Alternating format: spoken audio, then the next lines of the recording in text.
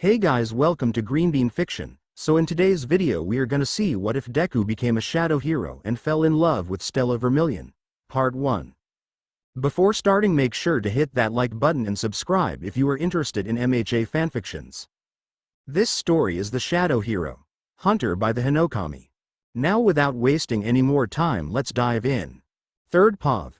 28 Izuku Midoriya was a child of misfortune, he would describe.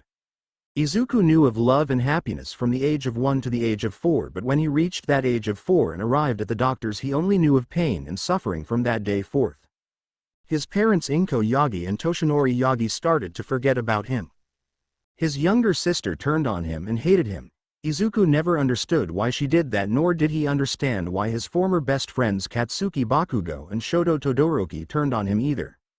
Izuku kept growing up each year with his birthdays coming and going without any fanfare from his family or former friends.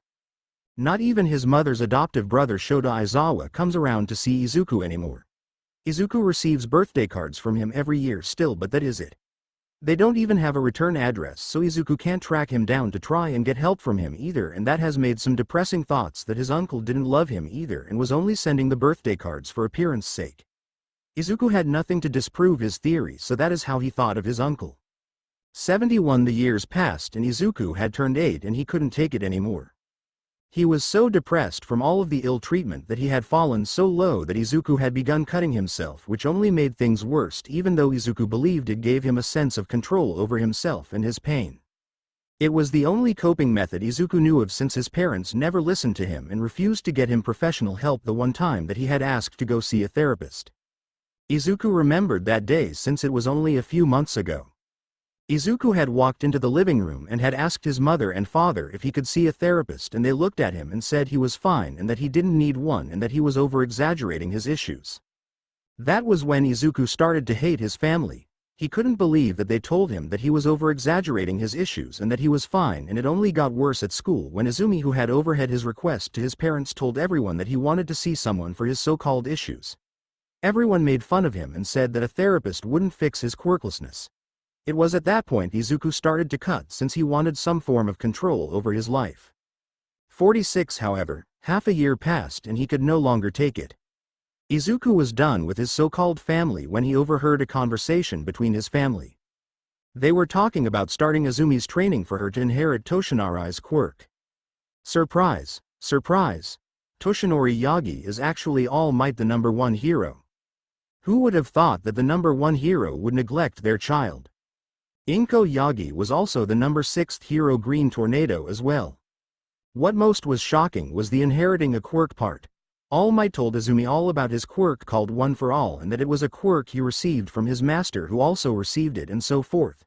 He had deemed Izumi worthy of inheriting the quirk, even though she had done so many injustices and twisted things like a bully and assault her sibling for just being quirkless. Now, speaking about being quirkless, Izuku had realized what Izumi inheriting One for All meant. 27 It meant that All Might, aka Toshinori Yagi, was quirkless by birth. It meant that he knew what Izuku was likely going through. It meant that he had neglected his child for the same thing that had broken Izuku for the final time. As such, Izuku decided to run away. He gathered all of his belongings and his notebooks, and when everyone had gone to sleep, he slipped out of his window and ran. What he didn't know, though, was that the house was being watched that night by someone, and his entire life was about to change and take a wild ride. Izuku was running down the street and the figure was moving across the rooftops following him. Izuku just ran for roughly half an hour until he reached a beach. It was dead of the night and a bit cold, but Izuku had finally arrived at his destination. He had searched this place up before, and Izuku was planning to hide out on the beach, even though it wasn't the best place. He would use it to train and then go hunt for food during the day. 3rd Pav. Izuku felt so comfortable, he felt so relaxed and safe. He realized he hasn't felt like that in a long time during his sleep. Then he realized and wondered how he was feeling like that when he should be in a dump right now on the beach. Wait. I was found by someone who claimed to be my father. Izuku thought as he pushed himself up quickly and looked around. Then he felt himself being pulled straight back down onto the bed. Go back to sleep since you only slept for 6 hours. You need a minimum of 8 since you are a growing boy. Hisashi grumbled as he pulled Izuku in close to him against his chest, and Izuku didn't know what to do. He's never been hugged since the age of 4, God. It feels so warm. Izuku thought as the warmth from Hisashi made him fall right back to sleep without him even trying to. 107. Soon a few more hours passed and Izuku woke up to a smell of food. Then his stomach grumbled and he was embarrassed. Hisashi came out of the sweet kitchen and smirked at him. I hear you are hungry. Come enjoy the food, Hisashi said as Izuku got out of the bed and cautiously made his way to the table and looked confused. What do I do? I'm not used to eating with others. I've always had to make my own food and I had to retreat to my room since I couldn't eat in the dining room since they would always ask why I ate so much food when I barely ate anything at all. Izuku stayed and Hisashi had to control his anger at Inko. How the fuck is that the same woman I fell in love with? Dear God, brother, I am pissed with the 8th user of your quirk. Hisashi thought as he put the food on the plates on the table and picked Izuku up and put him into the seat. It's okay to sit with me and eat. Just enjoy and let me know if you want more. We need to ensure you get a proper diet in you moving forward so your body can make up the growth it has missed out on due to their neglect. Hisashi stated and Izuku thanked him for the food and slowly ate and had a bit of territorial aspect with his food that Hisashi noticed. 57. He's likely had to defend his food from other kids that wanted to cause him problems in school. That will need to be worked out of him with time. I need to make sure he sees a therapist, Hisashi thought. Soon they finished eating and Hisashi cleaned the food as Izuku just sat there. Hisashi then gave Izuku a glass of water and himself some as he sat down and looked at Izuku. Okay, first. In the future don't go with strangers that claim to be family. You are lucky that I am actually your father, but besides that, I promised you the truth of my past, Hisashi said and Izuku just smirked with a toothy grin. Hisashi just rolled his eyes at the toothy grin. God. Just like my brother with that grin, Hisashi thought. So, God, you are likely going to hate me for this, but no, I don't do it anymore, Hisashi said and Izuku just looked at him and spoke. I doubt it can be worse than you being All Might and neglecting your stepson who was quirkless when you were quirkless as well, or being a mother and neglecting the son but doting on the second-born and forgetting the first-born. My standards are quite low, so just shoot, Izuku said with a blank face that Hisashi had an urge to laugh. Dear God, you have had to mature quite quickly due to your situation, Hisashi muttered and Izuku nodded his head. Hisashi decided to start the very beginning. 15. I guess let's start with One for All and the full story of it since I am connected to it. There once were 2 brothers during the dawn of quirks. The older and the younger brother were close.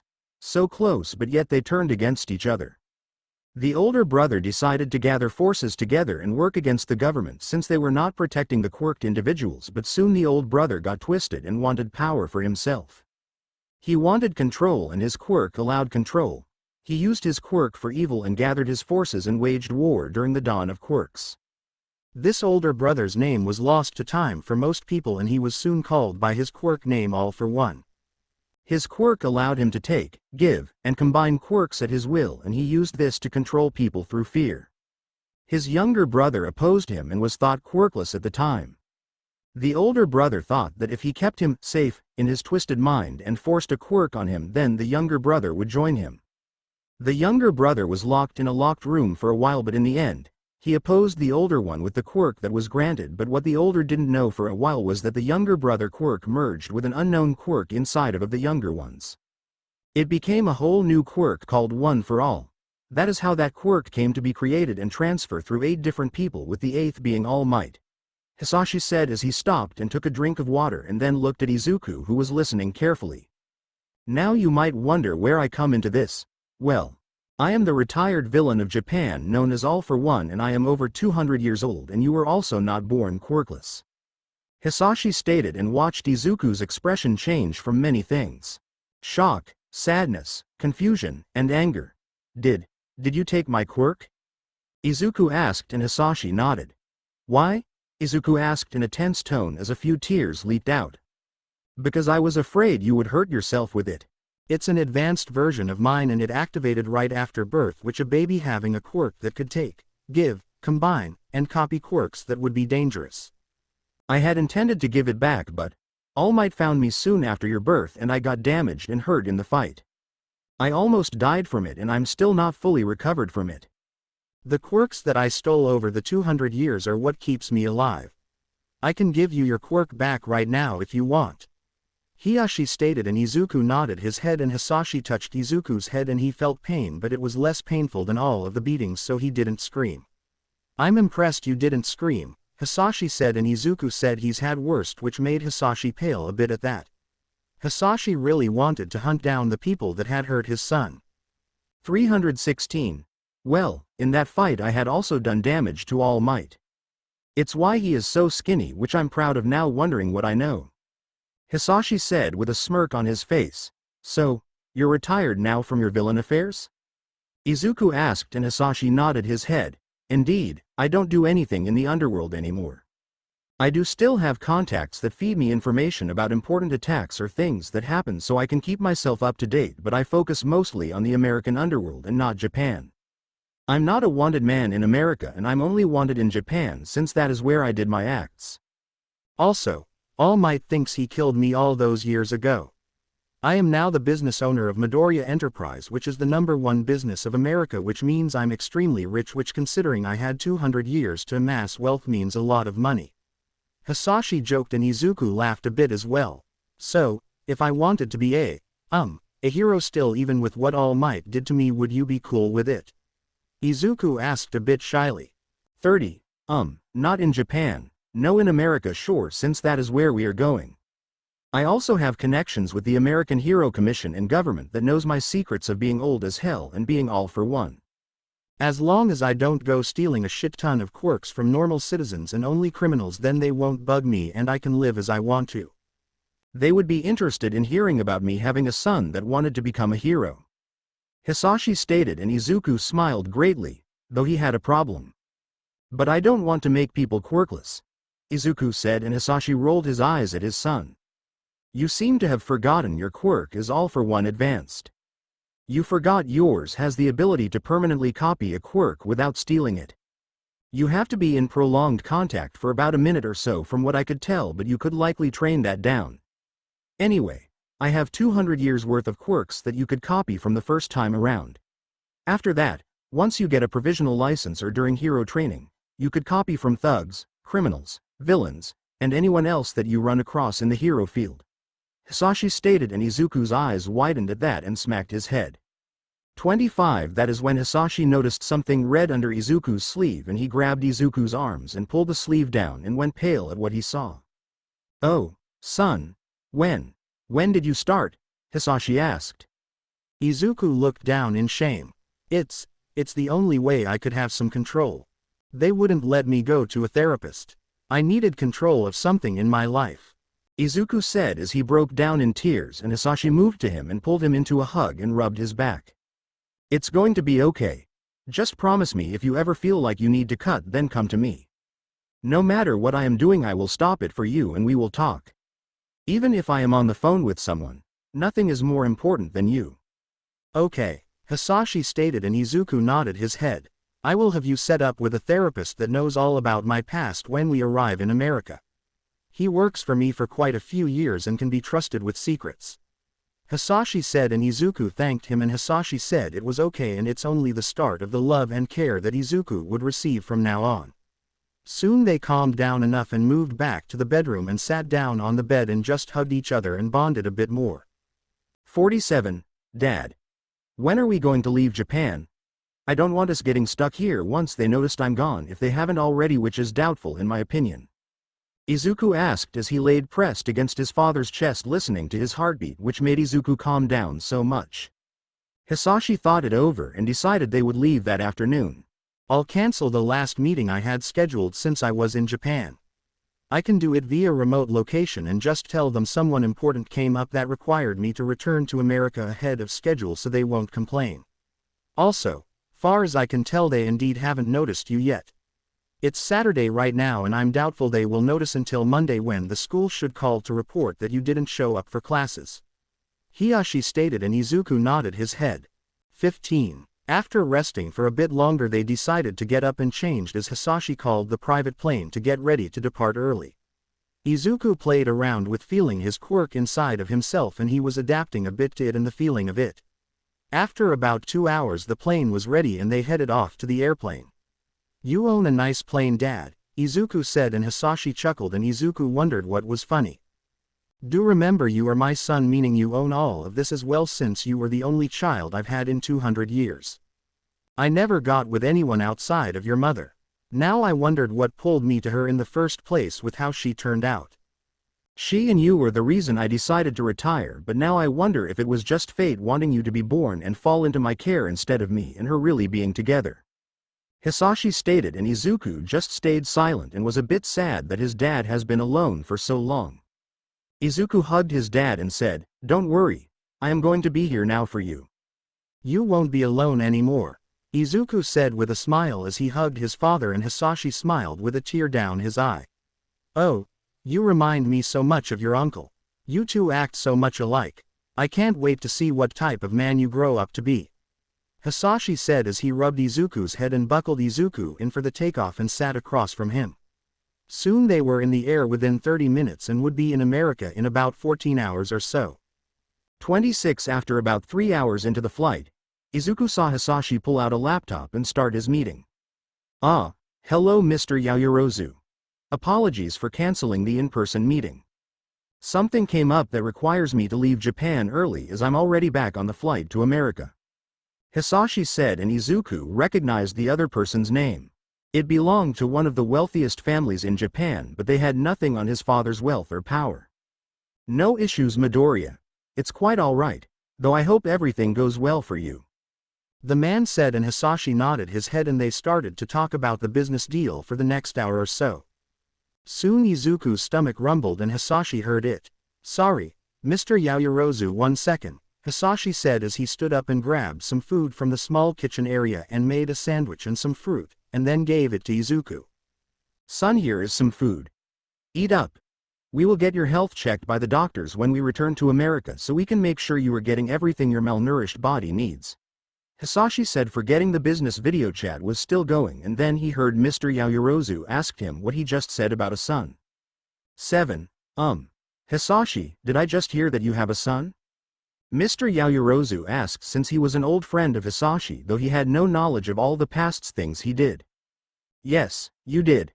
Doubt you would pretend you didn't hear that though, would you?" Hisashi asked with a roll of his eyes at Mr. Yaoyorozu on the other side of the screen. No, I won't. When have you had a son?" Mr. Yaoyorozu asked. "I've had a son for 9 years now. I was separate from my family for years since I had that accident, and when I returned I found my soon-to-be ex-wife with another man and just stayed away. I just found out last night that my horrible soon-to-be ex-wife and her new husband in Japan at least have neglected my child." "He's God Seth, Momo's father name that I am making up." "They neglected him, and their child that is almost a year younger would assault him since he was assumed quirkless, which is bullshit. Everyone. God, I don't want to talk about it," Hisashi said with anger in his tone that Seth Yaoyorozu picked up. "I understand. If we ever get the chance we should introduce our children, as they might become friends, since being from well-off families makes it hard to find trustworthy friends that aren't after your money," Mr. Yaoyorozu stated, and Hisashi said he would consider it for the future since he would be making sure Izuku is healed before trying to introduce him to people. Soon, Izuku fell asleep and just slept through most of the flight. 3rd Pov. 10 Izuku was currently in a nightmare, or what he would describe as hell. He was living through his memories of his life up to that point, and of course, it was literal hell on earth for him due to all of the physical and verbal violence that Izumi Yagi, Shoto Todoroki, and Katsuki Bakugo had shown him over the years. This nightmare also included all the bullying he received from the other students as well, and the fact that the teachers did nothing when they saw it. Soon though he broke out of his nightmare with a happy thought of his father. Izuku woke up and looked around and realized he was having a desire to cut. He wanted to find something to cut with before the words from his father hit him from before. I promised him I would go to him," Izuku thought as he moved around the plane in search of his father and found him in the back on a video call. Izuku didn't want to interrupt him though, so he just stood there, but he made slight sounds that Hisashi with all of his quirks noticed and turned his head. Hisashi paused the video call sound from his end and asked Izuku what was wrong. You said to come to you when I want to." Izuku stuttered and Hisashi got the idea. He quickly moved to Izuku and checked his wrists for any fresh wounds but found none. Good. Good. It seems his mind is forcing the promise to the front of his mind since I've shown him kindness. So he seeks me out due to it. It's a start to getting him on track to being healthy again, Hisashi thought. He then asked what caused the urges to cut and Izuku explained he was in a nightmare of all of his memories. 7. Hisashi nodded his head and pulled Izuku into his arms and went and sat down in front of the laptop with Izuku in his lap. The people on the other side were surprised to see a young child with their CEO. The people on the other side of the screen were all of the board members for Hisashi businesses. They would operate the companies that he owned when he had to work on different things. Hisashi soon unpaused the sound so he could talk. Okay, where were we? He asked and they were all silent. He raised an eyebrow before one of them asked who the young man was. Oh, this is the future CEO of Midoriya Enterprise. My son Izuku Midoriya, Hisashi stated and everyone was in shock and Hisashi just laughed at their reactions. One of the older members of the board spoke up and asked him when he had a son. Hisashi sighed and looked at Izuku who had fallen asleep against his chest. He just turned 9 today actually or yesterday, time zones and all. Anyway, he is my biological son I had with my wife who I am now divorcing. She got together with another man after my injuries you all know that I received it 8 or so years ago. I come to Japan near his birthday each year to just look from afar and I found him running away from my soon-to-be ex's house at night. Turns out what I didn't know was that he was being abused and neglected. Just because he was falsely diagnosed as quirkless. He has a step-sister who physically bullied him with other people in Japan since they don't look good on quirkless people and his mother and stepfather just completely neglected him. His mental health and physical health aren't good right now so it will be a bit of time to get him to have self-worth and all but I'm already seeing positive signs with him just receiving kind treatment from me. He's actually pretty damn smart since I've looked over some of his notes and he defiantly takes after me in intelligence. Hisashi said as he picked up one of Izuku's notebooks about heroes and their quirks. The board members nodded their heads and asked some more questions. 17. Sir, will he be attending school or receiving homeschooling? I'm asking since several of us have children that attend the private middle school here in the city and our sons could likely become friends with him and show him actual kindness since he hasn't received that type of care from those of the same age as him. Asked one of his senior board members and Hisashi thought it over. I will likely homeschool for the remaining semester since it will be a start of a new school year next semester. It will also allow me to help his mental state more before introducing all of that to him. Hisashi responded and they nodded their heads. We could also slowly introduce the kids. I'm assuming you will bring him to the office with you for a while. We could bring our children for a few hours before having them leave and slowly introduce them so he adapts to them. This way when he does start school he will already know people and feel more confident. Stated another senior board member and Hisashi nodded at that and approved of it. Soon they finished talking about Izuku and moved back to business. They talked about some new expansions to the business and taking over a support company that interested Hisashi. Midoriya Enterprise was more or less in any and all markets since it has been around for almost as long as Hisashi himself has been for. The really senior board members knew the truth behind Hisashi since they have been with him a long time but the younger board members only knew bits and pieces and would be told over time everything.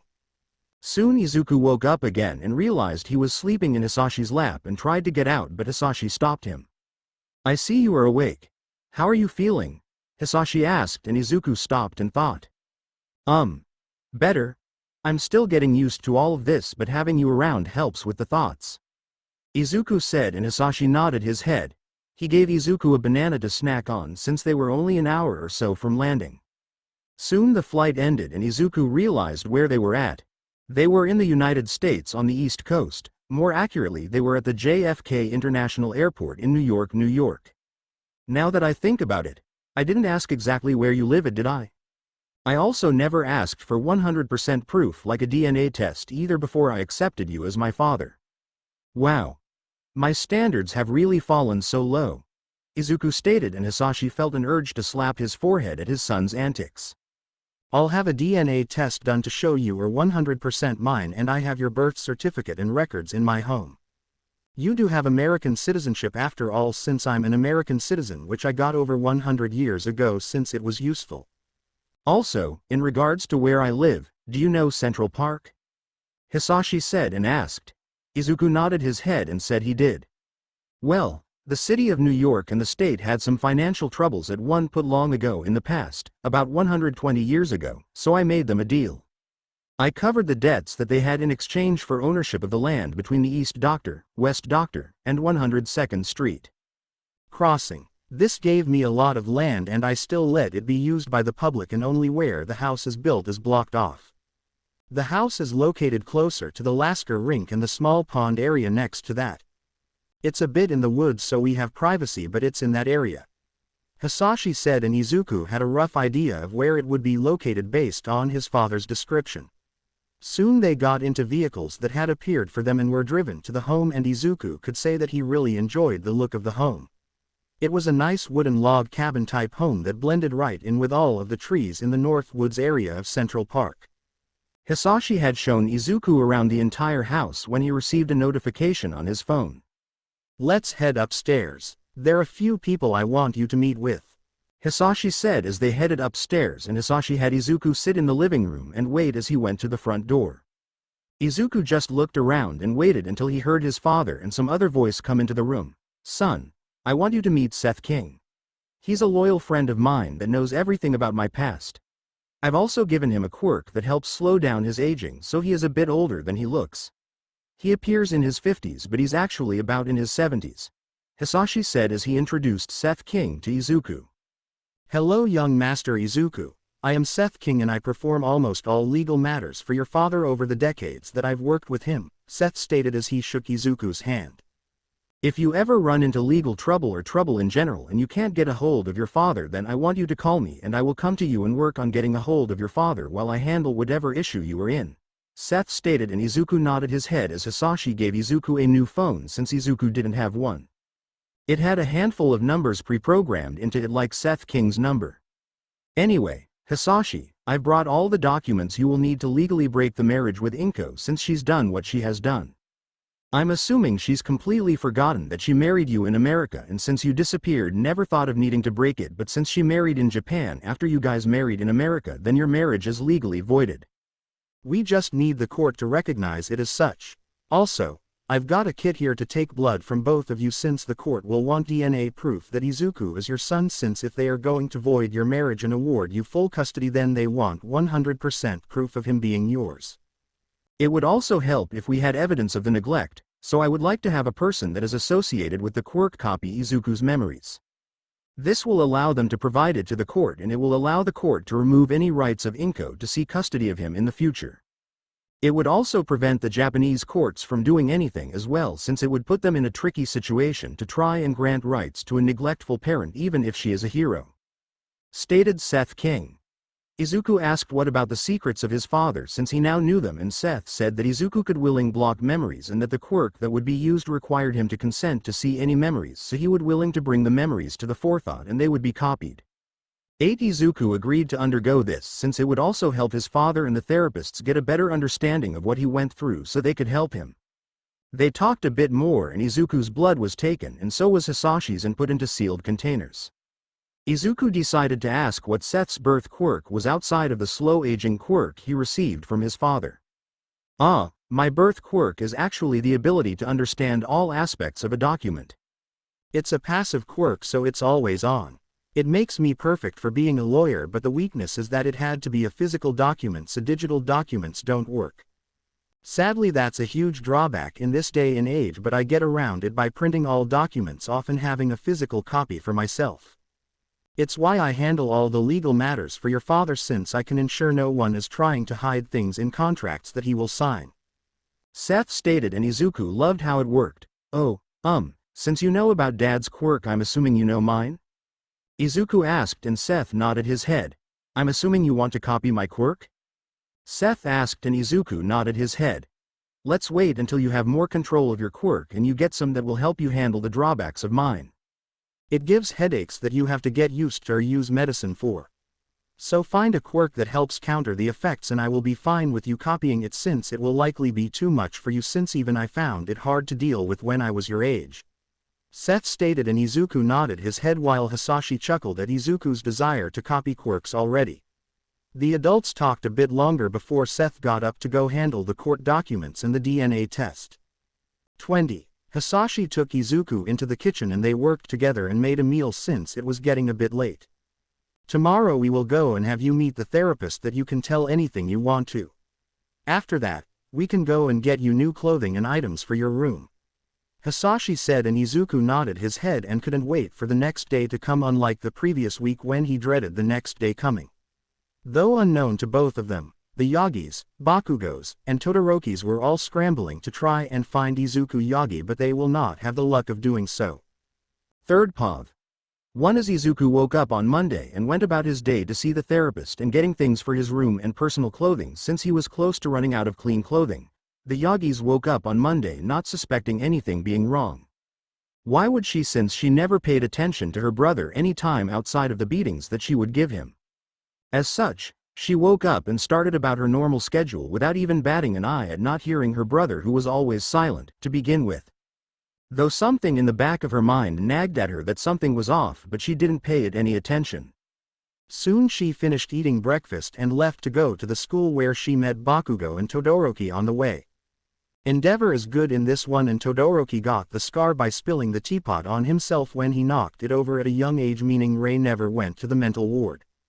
They walked towards the school together and Bakugo asked where the Deku was at so he could scare him and Izumi said he was likely at school already since he was known to go early or arrive just before the bell to try and avoid them.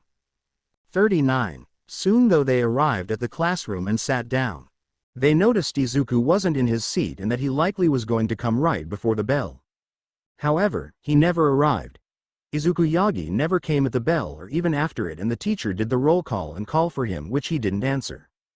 The teacher asked Izumi if he was sick or something and she shrugged and said she didn't know. The teacher said that she would just ignore it for that day. This was typical because the teachers honestly didn't care at all. Why would they when they have let Izumi and everyone else hurt him for years and never stopped it? As such, the teacher moved forward and started the lessons, and the feeling that Izumi had inside of her that ate at her grew more and more as the day passed. All three of them were sitting together at lunch and Izumi asked why they even started to bully Izuku in the first place. Todoroki spoke up and said it was because she didn't want him to get hurt since he refused to give up his dreams of being a quirkless hero. I think we should stop. We've gone too far. We're no better than villains attacking a civilian because we've even used our quirks to harm him as well. Izumi said and both of the boys flinched at that statement. They thought it over and agreed that they should stop since they didn't want to ruin their chances of being heroes. They all agreed to treat Izuku better and stop calling him Deku but what they didn't know was that it was too late. Their actions have consequences and even as 8 and 9 years old their actions have caused damage that they can't be taken back. 83 After school was over they all headed to the Yagi house and entered the home to find parents of all 3 children there. They were having an early dinner since Toshinori had invited them over since it had been a while since the last time all 3 families had gotten together. "Mom, have you seen Izuku? He didn't show up to school today," Izumi said as they entered the living room. This caused concern across everyone's face as Inko decided to check Izuku's room. "I'm wondering if he is just sick and stayed in his room without us noticing when we went out today for work," Inko said as she went to Izuku's room to find him not in the room. However, she did find a note. 7 She started to read the note before she fell to her knees and into tears. Her falling down to her knees caused everyone to get worried and they came rushing and prepared to face a situation. However, all they found was Inko holding a paper and crying. Toshinori tried to ask what was wrong as Endeavor took the paper out of her hand and read it. His eyes soon widened in shock and he turned around and grabbed his son's arm. "What did you 3 do? Also what the hell did you 2 fuckers do? This letter says these 3 idiots assaulted and bullied Izuku for years at the school and that you 2 neglected him. Question mark. Explain right fucking now," Endeavor yelled as he looked at All Might while holding his son's arm. Shoto was scared shitless and realized their actions were about to be found out. This caused the other parents to read the letter and they were in shock as well as Toshinro soon took the letter and read it. He was in shock and tried to remember doing anything with Izuku but he couldn't. What? What have we done? Toshinori thought as he sat on the bed. He then looked around the room and noticed something in the trash can. He reached over and it was bandaged with blood. He paled at that and saw razor blades with dried blood on them. Ray saw them and gasped. Oh my god, he's cutting. You all drove him that far? Ray stated as tears went down her face. The kids were confused until they saw the blades and realized the implications of them. They pushed Izuku Yagi to start harming himself on top of all the harm they would cause him on a daily basis. Ray and Mitsuki started looking around the room and noticed clothing was gone.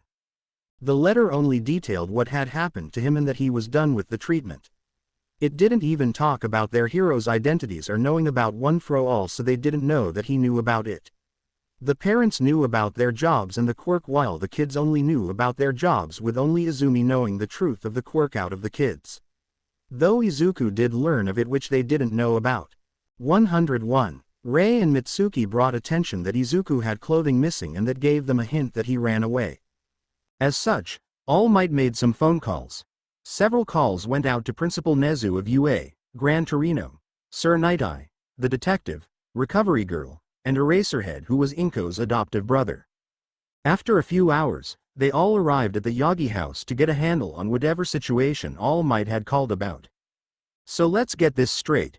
You, Toshinori and Inko, neglected your son Izuku for years, all because he was quirkless. Then we also have the 3 idiotic children who believed it was best to stop Izuku's dreams of being a hero by physically and verbally bullying him for years as well. We also have the fact that he is most likely suicidal due to all of this, but we can confirm the fact that he physically harms himself, and last but not least we have the fact that he has run away and you don't know when.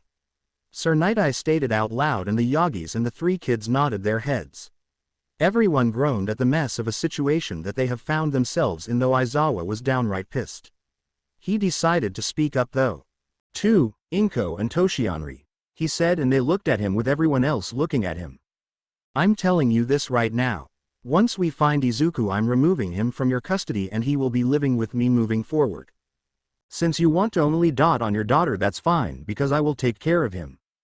Aizawa said with a glare, and the 2 of them flinched back but tried to argue that he is their child.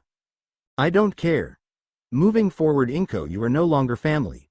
Izuku needs more than what you 2 can provide for him. Aizawa said as he got up and started to leave. I'm going to go out and search for him. Nezu, send me any useful information from them that might help me. Aizawa said, and Nezu said he would. Soon Aizawa was gone and they were all quiet. Nezu then looked at the kids and then at the parents before thinking. 38. You kids are lucky. None of what you did is on your record. If it was, you wouldn't walk in UA doors at all. Nezu stated, and they stiffened up. Endeavor scoffed. Shoto, consider the recommendation I was going to do no more. If you want in any hero school, do it under your own power and pass the general exams. Endeavor said, and Todoroki nodded his head. The Bakugos were hesitant to even allow Katsuki to even go to hero school, but decided to allow it, but only after he goes through therapy. Nezu latched onto that idea and suggested that all 3 children should go to a therapist and anger management to ensure they fix themselves before UA. Let's be clear. I can't really stop you from applying, since this won't end up on your records and most of what you did is protected until you were 7. So, you are lucky. But, I can and I will make your time at UA a bit less enjoyable. Regardless of the outside of UA, you 3 will be required to see Hound Dog at UA during your time there, and you will be on a shorter leash overall, since I will be putting you in Aizawa class if you somehow pass. This way he can enjoy himself and keep you 3 in line. Nezu said. They all nodded their heads at the conditions placed upon them. Soon the conversation moved towards how to start a search for Izuku, and this is where the detective took the lead of the conversation. 17. As it stands, Izuku's case likely won't receive much attention, sadly, due to society's views on quirkless people. If you were to reveal that you're his father, then more people would search for him, but then there is also the danger of people holding him hostage if a villain finds him first. Either way has a disadvantage to it. The detective stated, and the Yagi family gripped their hands when Endeavor spoke up. We could paint it as him missing, but that he is also a witness in a case. Which is kind of true, since I'm sure you are going to dig into the school for the stuff they allowed, and he would indeed be a witness for it. This way he can put more focus on finding him, and we can do it via my office instead of All Might's office. Endeavor suggested, and Nezu agreed with that route. As such, Izuku would be painted as a missing child that is also involved in an important case that needs to be found. The detective nodded his head and made notes to set the case up like that with the Endeavor's agency so no one could question it in the future. 5. All Might asked Sir Night-Eye if he would use his quirk to see if they would find Izuku, and Sir Night-Eye declined since it would only cement it. Though without All Might knowing, Sir Night-Eye did indeed use his quirk when he was going to leave and had placed his hand on Inko's shoulder. Soon the heroes and the detective left.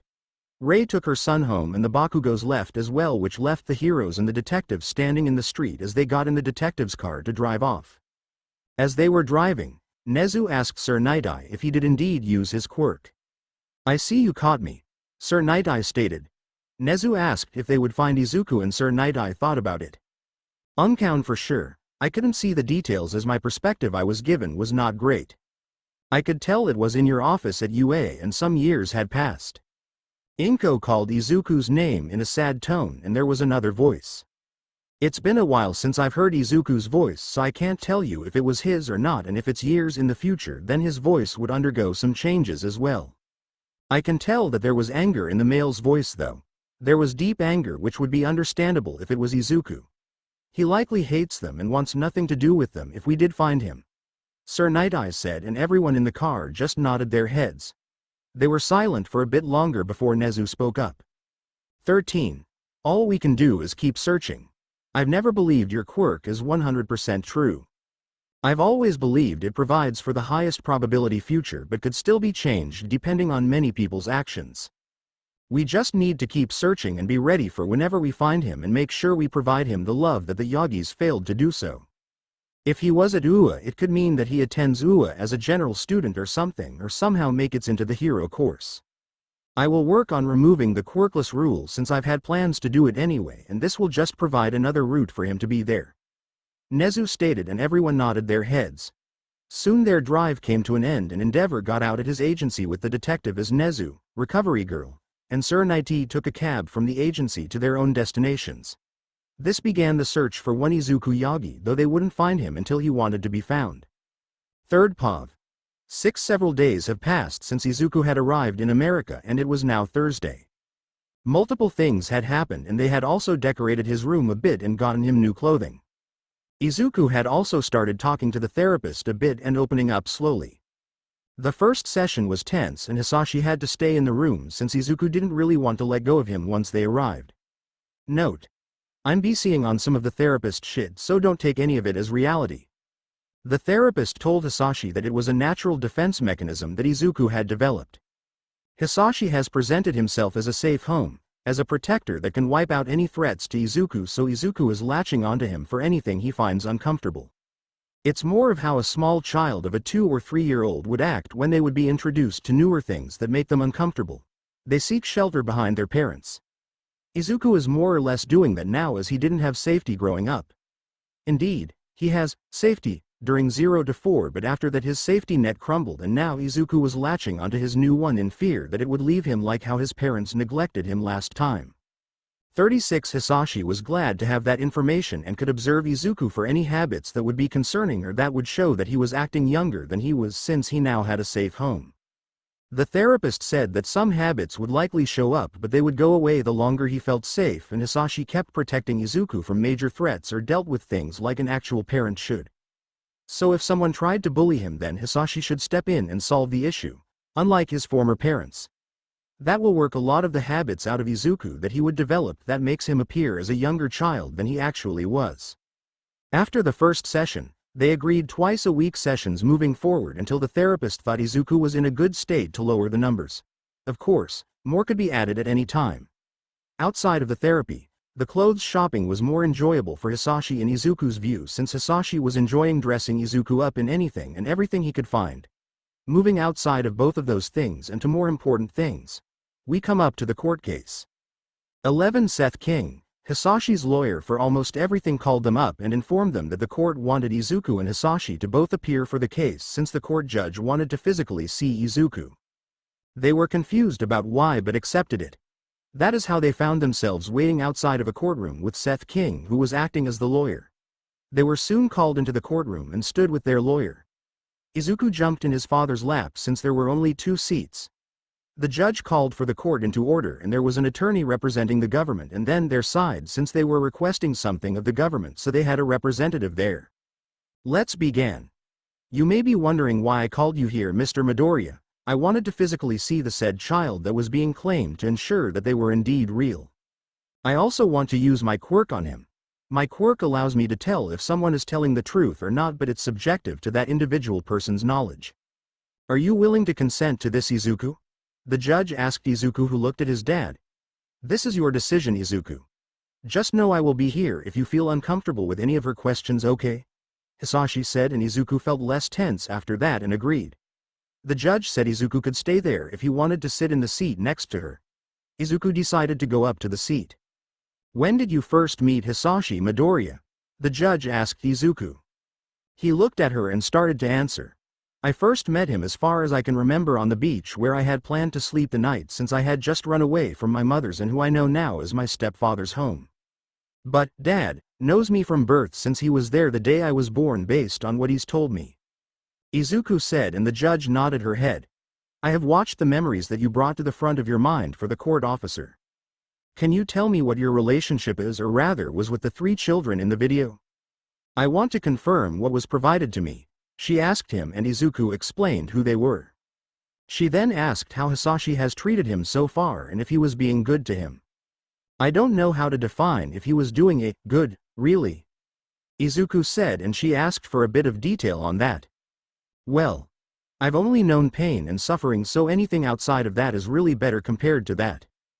Dad has taken me shopping for clothing, though I am sure he got far more enjoyment out of dressing me up in all different clothing. Izuku said, and they could hear Hisashi chuckle under his hand. He's also made me food when I always had to make it myself in the past. He's sat with me when I didn't want to be alone for the first therapy session since Izuku said as he stuttered on the last part. Izuku, it's fine if you can't say it. Do you want me to? Hisashi asked Izuku, who nodded his head. The judge looked at Hisashi in confusion. Your Honor, my son's mental health is really bad due to the treatment he's received from my hopefully soon ex-wife, if you grant it. That family drove him to the point that he has started self-harming himself. He likely has a range of mental issues that we will be dealing with as we discover them with the therapist, but self-harm is currently known, and self-confidence issues as well. Hisashi said, and the judge's eyes darkened a bit at what she heard. She asked Izuku if he was comfortable with showing his wrists, and he showed her, and she confirmed what she saw and made her notes. Thank you, sweetie, she said to Izuku, who had a bright smile on for being thanked. The judge made more notes for a few minutes. Izuku, do you think you would ever want to see your mother or stepsister again in the future? She asked, and Hisashi knew why she asked this. It would determine how harsh the judge is on cutting any possible contact from Inko to Izuku if she ever found Izuku. As it stands, no, I hate them. I did nothing wrong and yet they treated me like that. I don't have plans to reconnect with them far as I am concerned, since I have Dad to care for me now. The only thing I expect from them is for them to cause me pain, unlike with Dad. Izuku said, and the judge nodded her head. After a few more questions, the judge told Izuku he could return to Hisashi. Okay, thank you too for coming here today. The judge started off with and looked at Hisashi. As it stands, you have provided enough proof that your marriage should be ended. I normally would require you to attempt to get in contact with the other party with reasonable attempts to have both sides present to end a marriage, but due to the fact that the other side has caused harm to a child that is involved in this case, and said child has a hatred for the other party that I can confirm with my quirk, I cannot in good concise allow the other side to find the location of the child via the court's actions. Stated the judge before looking at the lawyer for the government. If the government has no opposition, then I will grant a nullification of the marriage with Inko Yagi, formerly Inko Shimura, before she married the second man in Japan, even though she was married in the United States as Inko Midoriya. The judge said as she looked at the government lawyer. The lawyer shook his head and said they had no objections to the court order for that. 60 Next was the part about Izuku. Outside of the marriage which did produce a child, this court hereby issues the following in regards to the child Izuku. This court finds that Inko Yagi, formerly Inko Midoriya, formerly Inko Shimura, is unfit to care for the child involved in this case, Izuku. We find that all custody will be awarded to Hisashi Midoriya. No child support or any monetary compensation will be awarded since it would involve contacting said other parties involved which would endanger the life of the said child. This court also sees fit that a restraining order will be applied against Inko Yagi, formerly Inko Midoriya, formerly Inko Shimura, as well as Izumi Yagi. However, this court acknowledges that this restraining order has no effect outside of the United States of America. The judge stated and looked at Hisashi's lawyer who accepted the terms and the government lawyer who accepted it as well. The judge then continued for a bit longer. This court also finds that Izuku is indeed a United States citizen even though he was born in Japan, which grants him Japanese citizenship. His father is an American citizen and Izuku is granted birthright citizenship alongside his Japanese citizenship, but this court requires the renouncing of Izuku's Japanese citizenship to ensure that Japan's courts can't attempt to grant his custody back to Inko Midoriya in their jurisdiction in the event that he ever returns before he retreats the age of maturity in Japan, which is 18, the same as the United States age of adulthood. Is this agreeable to both parties? Asked the judge, and both sides agreed to it. This brought an end to the court case and Izuku documents were verified and identification issues which would arrive at the Midoriya's home in a few weeks. 33. Congratulations Izuku on being formally recognized by the government as Izuku Midoriya moving forward. Stated the judge, and Izuku thanked her. Soon they left the courtroom and the government lawyer approached them. The identification papers will all arrive in 2 weeks or so at your home address. We have on file for you Mr. Midoriya. The removal of his Japanese citizenship will be recognized by the United States, but we won't send it to Japan, which would alert them that he is here. We don't want All Might attempting to come here and starting an international incident over this, even though we would never agree to his demands since we saw what we did in the memories. He's also weakening as confirmed in the memories, so we see less value in agreeing to any of his requests that would harm Izuku since he plans to be a hero in the future. The commission president sends his regards and can't wait to see your son in the future when you bring him by. Stated the government lawyer. Izuku was shocked that the man knew about All Might's form even though he blocked that portion out about his being All Might. Hisashi saw Izuku's confusion and explained. 4. Remember, the commission president and a handful of people in the government are in the knowledgeable of my past and my quirk. Means they know All Might's quirk and his true name. When those that know me saw the case related to me, they send a lawyer who they read in on me and everything that I've done, which included All Might. This means they know about your quirk since I've told them that you want to be a hero, remember? Hisashi said, and Izuku nodded his head. As such, you have more value to the government than All Might, who is going to retire. You also will be a hero in American, unlike him who is in Japan. This means that you will be defeating crime here and helping the government, unlike he is, since he's going to have to retire in the next decade or so due to his wounds. However, you will only grow more powerful, so they will want to establish good relations with you, which they have done via this, and making sure we have no issues with All Might or your mother. Hisashi said, and Izuku smiled at that and nodded his head. That's good, I guess. It means that I will have an easier time becoming a hero if I don't have to worry about hiding the actual quirk from the government. Izuku said, and Hisashi nodded his head since that was true. America wasn't like Japan with all of the discrimination against so-called villainous quirks. America had a slightly higher quirkless rate at 10% as well, so it wasn't so unnormal either.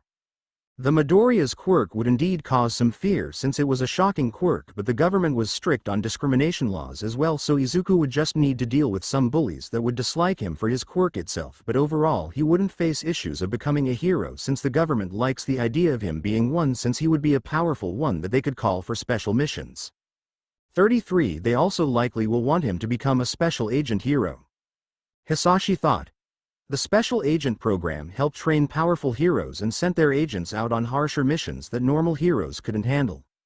Sometimes killing was required, sadly, which Hisashi didn't want Izuku doing, but even a normal hero must kill sometimes to save people. As such, there wasn't much difference except the frequency of hard missions and the possibility of having to kill being slightly higher due to the more difficult villains that they have to deal with that might need to be put down to ensure the public's safety. Anyway, That was a concern for the future as the Midoriyas soon headed home for the day since the court case took a few hours and both Midoriyas were hungry now. Third Pav. It's been about 4 weeks since Izuku had run away from his mother's care. They did find out that he was reported missing and was being searched for as a witness in an important case via the Endeavor Agency. The missing person report was filed about 3 days after Izuku had run away since he ran away Friday night and he was gone all weekend and Monday as well. Izuku and Hisashi talked about it and both found it funny that Toshinori and Inko had decided not to reveal their hero identities and his connection to them, but they likely were using the reasons of villains would hold him hostage as the reason not to reveal it. However, that made Izuku just dislike them even more since they weren't willing to risk it all to find him even though he ran away. Hisashi had noticed Izuku's anger towards them one day and had decided to sit Izuku down in the study room a bit and talk about his anger. Izuku, I want to talk about your anger towards them, Hisashi stated, and Izuku tensed a bit up. You're not going to tell me to forgive them, are you? Izuku asked, looking at his father with concern. No, God no. I'm just concerned that you are going to hold on to the anger so much that it leads you to make foolish decisions in your life. I don't want you to repeat the same mistakes I did where I became a villain. Your dream is to be a hero, so you will need to manage your anger into other outlets instead of directing it all towards them for their actions. It's okay to hate them, but to be angered about it and let it affect your actions is another thing. Do you understand what I am getting at? Hisashi asked, and Izuku sat there in silence for a few minutes. He looked at his father and nodded. I think I get what you mean. If I let my anger control my actions, I may do something I would come to regret and that I can't take back. That I might stoop to their level and be no better than them. Izuku said, and Hisashi nodded his head and was glad that Izuku had gotten the main message that he wanted to convey in having this conversation. You are correct. Now, how was therapy yesterday? Hisashi asked, and Izuku thought about it. Better.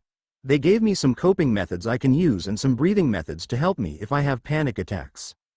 It's getting easier to understand everything they did to me and my emotions surrounding it, Izuku said.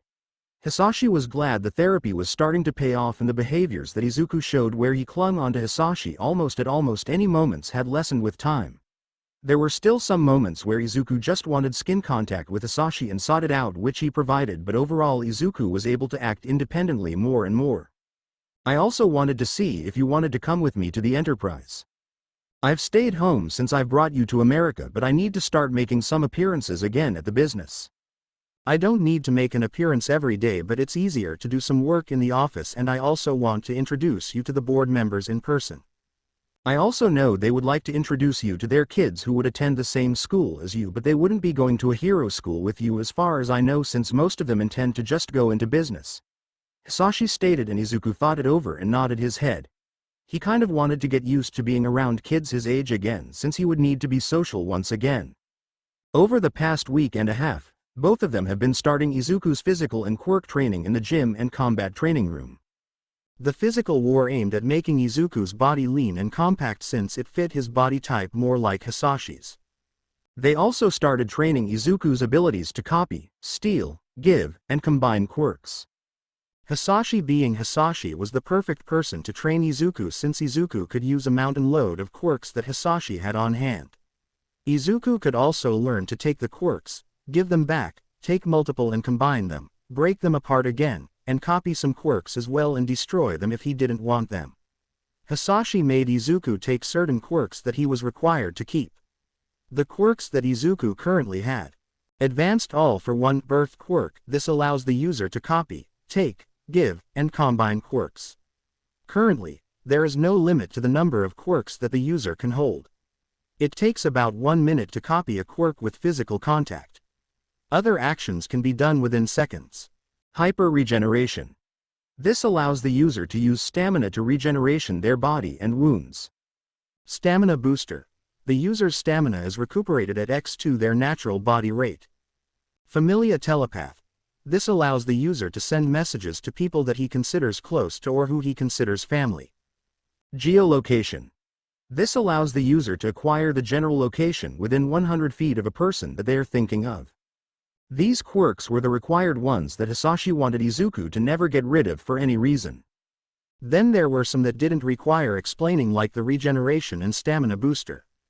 The familiar telepath was so he and Izuku could keep in contact with each other if they were separated or if Izuku was being attacked by anyone, since Hisashi did have a special permit license just so the government didn't have to deal with him using his quirk to defend himself or against others like criminals if he wanted to take a criminal's quirk. He was forbidden from taking random citizens' quirks though, and was required to report any new quirk he gained, which Hisashi agreed with since they were so easygoing with him. American laws were a bit loose on quirk usage for self-defense, but you still couldn't freely use them every second of the day. As such, if Izuku was in trouble, then Hisashi could go help him. The geolocation allowed Izuku to find his father's or anyone else's location if he had a mental image of them in his mind. It also allowed him to find his own location, which he could then send via familia telepath to Hisashi, who could teleport himself to Izuku. Izuku didn't take the teleportation quirk since it was a bit gross in his views. It made sludge come out of his mouth and teleport then. Hisashi told him he got a copy of it via an old doctor friend that he no longer is in contact with. Izuku did copy some quirks from his father to build his own quirk set as his father has. Izuku didn't think he wanted to be a highly publicized daylight hero and would likely work more at night. As such, Izuku started to build his quirk set to work around the idea of working at night or a shadow team. The first quirk of 200 years worth of quirks that he found in his father's arsenal was a quirk called Crow. Crow. This allows the user to communicate and order crows to do his bidding. Izuku could also connect his mind to the crows and see through their eyes. Though if the crows don't like him, then they can break free of his control through sheer willpower, though it's unlikely of it working. Knowledge. The user absorbs the knowledge of things once they come in contact with it. I.e., if they touch an apple, they know where it was grown from and what type of apple it is. Shadow Master, combined quirk. Pitch Black and Shadow Minion. This allows the user to materialize any shadows with varying strength and form it to meet their needs. The user could make items like whips or weapons, clones made of shadows, wings out of shadows, or anything else that their mind can imagine. The user can even travel via the shadows since he is one with the shadows. Pitch Black. This allows the user to control shadows, and the darker the shadows under control, the stronger they are. Shadow Minion. The user is able to control their personal shadow and make it materialize as a physical form. Shock Absorption. This allows the user to take kinetic energy and absorb it into his body and use it to boost their own strength. Velocity. The user can steal the kinetic energy from people and objects in motion to gain more speed while slowing the person or object down due to the stolen energy. Double Strength Booster. Grants the user of the quirk a doubling effect of their natural strength. The stronger the individual's body is, the stronger the doubling effect is of their strength. Color Changer. This quirk allows the user to change the color of any hair on his body and allows him to change the color of his eyes as well. As such, Izuku had 9 quirks that he purposely wanted, and then 10 with his birth quirk. Then once you had the 4 required quirks of his father, he would 14 quirks total to start out with. Izuku knew he would increase his quirks over time and wouldn't need to worry about not having a certain quirk to fit his needs, as he was sure he would meet people that he would copy from overtime, and the copying doesn't cause any pain at all, so people wouldn't even know if he copied them except for him hanging onto them for a minute or so. Izuku has gotten good, but they so far found that he wasn't really able to decrease the copy time that he was required to go through so far. They would keep training it to see if it would decrease in the future, but it looked like it wouldn't as it stood. 14. Anyway, outside of all of those things, it was now time for Izuku and Hisashi to head off to Midoriya Enterprises and for Izuku to be introduced to the children of the board members so Izuku could start getting reintroduced to children around the same age as him. Izuku would also be attending the next school year in about a few months once it started, but Hisashi wasn't concerned about Izuku's education level since he was already at a high school level. Izuku's already that far ahead due to not spending any time with friends or really playing outside due to bullies. As such, he spent his time studying in his room and improving his education in hopes that his parents would notice his intelligence, but they never did. As such, even though Izuku was still in elementary school, he was far ahead of everyone else, and by the time he started high school, he would likely be at the college level. Hisashi was debating on having Izuku just take a placement test so Izuku could focus on training and just interact with people his age at the business or out in public. I guess I will just need to talk to Izuku about it since I don't want to force him to spend all day at school and be bored. Hisashi thought as he focused on driving to the company headquarters location, which was only 30 minutes or so from the house, which was a good thing for them, to be honest. Third POV. Soon the two Midoriyas arrived at the company. Izuku was in a little suit that just made him look adorable in Hisashi's opinion. Izuku rolled his eyes at his father's look. I can imagine him thinking about buying a large amount of clothing to dress me up in again. You would think he is a woman with the amount of love he has with dressing me up in all different types of clothing. Izuku thought as he followed his dad into the building slightly behind him.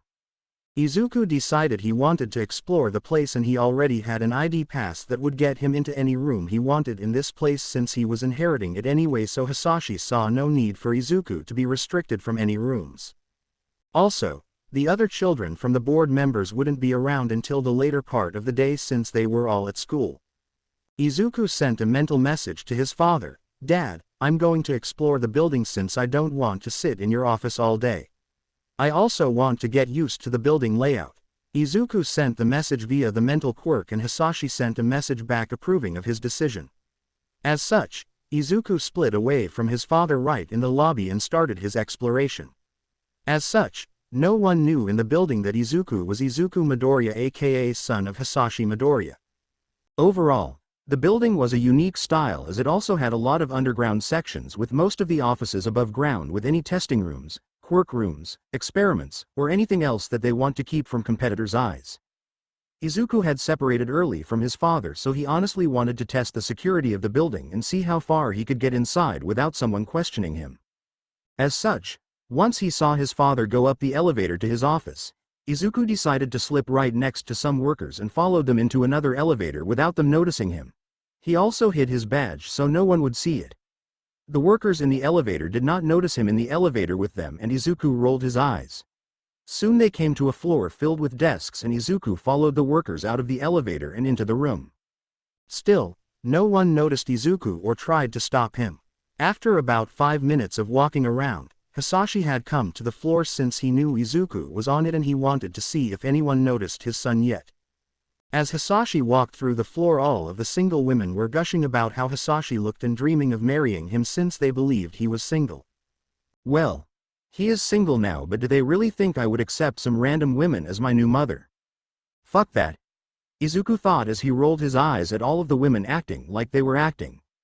Izuku decided to slip into the elevator and go to a different floor. He sent his father a message about playing a game of hiding and seek, where Izuku goes to all the different floors and see if a worker notices him and what they do, since it was not common for random children to be in the building. Hisashi agreed since he was interested as well. As Izuku made his way through the various floors, he was noticed by several people, but no one actually stopped him even though he had no visible badge on him. It got to the point that Izuku was getting a bit annoyed with no one stopping him to at least check if he was a son of an employee. He even walked through the cafeteria area where he was completely visible for everyone to see. At one point he even got food from the line and sat down to eat. He did get a lot of looks, but no one asked him who he was or asked about his badge that was nowhere to be seen. Even Hisashi was starting to get a bit annoyed with his employees. It was one thing if they didn't stop Izuku, but it was an entirely different thing to not report a random individual being in the building without a badge. Izuku had gone to several floors where he could have gotten into desks where they were planning new product lines for several different subsidiary businesses. There was a reason that Midoriya Enterprise was the parent company to all of these other businesses. They sent out new ideas and concepts to the subsidiary companies who furthered them along, and the parent company would watch out for issues or fix things when things went wrong. Hisashi had accessed the reports and call log to the security department, and they haven't received anything since Izuku had entered the building, and that was 2 hours ago. If Izuku had been a spy from another company, they could have lost a lot of data. Izuku had even taken things out of desks as well and swiped flash drives from desks which he didn't even know what was in them either. That fact had pissed Hisashi off the most. His father kept going onto the different floors as well, so people knew he was in the building. Even if he wasn't, they should still be on top of basic protocols if they see a random person in the building. Even the board member children wear badges to enter the building and move around. The only people that don't are Hisashi and the board members themselves, so it's a limited group that doesn't do it, and they are known. This is the first time Izuku has been in the building. Though at the 3rd hour mark an incident had happened. As Izuku walked past one woman who was talking about marrying Hisashi Midoriya, Izuku couldn't keep his mouth shut and had made a comment about the woman wanting to be a homewrecker. They didn't need to know he was recently divorced and Izuku wasn't going to let just any woman or man if his father went that way get into his home. He already had one horrible mother figure, and if his father could go 200 years with only one woman, then he could go Anto or 200 without another one that wasn't actually good. Though this comment from Izuku earned looks from the woman and comments from her. She said Izuku should keep his mouth shut since he didn't understand adult things and that he would when he was older. Whatever you say. Doubtful he would go for you when you have a rotten personality, Izuku commented and turned to walk away when the woman grabbed him by the collar and pulled him backward. This caught the attention of other workers who had just noticed Izuku being in the office. "Oi! Let go of me, you crazy woman!" Izuku shouted at her and struggled to get free. This is when things turned as the woman got fed up with Izuku. "It seems your parents didn't teach you manners," she said as she turned around and slapped Izuku across the face, earning gasps from everyone. Several male workers moved in and pulled the woman off Izuku and pulled him away from her. At that point, Izuku was in shock and was having flashbacks to being bullied and neglected. 3, 2, 1. Cue tears and screaming. Asterisk sniffle sniffle asterisk papa. Izuku cried out and broke down into tears. The woman just screamed for him to shut up since she realized that this wasn't looking good for her as her coworkers were calling security to deal with the situation, but sadly for her she chose the wrong kid. "Who the hell made my son cry?" Hisashi yelled out and everyone paled when they heard his voice and saw him running over. When he arrived, Izuku ran to him and grabbed onto his leg, and that is when he saw the handprint on Izuku's face from being slapped. "Who the fuck dared to harm my child?" Hisashi screamed out and everyone pointed to the woman that did it. Security arrived and Hisashi told them to detain the woman and call the police to arrest her for harming a child. The woman paled at that and tried to defend herself and make up lies of Izuku assaulting her. "You think I am stupid? There are security cameras I can check, so it's pointless for you to lie to me," Hisashi said as he just pulled the video up showing what happened. Soon the police arrived after about 10 minutes and had arrested the woman. Hisashi had ended up calming Izuku down and he ended up falling asleep at the sound of Hisashi's heartbeat. Hisashi called a company-wide employee meeting in the massive auditorium room where they do company-wide meetings such as these, or large product launches to the public where they invite investors and other people to see the reveal of new product lines. Within 30 minutes all of the employees, for the most part, had all gathered in the auditorium. They all wondered what the meeting was about since there was nothing scheduled today, but the ones on the floor where the incident happened knew why they got called. The board of directors also knew why the meeting was called. They were honestly pissed. They were pissed about Izuku getting hurt and the fact that so much data could have been stolen by any random person that walked into the building, since no one had called security about a random individual without a badge. Good afternoon, or I would say that if I wasn't so pissed. Hisashi started out and ever flinched a bit at his tone. "So I want to talk about multiple things, but I'm sure you are all wondering about the kid that is sleeping behind me who looks adorable with his sleeping face. Well, hands off, since that is my son. Though one woman today decided that assaulting my son was an acceptable action. Even if he wasn't my son, I accept none of you to harm a child, because if I find out about it you can consider your job here gone," Hisashi stated, and everyone was in shock about hearing that their boss had having a son. They all thought he never had a family, but they just got proven wrong. They were also scared that someone had dared to hurt sad boss's child. They all prayed for that foolish woman's soul to survive Hisashi Midoriya's wrath. 30. So several things with my son. Yes, he will inherit this company, so you should treat any he says as if it was something from me. I will be teaching him how to operate the business, but he's honestly very smart and had my brains, so it won't be long before he gets fully involved after a few more years of growing up. Don't be surprised if he comes in with white hair and white eyes like me, since he changes them via a Quirk user we know all the time to match me. Don't ask about the mother," Hisashi said, laying some ground rules for everyone. They all nodded their heads as they listened in. Then it was time for the more serious topic as Hisashi started to plug flash drives into the laptop he had on the stage that was connected to a projector behind him. He had 2 screens so he could make sure he wanted to show anything before he actually showed it. 3. Now, the next topic.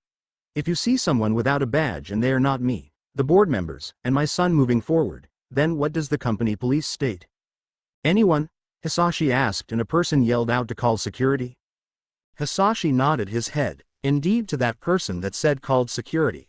It's one thing to ask a person where their badge is, but really you should call security for them to deal with it. The problem with that is my son has been in the building for 3 hours and until today none of you knew of him. He did not wear a badge the entire time once he moved pasted the lobby. So, 3 hours worth of people seeing him, and no one called security. Do you know how big of a security risk that is? Hisashi asked and no one answered, but Hisashi could see at a lot of their eyes that they understood. Hisashi started to display documents off the flash drives. My son at my request snagged a lot of sensitive data from desks. He had a decent amount of information here that could cost us about $1 billion in damages if this got into our competing company's hands. That is how big of an issue this is. If you see someone without a badge, then call security at once. Stop what you are doing and call security, or have someone near you do it if you are on a call with someone else already. Hisashi said, and everyone shouted out that they understood. After talking about some other things and how he planned to make some security changes moving forward to better help protect the building, like installing an alarm system that would go off if someone entered past a certain point without a badge on, but that people should still call if they don't see a badge present just to be safe if it isn't a board member, Izuku Midoriya, or himself. Hisashi then dismissed everyone to return to work, and Hisashi picked Izuku up, which made some people smile at seeing their normally cold stone boss being sweet and happy with his son. Third POV. Hisashi had grabbed Izuku and taken him upstairs to his office. The board members all came into his office and their children were with them as well, since they were already out of school. The kids asked if Izuku was alright, and Hisashi nodded his head and spoke. He will be. Getting attacked by an older woman likely caused some memories to resurface of his upbringing. His mother, though never laid a hand on him, did not take care of him. She neglected him, and his stepsister physically and verbally bullied him to extreme levels. Hisashi stated, and the kids flinched back a bit and then looked at Izuku with a bit of sympathy. They asked if they could help in any way, and Hisashi said to just be friends with Izuku, which they accepted to do. After about 10 minutes of sleeping, Izuku woke up to see everyone in the room with him. Well, hello everyone, that I have no idea who you are, but I will assume you are the board members and their children, Izuku stated as he rubbed his eyes a bit and moved to sit next to Hisashi. Everyone chuckled a bit at Izuku's statement since it was right, but it was just funny in how he phrased it. Hisashi, these are the board members for the parent company. Through them, I do a lot of the work. Though do note that this isn't a publicly traded company and I own 100% of it. I've never taken it private nor intend to ever. I'm not required to have a board of directors, but it's nice to have people that I trust to throw the work to, who I know will ensure it gets done. I can also go to them for their opinions on things or leave them in charge to run the business. For example, when I had that accident at your birth that forced me out of your life, they took over and ran until I recovered. As such, if you ever need help in the future when you run the company, then just lean on them. Hisashi said, and Izuku nodded his head and greeted them all. Izuku took all of their names in but focused mostly on the 2 senior members since they knew everything about his father's past and Quirk. As such, they would be the ones that he deals with almost all of the time since he knew he could trust them with anything. The first man was called Chris Kristen, and he was of Japanese descent but had an American mother. He did spend years in Japan but moved to America with his mother after the death of his father and hasn't returned since unless it was for business. Izuku also was told by his father that the 2 senior members both have a minor slow-aging quirk since Hisashi liked to keep trusted allies close at hand for as long as possible. The second senior board member was of American descent and his name was Jared Creed.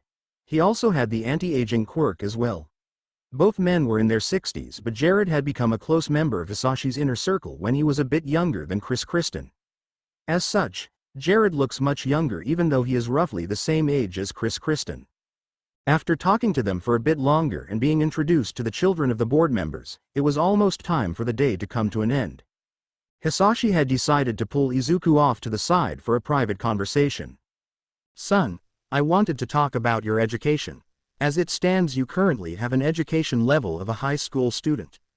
As such, I've been debating whether or not to actually send you to school when the new school year starts, since you would be more or less bored. You would also only be going for the social aspect, which we could arrange for you to get via other means. I would like your thoughts on this since you were young but you are mature due to your experiences. Hisashi stated, and Izuku nodded his head and thought it over. In all honesty, Izuku did not want to go to school to learn the things he already knew about.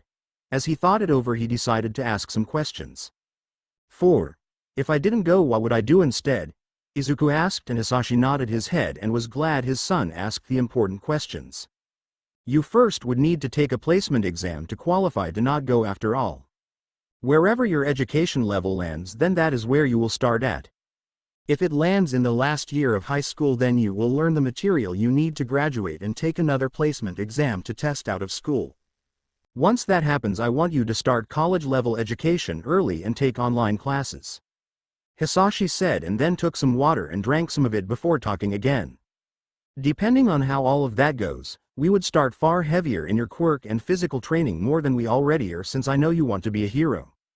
Unlike Japan, America allows you to be approved to take their hero exam if you have sponsors that are willing to pay for the cost of the exam outside of the exams that are given to the hero schools. As such, you don't need to attend a hero school to receive your license. There is also a special program that I don't want to talk about right now, but I am sure the commission will want to ask you to join. I would like to delay that until you are 12 at minimum. Hisashi said, and Izuku thought it over. It sounded like a good deal and he wanted to go about that route. 1. I want to do that. Let's have me take the placement exam and then go from there. I could also start learning more about the things I will need to operate the business, and I can take over some functions from you to help integrate myself in the long term, since we are both not likely going to die for centuries since our quirks and all. I'm going to hold off on taking the anti-aging one until I'm close to 14 so I can obtain a nice young look but still look a bit older than what I am right now, Izuku said as he smiled. Hisashi shook his head. Dear God, my child is going to be a lady killer, Hisashi thought as he rubbed Izuku's head. Soon they decided to head back to the house and get started on setting up the placement exam. Izuku had said goodbye to the children of the board members and told them he would speak to them another time. 37 overall, Izuku didn't know how to feel about those kids. They were nice and all, but Izuku knew they were wanting to become friends with Izuku due to his father and their parents. Izuku wanted to befriend people on his own and decided he would see if he could have good luck at doing it with other people out in the city every so often. No one really knew about Izuku being Hisashi's son, so Izuku wouldn't have anyone really trying to befriend him just over that and his newfound wealth via his father. Soon though they arrived home to find the family lawyer Seth King waiting for them. 5. Why hello Seth. What brings you here, since I don't remember us having a meeting scheduled? Hisashi asked. Seth nodded his head and confirmed that they didn't. Indeed, I came here about your will and estate documents. How we had your documents set up is that in the somehow astronomical misfortune that you die is that Izuku gets everything via a series of trusts and other methods.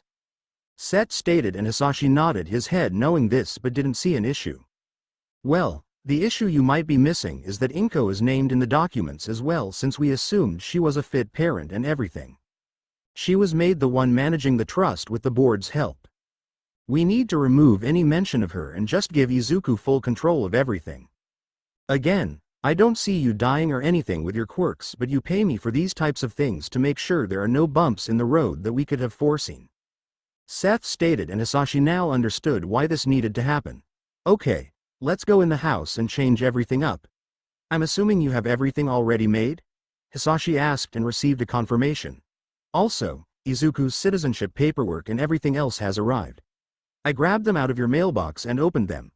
I've reviewed them and everything is in good order, so there are no issues there. Seth stated, and Hisashi thanked him. 3. Soon they both sat down and Izuku just went to the gym and started to work out a bit. Over the past few weeks, his body has gotten healthier due to the better food and proper diet he has been eating. As such, Izuku could see a massive change in his body form since he went from a skinny stick kid to a leaner and with some excess fat on him, since he has been taking in more food than he has burned off, which was good for him to have a healthy body and weight. Now, it was time to start getting a proper workout to increase his strength and speed. After working out for about an hour, he heard his father call for him, so Izuku headed upstairs after wiping down with a towel. Yay, Dad? Izuku asked, and Hisashi waved him over. Sign these documents. They're confirming you as my sole heir to everything I own. Though you will never need any of these documents since we will live for centuries, well, unlike All Might finds me somehow and attacks again. Hisashi said with a shrug, but Izuku didn't find that comment funny and had a tear in his eye. All Might won't take you away, right? Izuku said with a sniffle, and Seth turned to Hisashi with the look on his face that said, you just done fucked up, man. Hisashi realized he screwed up as well as he pulled Izuku into a hug and calmed him down. No, he won't. Even if he finds me here in America, he can't do shit to me since I'm not a wanted criminal in America. I also got the government at my back to help me, unlike in Japan. Hisashi stated. Izuku nodded his head, and soon they broke apart and Izuku went to take a shower since he was dirty from working out. Third POV.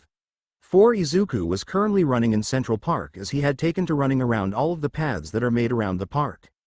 It's also reasonably safe as well since there is a police precinct made on the park itself due to how high traffic the park is. Also, there are a handful of heroes that have patrol routes through the park. As such, Central Park is a safe place for civilians to roam around at without fear of being attacked. It has also been about half a year since Izuku has been with his father. Many things have changed in Izuku's life. One example of the changes is that Izuku did sit for his placement exam, had passed his high school education and everything below. As such, Izuku was now starting his college-level education and was working on his bachelor's degree in Quirk science. Izuku wanted to get a PhD in Quirk science, but he knew it would take time, which he honestly had, so Izuku didn't bother rushing his college-level education, but he didn't slack off in it either. 19. Izuku's therapy sessions have also been moved recently from twice a week to twice a month since the therapist deemed him stable enough.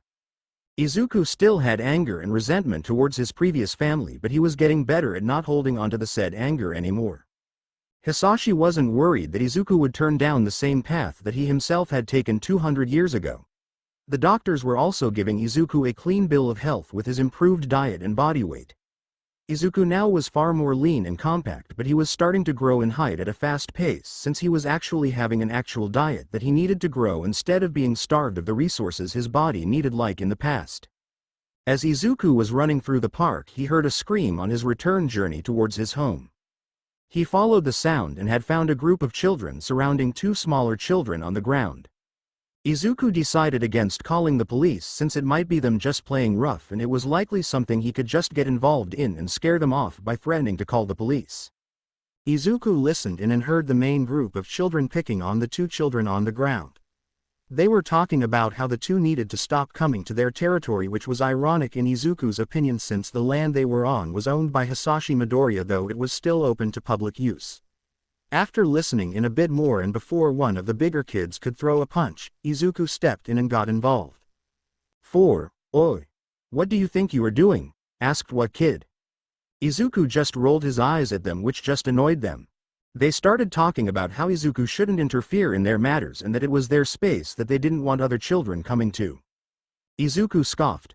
First, this is open to the public to use but privately owned land that you are standing on currently.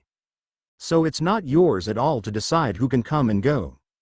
Second, you are picking on them for what? Just being here. That is pathetic, especially for the fact that you stated you wanted to be heroes and all from what I heard about. So listen well and clean your ears out. You won't try and stop people from coming here in the future, nor will you harm others, or I will call the police on you and report you. It would be quite hard for you if you wanted to become heroes with you assaulting people, no? Izuku said with a smirk on his face, and a lot of the children standing in front of him flinched back at the threat of calling the police, but one main boy scoffed at Izuku and decided to push the issue. I can do what I wish. My father is a deputy commissioner in the police force. The police won't do anything to me since they won't risk losing their jobs, stated the bully. Izuku asked him what his father's name was and the boy willing gave it. Izuku pulled his phone and looked it up. Izuku nodded his head and confirmed that the name was listed as a deputy commissioner. What's your name then and all of yours? Izuku asked the boys and they stupidly gave them. Izuku then called Seth King up and after a few rings, he answered. Hello, Seth. Yes, I am doing fine. I have some names for you. Yes, they are. Izuku stated as he gave the names. Everyone was confused why he was giving someone their names. Yes, the reason I gave you them is that I want you to file paperwork banning them from the land that we own in Central Park. Also, I want you to look into their families and bring the issue up with the mayor of the city and the police commissioner, since the first name I gave you claims to be the son of a deputy commissioner and is using his father's position to threaten people and most likely threaten police officers. Izuku stated, and after being silent for a few minutes he nodded his head. Soon the phone call ended and Izuku ended the call. They were all silent as they looked at him. Sue, good news or rather bad news for you. Your family will soon receive notices stating that you are banned from entering this section of the park since it's private property. 2. An investigation will be started to look into your threatening of people with your father's position and if he had knowledge of you doing it, which might cost him his job. All of you other boys will also receive notices banning you from this section of the park as well. Any questions? Izuku stated with a kind smile, which wasn't so kind since he was just bashing them. They were all stunned when the main boy spoke up asking who the hell he was. Izuku just smiled widely at this since his confidence since being with his father has skyrocketed. I am Izuku fucking Midoriya and you are on my family's land. Izuku stated with a grin. The boys all ran away after he said that, but Izuku rolled his eyes since that wasn't going to stop anything that was set in motion. Izuku then turned around and looked at the two kids that were being picked on. 20 Izuku though froze when he was about to speak, cute. He thought as he laid eyes on the girl in front of him. The girl had crimson red hair with 2 ponytails. Soon he snapped out of his thoughts and started speaking. Are you both all right? Izuku asked the girl and her friend who had brown hair but didn't catch Izuku's attention as the crimson hair girl did. We're fine. Thank you though for saving us, the red-haired girl said with a smile. The other girl thanked Izuku as well before they all started to talk. Izuku didn't pay much attention to the other girl because his attention was focused on the crimson-haired girl who he learned was named Stella Vermillion. He asked if they lived in the city and the brown-haired girl said no, while Stella said that her family had just moved to the city since their family business was expanding and she was still figuring everything out. 54.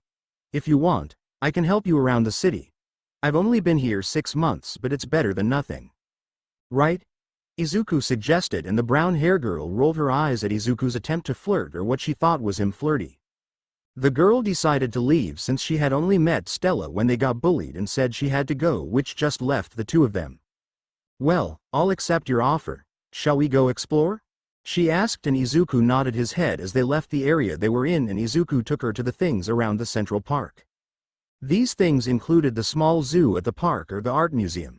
Then they stopped at the playground that was near the small amusement park that was seasonal. This little amusement park is seasonal. It changes with the season, so during winter they have ice skating. I didn't do it when I first came to New York since I had things that were far more important to handle, Izuku said as they walked past it and into the playground. 6. Stella thanked Izuku for showing her around the park and asked if he would show her around the city on another day, and Izuku agreed. They even swapped numbers as they sat down in the park. Izuku decided to get to know her a bit more than the general questions that they had talked about while walking. So you said your family's business had expanded and you just recently moved here. What does your family do and where did you guys expand from? Izuku asked her as they sat down. She looked at him and shrugged a bit. I don't involve myself that much into it. I know I will inherit the business in the future, but that won't be until I'm older. Right now my father wants me to enjoy life and I also plan to be a hero as well. I can tell you that we did expand from France though. The family business centers around many different things and I know only some of them. I do know we do some work in luxury brands that we export out of France. We had recently made a deal with a major company here in New York that is an international company but does most of their business in the United States, but I don't remember the name since I wasn't involved in anything. I just came along for the ride, Stella stated, and Izuku nodded his head. I wonder if it's with my father's business, Izuku thought. Then he asked her if she missed any of her friends back in France. Not really. Most of them were my friends due to my parents' businesses. I'm hoping to make friends here in America, which it seems I've made one, she said as she smiled at Izuku. 14. Damn, that's an arrow to my heart, Izuku thought, and he cursed himself for having a crush on a girl he just met. Soon it was starting to get darker out when Stella's phone ranged. She pulled her phone out and it read, "Father," on it. She answered it and Izuku could hear the other side due to how close they were sitting. Ah, hello Papa, she stated, and Izuku heard the other side ask where she was since she hasn't come home yet. I am currently at the playground in the Central Park. I ran into a problem with some bullies, but this boy came and saved me, and he showed me around the park and took me to a lot of the sights in the park. Stella stated, and she kept nodding her head to her father's statements. Okay, I'll be waiting, Stella said and ended the call. She then turned to Izuku and asked if he would mind waiting until her father came and picked her up. Izuku nodded her head and agreed to wait. 23. After about 10 minutes, a male's voice was heard from behind them as they were playing on the swings. Izuku and Stella turned around and saw what Izuku assumed was her father due to the red-crimson hair that they both shared. Overall, the male was quite bulky, not all might bulky but definitely extremely fit. There you are, sweetie, the man said as he hugged his daughter. He then saw Izuku, who was standing up now. The man introduced himself to Izuku. Hello, young man, I am Francis Vermillion. I want to thank you for helping my daughter earlier today with the bullies. What is your name, by the way? Francis asked Izuku. It's Izuku, sir, Izuku said, not saying his last name, and the man noticed but didn't say anything about it. Well, young man, I and my daughter need to go for today, he said, and Stella came over before they left. Icky, I'll text you later since we traded numbers. Remember, you promised to show me to other places in the city, so you better keep the promise, Stella said, and Izuku raised an eyebrow. Icky? He asked, and she nodded her head. Yup, you're Icky from now on, she said as she turned around and pulled her father away. Izuku just shook his head at her antics and the new name. Ironically, they would see each other sooner than they thought. 3rd Pav. 4. Izuku and Stella talked over text messages a lot for the next month and a half. They couldn't meet up in person since both of them had gotten busy with their parents. Stella's family was finishing everything they needed to finalize their move to America and were finishing opening their American headquarters, while Izuku and Hisashi had been training non-stop and adapting Izuku into the business environment. Hisashi wanted Izuku to get his feet wet with learning the reports and everything, so Izuku would be given a stack of documents to read, and Hisashi would question him on different things that he should have noticed in the documents.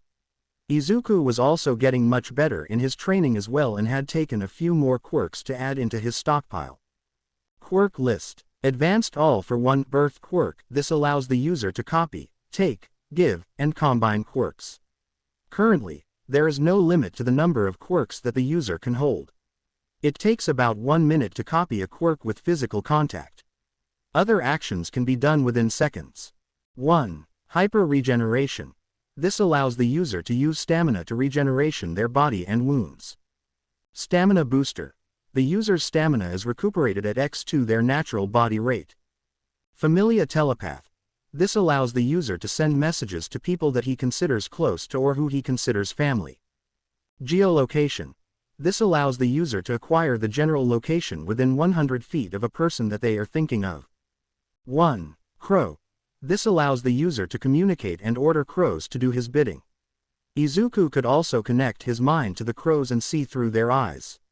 Though if the crows don't like him, then they can break free of his control through sheer willpower, though it's unlikely of it working. 15. Knowledge. The user absorbs the knowledge of things once they come in contact with it. If they touch an apple, they know where it was grown from and what type of apple it is. 1. Shadow Master combined quirk. Pitch Black and Shadow Minion. This allows the user to materialize any shadows with varying strength and form it to meet their needs. The user could make items like whips or weapons, clones made of shadows, wings out of shadows, or anything else that their mind can imagine. The user can even travel via the shadows since he is one with the shadows. 6. Pitch Black. This allows the user to control shadows, and the darker the shadows under control, the stronger they are. Shadow Minion. The user is able to control their personal shadow and make it materialize as a physical form. 3. Shock Absorption. This allows the user to take kinetic energy and absorb it into his body and use it to boost their own strength. Velocity. The user can steal the kinetic energy from people and objects in motion to gain more speed while slowing the person or object down due to the stolen energy. 6. Double Strength Booster. Grants the user of the quirk a doubling effect of their natural strength. The stronger the individual's body is, the stronger the doubling effect is of their strength. Color changer. This quirk allows the user to change the color of any hair on his body and allows him to change the color of his eyes as well. New quirks that Izuku added to his stockpile. Warrior replication. This allows the user to learn the fighting styles of others at a faster pace and adapt the fighting styles into one overall compact and efficient fighting style. This provides an overall edge in battle if the user engages in close quarters combat. 12. Null. This allows the user to negate the effects of other quirks upon himself if he decides to have it active. A lie detector quirk wouldn't work on him and ring as true if he had it active. Pain negation. This allows the user to lower the amount of pain they feel from injuries and allows them to push through during a battle. It can be turned on and off at the will of the user so they can make sure they aren't missing a wound that needs to be taken care of. Though the hyper regeneration takes care of Izuku's wounds. 11. Now outside of the training and everything else that has been going on, Izuku had learned that his father had requested him to come to a meeting with him. The meeting was with a newer business partner, but they were still a well-established company that was from France. This company has expanded into the American market and Midoriya Enterprise was helping the company out since it would give them access to a new business segment that they haven't done much in. The France company was mainly focused on more luxurious brands such as clothing, perfumes, high-end food establishments, and some other things that Midoriya Enterprises didn't get involved much in as it currently stood. Hisashi however wanted to invest more into these segments since Midoriya Enterprise had their hands in almost anything and everything, and this would present another chance at expanding their limited influence in those segments to be more influential since they would have some ownership in the American segments that the French company would open. It would also open the door into the other company's businesses if Hisashi played his cards right. 6. Izuku got dressed in his more business attire outfit and waited for his father in the living room of their home. Today he decided to sport his white hair and white eyes to match his father. In this state, he looked more or less like a miniature version of his father, and Izuku always enjoyed that fact. Hisashi accepted it for several reasons. 1. Hisashi wanted Izuku to feel comfortable with his own looks. 2. Based on the words of the therapist, is that Izuku suffers from some self-hatred when he sees his green hair and green eyes since it reminds him of Inko Yagi. As such, the therapist told Hisashi to always accept what Izuku might change his hair and eye color to on the fly since it shows that Izuku is having a day down in regards to his mental health. Though Hisashi was told that Izuku would likely mellow out onto a permanent hair color moving forward in the future once he lets go of his anger fully for the most part. The therapist believes that Izuku will likely settle on white hair and white eyes due to its connection to Inko. 29. Hisashi and Izuku soon made it to the office and went to Hisashi's office. The meeting would be in the next hour or so. So, I've given you most of the information regards to the meeting. The main reason I needed you was because the owners of the business have a daughter that will lead the business in the future but isn't really involved at the moment until she's older. I just need you to entertain her for an hour or two since she is the same age as you. Okay, Hisashi asked. Izuku nodded his head and was willing to help. Soon, his phone vibrated and he saw it was from Stella. She had told him that her parents had dragged her to a meeting for the business since they wanted her to meet the other side and start getting used to doing things like that. Izuku wished her luck and she just sent a smiley face back. Hisashi saw the texting and made a joke about Izuku having a crush, which caused Izuku to almost drop his phone and then glare up at his father. Stop being an embarrassing dad. Izuku pouted at his father who just kept teasing him. Soon it was time for the meeting and Izuku followed his father into the meeting room to find one Francis Vermillion and a woman who looked like an older version of Stella. Izuku looked around the room and found the person he hoped to be in the room when he saw Francis. Indeed, just sitting in a chair behind the adults was one Stella Vermillion. Izuku wanted to dart over but knew it would be rude since they were in a business setting. Though Hisashi recognized the girl based on Izuku's description and look at his son who was visibly brighter and having a hard time staying still. Hisashi smiled a bit and then spoke to the other party in the room. 3. Hello, Francis. It's good to see you again since the last time. I'm assuming this is your wife you told me about. Hisashi asked as he shook hands with Francis. Indeed, this is my wife Astria Vermillion and behind us is our daughter Stella Vermillion, Francis stated as he introduced his wife and daughter. Hisashi introduced himself and then waved his son over. Izuku then walked up and waved at Stella, who looked confused. "You forgot about me," Izuku said with a small sad smile. Hisashi rolled his eyes since his son forgot that he changed his hair and eye color. "Even though you look similar, you still have a large difference between the two since it creates two different feelings from you," Hisashi said. "Son, you forgot you changed your hair and eye color," Hisashi said, and Izuku rubbed the back of his head. "Sorry. Hello everyone, I'm Izuku Midoriya. Stella imagines me with green hair and green eyes," Izuku said, and Stella's eyes widened and then she hugged Izuku, who started to stutter. Hisashi just chuckled a bit with the other parents. Why did you change your hair and eye color? I kind of liked how you looked before," she said, and Izuku snapped back to the color green without even really thinking about it, which shocked the Vermillions. "That's cool. Is that your quirk?" she asked, and Izuku rubbed his head and shook his head. "Think of my quirk on the lines of a copy quirk. It's more than that, but it's easier to explain like that in concept," Izuku said, covering his entire quirk with a half-truth. Stella nodded her head, and then they heard a small cough and they turned around to find Astria looking at the two of them.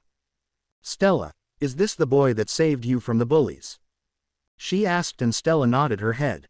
Astria thanked Izuku, who said it wasn't a problem. "Izuku, would you take Stella around the place and entrain her for an hour or so until we are finished?" Hisashi said, and Izuku agreed and took her hand and led her away.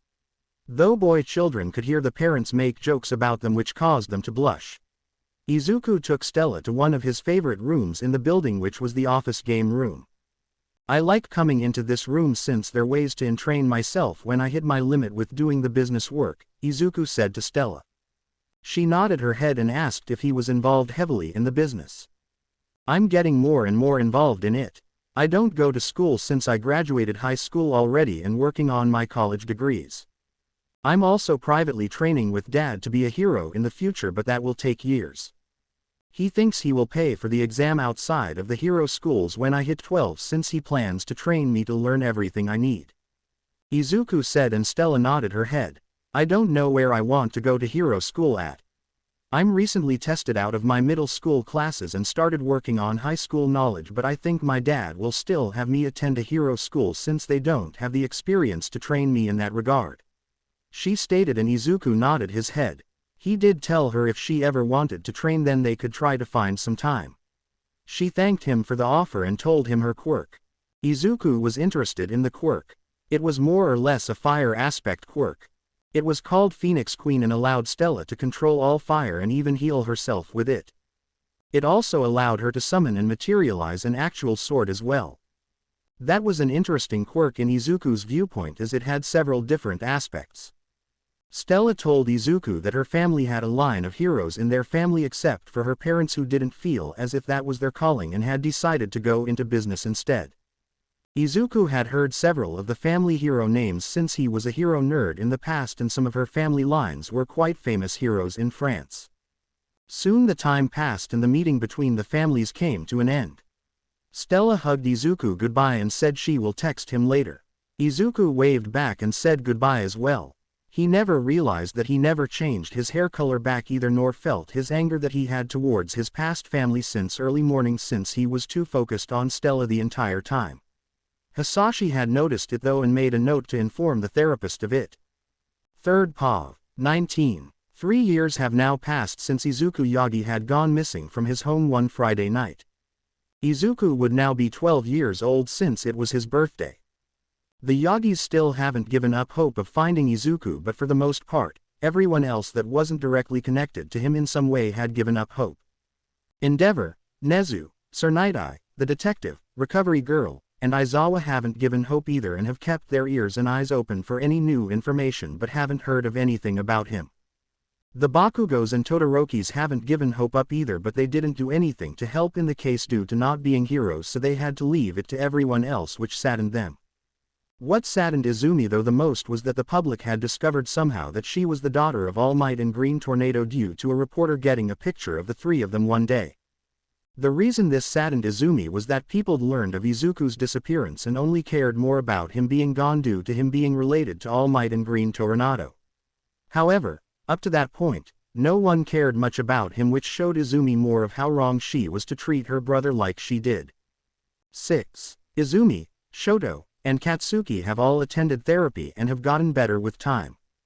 The school was closed down and students sent to new schools due to what the school did. It was decided that the school would be destroyed since no teacher wanted to be hired at the school since it was that bad and they feared its name on their resume would hurt them.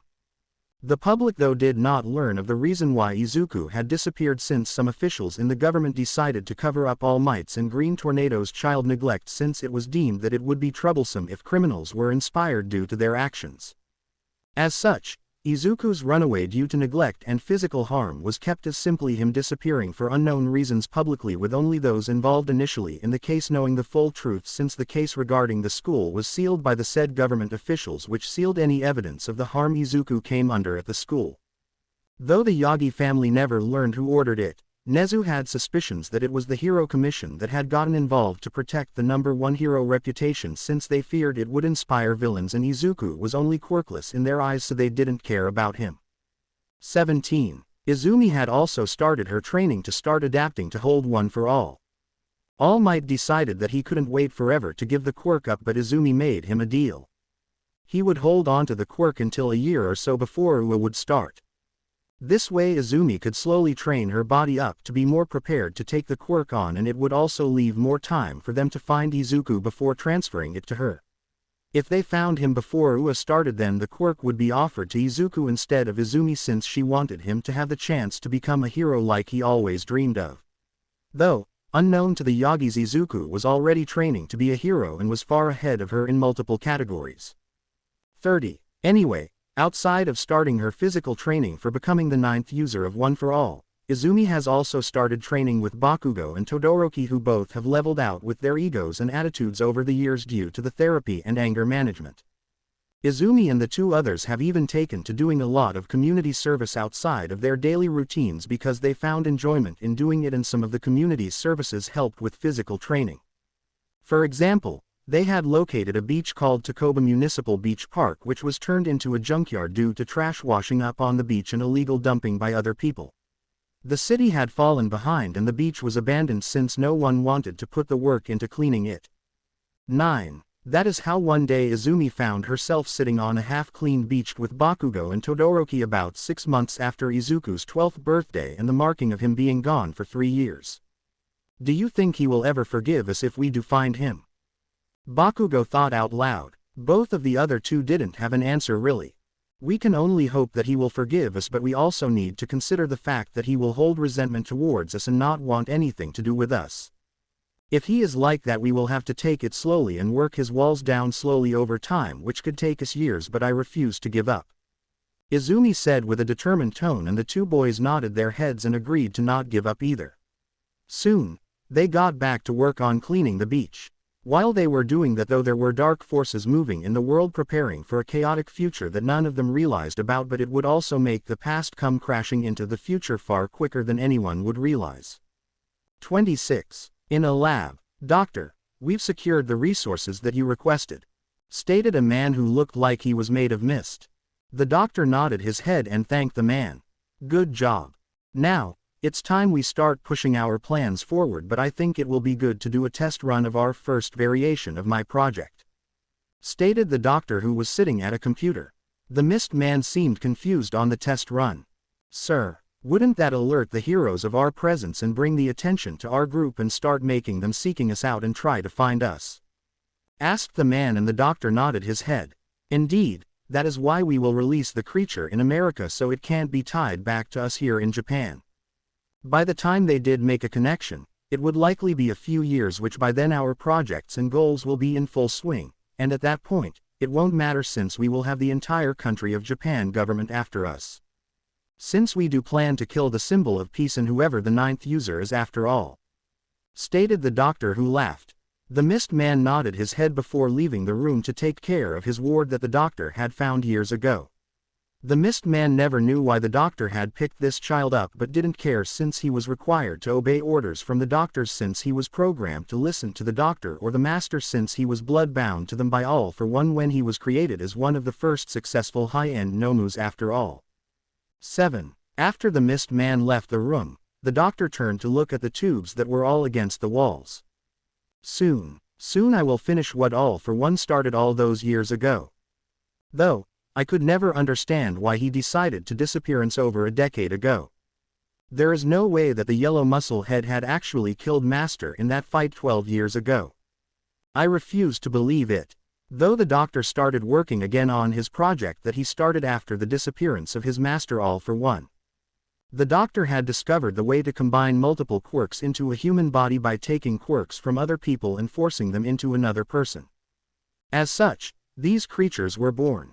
Though my project is doing good, it's still a far shot from Master's creations like Kurogiri and Gigantomachia, who were created via his actual quirk. I am just glad that Kurogiri can't disobey me, since Master had bound him to both of us via blood, so only Master's blood can override my commands since his blood was put on a higher priority list. Though the doctor, as he kept working. 17. Yagi home. Now while dark forces were gathering and plotting, Inko Yagi was sitting in her son's room where it's been unchanged for years. She could never bring herself to change the room, nor could All Might. All Might had always lived with so much regret when he realized what he had done to Izuku. He had promised himself that he would never treat a quirkless child like how his father treated him, and he ended up doing it. He ended up just like the man that he was always disgusted with during the past. However, he could only promise himself now to improve and hope that he could earn forgiveness from Izuku once they found him, even though he didn't feel like he deserved forgiveness. Inko had pulled back from the public eye a lot more and spent a lot of her time on rescue missions more than anything else, in hopes of somehow finding Izuku on a mission. She also started doing charity work for quirkless children, which people understood due to her having had a quirkless child. Inko though did it out of redemption, since she knew these children most likely went through something similar to her son, so she wanted to help them as much as she could so they had a better life than they would have had previously. 16. Though unknown to the Yagis, time was only counting down until the day that the past met the present, since Sir Night-Eye and the others involved in the case knew that Izuku Midoriya was going to be found most likely in the first year of Izumu's time at Ua due to his vision, but they didn't know if he was going to be found dead or alive due to the tone of the vision, so they could only prepare for it and prepare for any fallout and hope the worst outcome hadn't happened. And in Nezu's view, the worst outcome was Izuku becoming a villain who came back to seek revenge, since it would destabilize Japan's hero system to learn that All Might's son became a villain due to the family's actions T-Hat had gotten covered up, which only made it worse in Nezu's viewpoint. Nezu believed the issues should have been revealed to the public years ago, since it would have allowed the public to recover from them with time while All Might redeems himself in their eyes. But if Izuku comes back with vengeance, then it's most likely over for the hero system. 3rd Pav. 8 years have passed and Izuku Midoriya was now slightly over 12 years old. Izuku has also started to figure out his feels for Stella and had approached his father about the so-called issue. That is how Izuku found himself in his father's office back at the house. Izuku hardly came into the room since it was his father's office, and there wasn't much of a need to enter the room since he had his own private office if he ever did any business work at the home as well, since he has gotten more heavily involved in the business as the years passed. Izuku has grown up quite well and has also recently obtained his first PhD in Quirk Science from Columbia University, which was 10th ranked university in the world and 3rd ranked in the United States. Izuku had started work on another PhD but wasn't putting as a heavy focus on it as he did the first one. He was getting a PhD in business management since Izuku was going to run the entire business one day. He decided he should just get the degree now instead of later on. 9. However, back to the reason why Izuku was sitting in his father's office and was a nervous mess. Hisashi felt like he had an idea of why his son was a nervous mess and was in his office, but he decided to let his son confirm his thoughts first before speaking of it to avoid a potential unneeded mess if he was wrong. So son, you said you had something you wanted to talk about and that you needed advice on. Hisashi asked as he moved them both to chairs near a window for a more comfortable setting instead of it being more formal of sitting across the desk from each other. Izuku nodded his head and took his time to speak. Hisashi looked over his son and just let him take his time. He's more or less calmed down on the constant changing of the hair color due to Stella. Since she liked looking at him with green hair and eyes so much he would always keep it green and had added streaks of white into his hair which Stella honestly found cute in her opinion, which would always make Izuku a blushing mess. Though, Izuku did leave the eye colors alone since it was hard to make them two colors in the same eye and he found it weird to have one color for each eye. Hisashi thought as he looked his son over waiting for him to speak his thoughts. Soon though his wait was over as Izuku finally spoke up. 15. How do I deal with confessing my feelings to a girl? Izuku asked and Hisashi smiled since he was right on the money of what the issue was. Okay, I had a feeling it was going to be this topic. First, we will need to also have a conversation about the birds and bees. I know you likely already know but I need to cover my bases. Second, indeed, how to confess your feelings. Hisashi said as he nodded his head and thought it over. For me, I just outright said it to your mother even though she turned to be a bitch later on. But moving on to Stella. Hisashi said and Izuku waved his hands and tried to deny it was Stella but Hisashi shook his head. Please, Izuku, neither myself nor the Vermillions are blind to you and Stella's little tango around each other over these years. We're surprised it lasted this long in all honesty. Now, you can just outright confess or try to be a bit romantic about it. I suggest making a gift or something to make it romantic. Maybe even taking her back to the place you both met and then confessing there could be an idea. Hisashi said and Izuku nodded his head. Soon they kept talking for about half an hour of ideas and how Izuku could go about it. Now, we need to talk about the birds and the bees.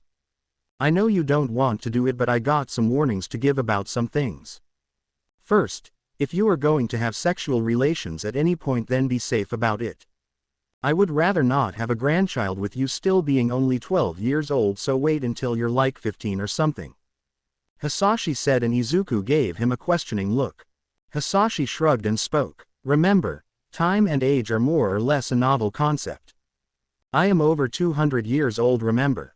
You also have taken the anti-aging quirk already but have it deactivated right now so you don't really have to worry about age either in the future. I just don't want you making a kid yourself until you're a bit older and Stella also needs to grow up. Now, on the topic of your anti-aging and Stella. Hisashi said and Izuku's eyes widened in the realization. He's never thought about it until that moment but he realized Stella would die and he would outlive her by centuries. That thought made him so sad and heartbroken. I can see where your thoughts are going and they are a real concern, but remember what your quirk is.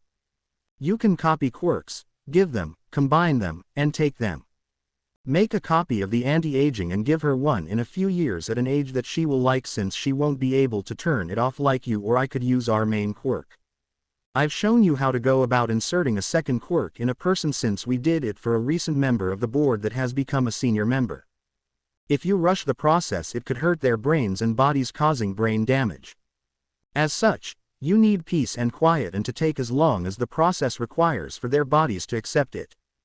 I've done it multiple times with the senior members and others close to me.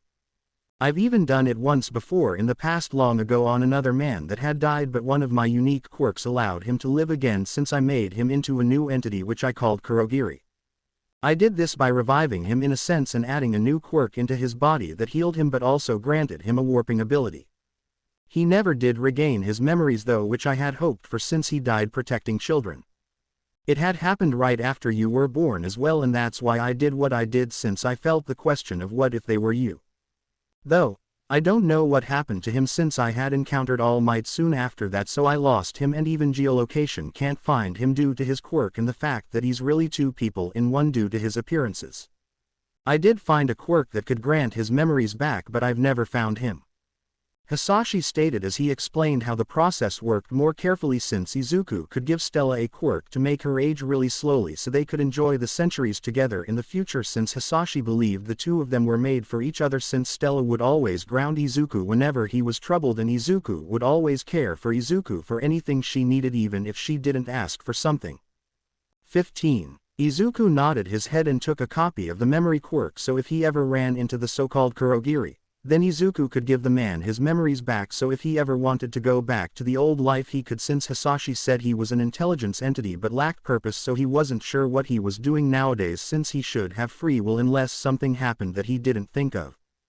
Then they were back on the topic of him and Stella. Izuku was once again being embraced by his father due to the topics they were talking about, but soon it came to an end and Izuku had a good idea of what he wanted to do. 4. A few weeks passed and Hisashi and Izuku were doing their normal training. Izuku had been taught almost everything he would need to know to be a hero, from laws, how to treat injuries, how to calm people down, and so forth.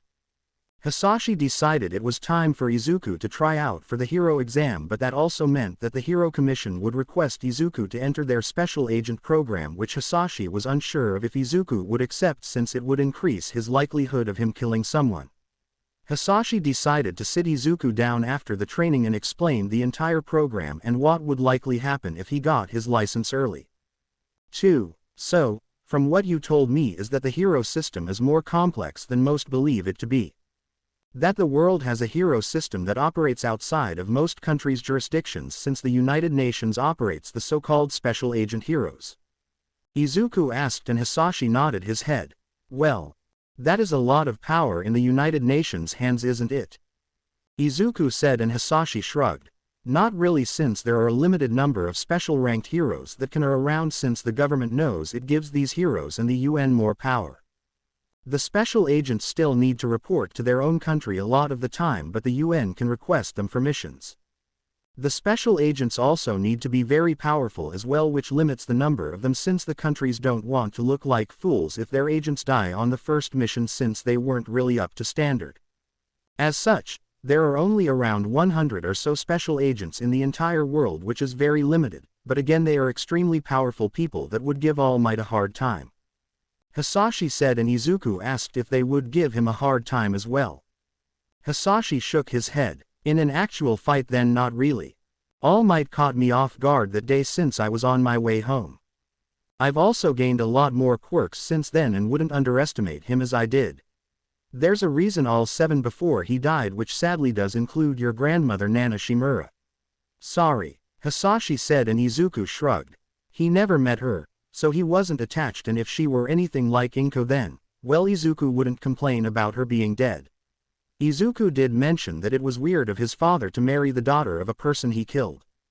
15. I didn't know. She went by Aizawa at the time since she was adopted. Nana Shimura gave her away with her son since she didn't want me touching them. I got to admit, I might have back then with the mental state I had. Hisashi said and Izuku rolled his eyes. So, that actually brings up a question. Did she ever find out, because that would explain why they neglected me and allowed Izumi to act the way she did towards me? Izuku asked and Hisashi froze. He thought it over but shook his head. No, unlikely that she knows, Hisashi said, and he was confident that Inko never found out. Well, that's worst. It would be one thing if she did it with that in mind. But, it's worse that she didn't know and still did what she did. Izuku said with a frown. They realized they got off topic a lot and moved back onto the topic of the special agent program. 8. Anyway, with your quirk which grants you the path of always growing stronger, I'm 100% sure that the president of the commission will request you to join the program, since he knows about our quirks and your desire to be a hero.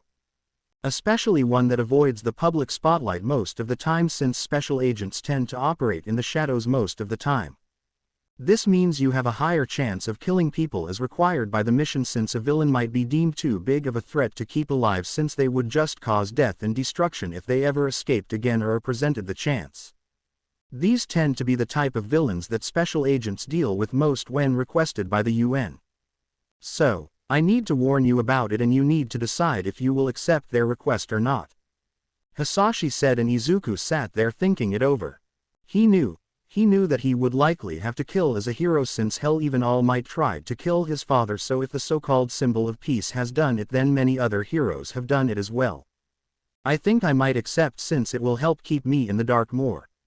It will also present chances at getting far more powerful quirks to stockpile as well, since I can be a deterring force against powerful villains from returning if they lack a quirk to do their major crimes with. Izuku said and Hisashi nodded his head, knowing this was likely the case. Hisashi then told Izuku that he would request the hero exam to be set up in the next few months, so they should prepare for it. Izuku also had to confess to Stella as well. 3rd Pav. 3. About a month after the talk with his father, Izuku was waiting for Stella to show up at the park. He decided that he wanted to take her to the ice skating ring first since it was in session now since it was starting to get colder out. After waiting for a bit longer, Stella showed up and Izuku was having trouble controlling himself from blushing really hard as she walked up to him with a bounce in her step. "Dear God, get control of yourself, man. You are a walking arsenal of quirks and you can't control yourself around the girl you love," Izuku thought in his mind, but realized he had thought of the words love instead of like and realized how bad he had fallen for Stella. "Dear God, I hope she doesn't reject it," Izuku thought, and Stella asked him what would she reject and he felt like he jumped out of his skin since he muttered it out loud. You will find out later. First, I wanted to take you to the ice skating ring," Izuku said, and she nodded her head. Soon they spent about 2 hours skating before Izuku had decided to take her back to where they first met. 10. There was a bit of light snow on the ground but Izuku didn't care. Stella had asked him why they were back here where they met and Izuku nodded his head to himself and she looked at him worried that he was going insane. "Stella, I wanted to bring you here to ask you something. Will you become my girlfriend?" Izuku asked as he presented a rose to her. Stella's eyes widened as she saw Izuku with the rose and the look in his eyes. She was frozen for a bit, which made his confidence drop and start thinking that he had just destroyed their friendship because of one-sided love. "I'm sorry, I had hoped you had some feels for me. Guess I was wrong. Is there any way he was saying as she leaned in and kissed him on the lips. "Yes, you idiot, I will be your girlfriend. Sorry, it took me so long. I was shocked that you finally asked since I've been hoping you would ask for the past year now, you big idiot," Stella said as she smacked the back of his head lightly. It was Izuku's turn to widen his eyes. "Oh, so that's what Dad meant when he said our parents were waiting for us to get together after our tango around each other. I see," Izuku stated, and that just caused her to blush even more. They both broke out into laughter at the situation and how their parents have been watching them for the past year or so dancing around each other on the issue. 36. Izuku decided to take Stella to a restaurant that was near the park since it was just slightly after lunchtime. They spent the day with each other and Izuku texted their parents in a group chat that Stella accepted his confession and that they were dating now. The parents all sent back congratulations while Stella's father sent threats that Izuku better treat her right or he was going to hunt him down. Through Stella's mother seemed to have taken his phone away from him and apologized for her idiot husband, and Izuku said it was fine and that he expected the threats.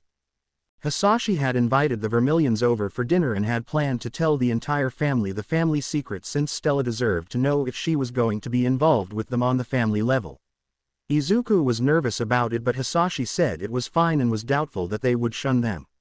As such, that is how they all found themselves at the Midoriya's home eating dinner that Hisashi had made. 8. So, Vermillions, we have a confession to make about our family that you need to know if Stella and you two plan to be connected in depth with us, Hisashi said as he set his silverware down and stopped eating. The Vermillions looked at Hisashi while Stella looked at Izuku, who was nervous. She put her hand on Izuku's hand to help him calm down, which did help a bit. The parents asked what he meant.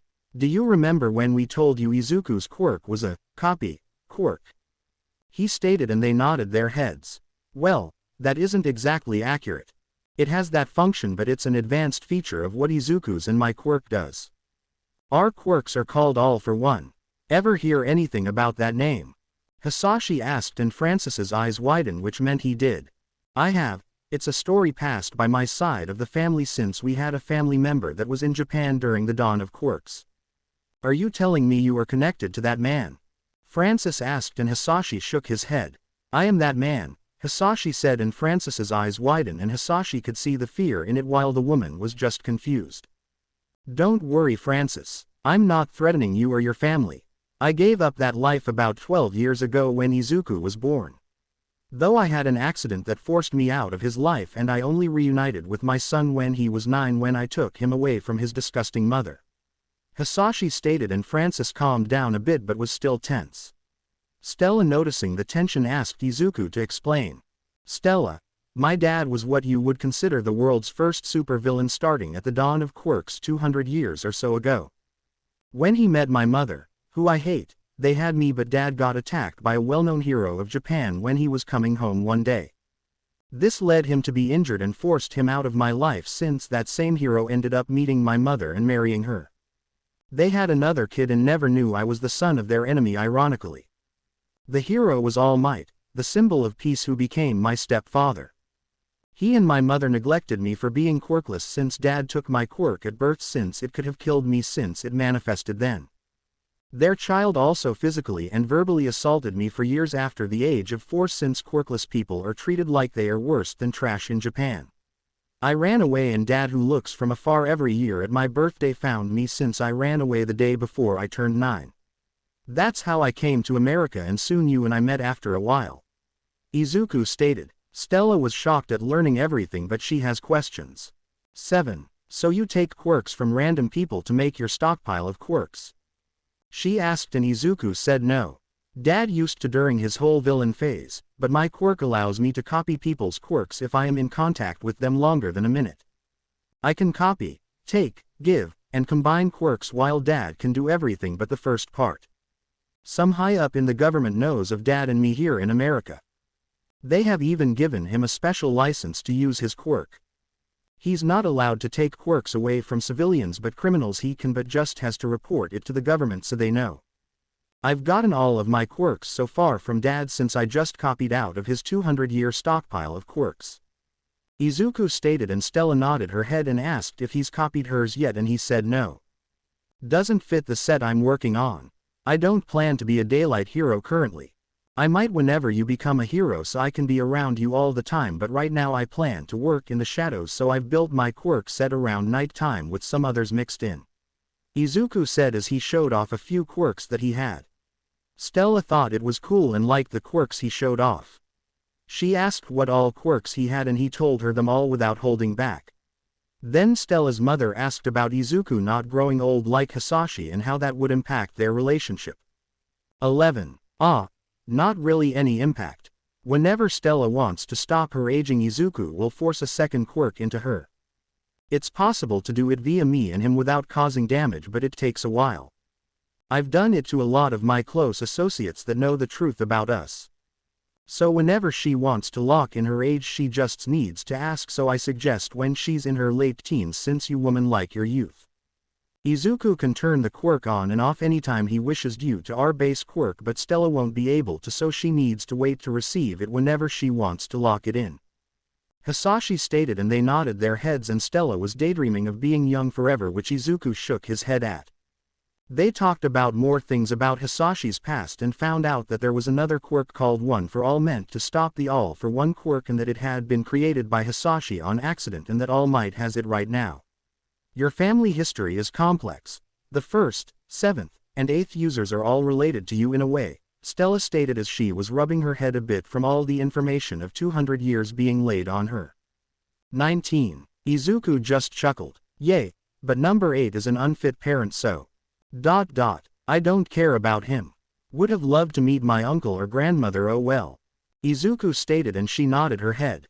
Stella then asked when Izuku was planning to take his hero exam, since they had talked about that before. Izuku looked at his father, who spoke up. It's scheduled for next month. Then we will likely receive an invite for him to join the special agent program. Hisashi said, and then explained the program. Stella didn't like that he was going to join it, but accepted since she knew he was capable of handling himself, especially with the actual quirk of his that gave him a huge advantage in battles. Izuku soon asked Stella if she wanted to go to his room to play on his consoles, and she agreed. As they were leaving, Hisashi shouted out to keep the door open, which made them blush hard. Shut up, old man, or I will make you celibate for the next 200 years. Izuku shouted back, and Hisashi broke out in laughter. Joke's on you, son. I didn't have plans to get with anyone anyway. I think one idiotic woman was enough for my old ass. Hisashi yelled back, and you could hear Izuku fall on the stairs because Stella broke out in laughter while trying to ask if he was okay. Soon the next month passed, and Izuku was with his father and the Vermillions sitting outside of a building where Izuku would be taking his exam. The exam was set on an off day so Stella could come and support Izuku, since she still attended some form of education since her parents wanted her to be social. After waiting about 30 minutes, Izuku was called to follow a man to take him to a changing room to get into his outfit that Hisashi had made. Overall, The outfit took a dark color scheme with more of an Asian theme in it with how the outfit was made. The mask was also a black and blue fox mask that matched the outfit's color scheme and had a black fabric covering all of his hair in the back. Overall, the outfit allowed Izuku to blend into the night, and even during the daytime it would be an amazing outfit if Izuku ever decided to go as a daylight hero instead of an underground hero like he will start out as. The fabric was made to self-repair if it was damaged, and there was enough material to do so since it was a stretching material. It was made to fit around most of Izuku's current quirk set and the likelihood of any future quirks except major ones that changed his body. 3. Izuku had entered a new room after changing and was given a written test that tested him on the main laws that he needed to know and some situations that he needed to apply what he knew to them. This portion of the test was set to take 50 minutes, but Izuku finished it in 20 minutes, which surprised the judges. They thought he was going to fail but were in for a shock when the test showed he had a 100% score on the test. The exam watchers saw no signs of him cheating, and the president of the commission had even had Izuku set up to a machine to monitor quirk usage, and they saw no sign of spike indicating a quirk being activity used outside of the normal activity. As such, he was cleared to move to the next stage. 6. The next stage was a combat section where Izuku had to defeat a range of different opponents. The thing about the separate request exam was that unlike the hero school big exams where they rescue people and then fight in large groups, the separate exam takers fight alone, and then they can choose as many opponents as they want to fight. They then will be judged on how well they do and how they acted. The exam taker does not know their opponents' names, faces, or quirk until they fight them.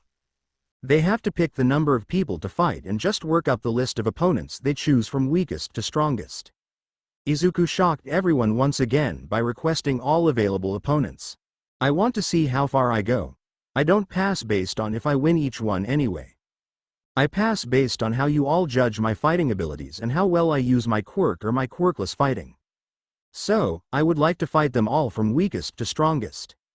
The exam proctors were shocked and radioed into the people in charge of the entire exam, the president of the commission, since they were on site for Izuku's exam when they saw it get scheduled. The president authorized it and was laughing. It seems the boy is like the father in giving me enjoyable entertainment with whatever they do. The man laughed as he sat in an observation room that was connected to the fighting room. Soon, the exam started and they all watched Izuku make easy work of the first 15 opponents that he fought. Overall, those people were in the lower ranks of heroes, but the fights started taking a bit longer the higher Izuku went, and there were 50 opponents total. It was about an hour later when the fights were over. Izuku Midoriya had beaten all 50 opponents total. The last 5 people were all in the top 200 of the entire nation ranks, which meant Izuku had trained quite well under Hisashi Midoriya, which didn't surprise the president of the American Hero Commission. He's not even tired overall. A bit exhausted but still has a lot of fight in him. Likely a quirk that provides the increased stamina, thought the commission president. Soon Izuku moved on to the next section where he had to rush into a room and act as if he was responding to a rescue. Izuku did this part quite fine and was able to get all the points in this section as well. As such, Izuku Midoriya had passed his exam with flying colors and was granted his hero license, though the commission president had an offer to make which he believed they would be expecting from him, and they were.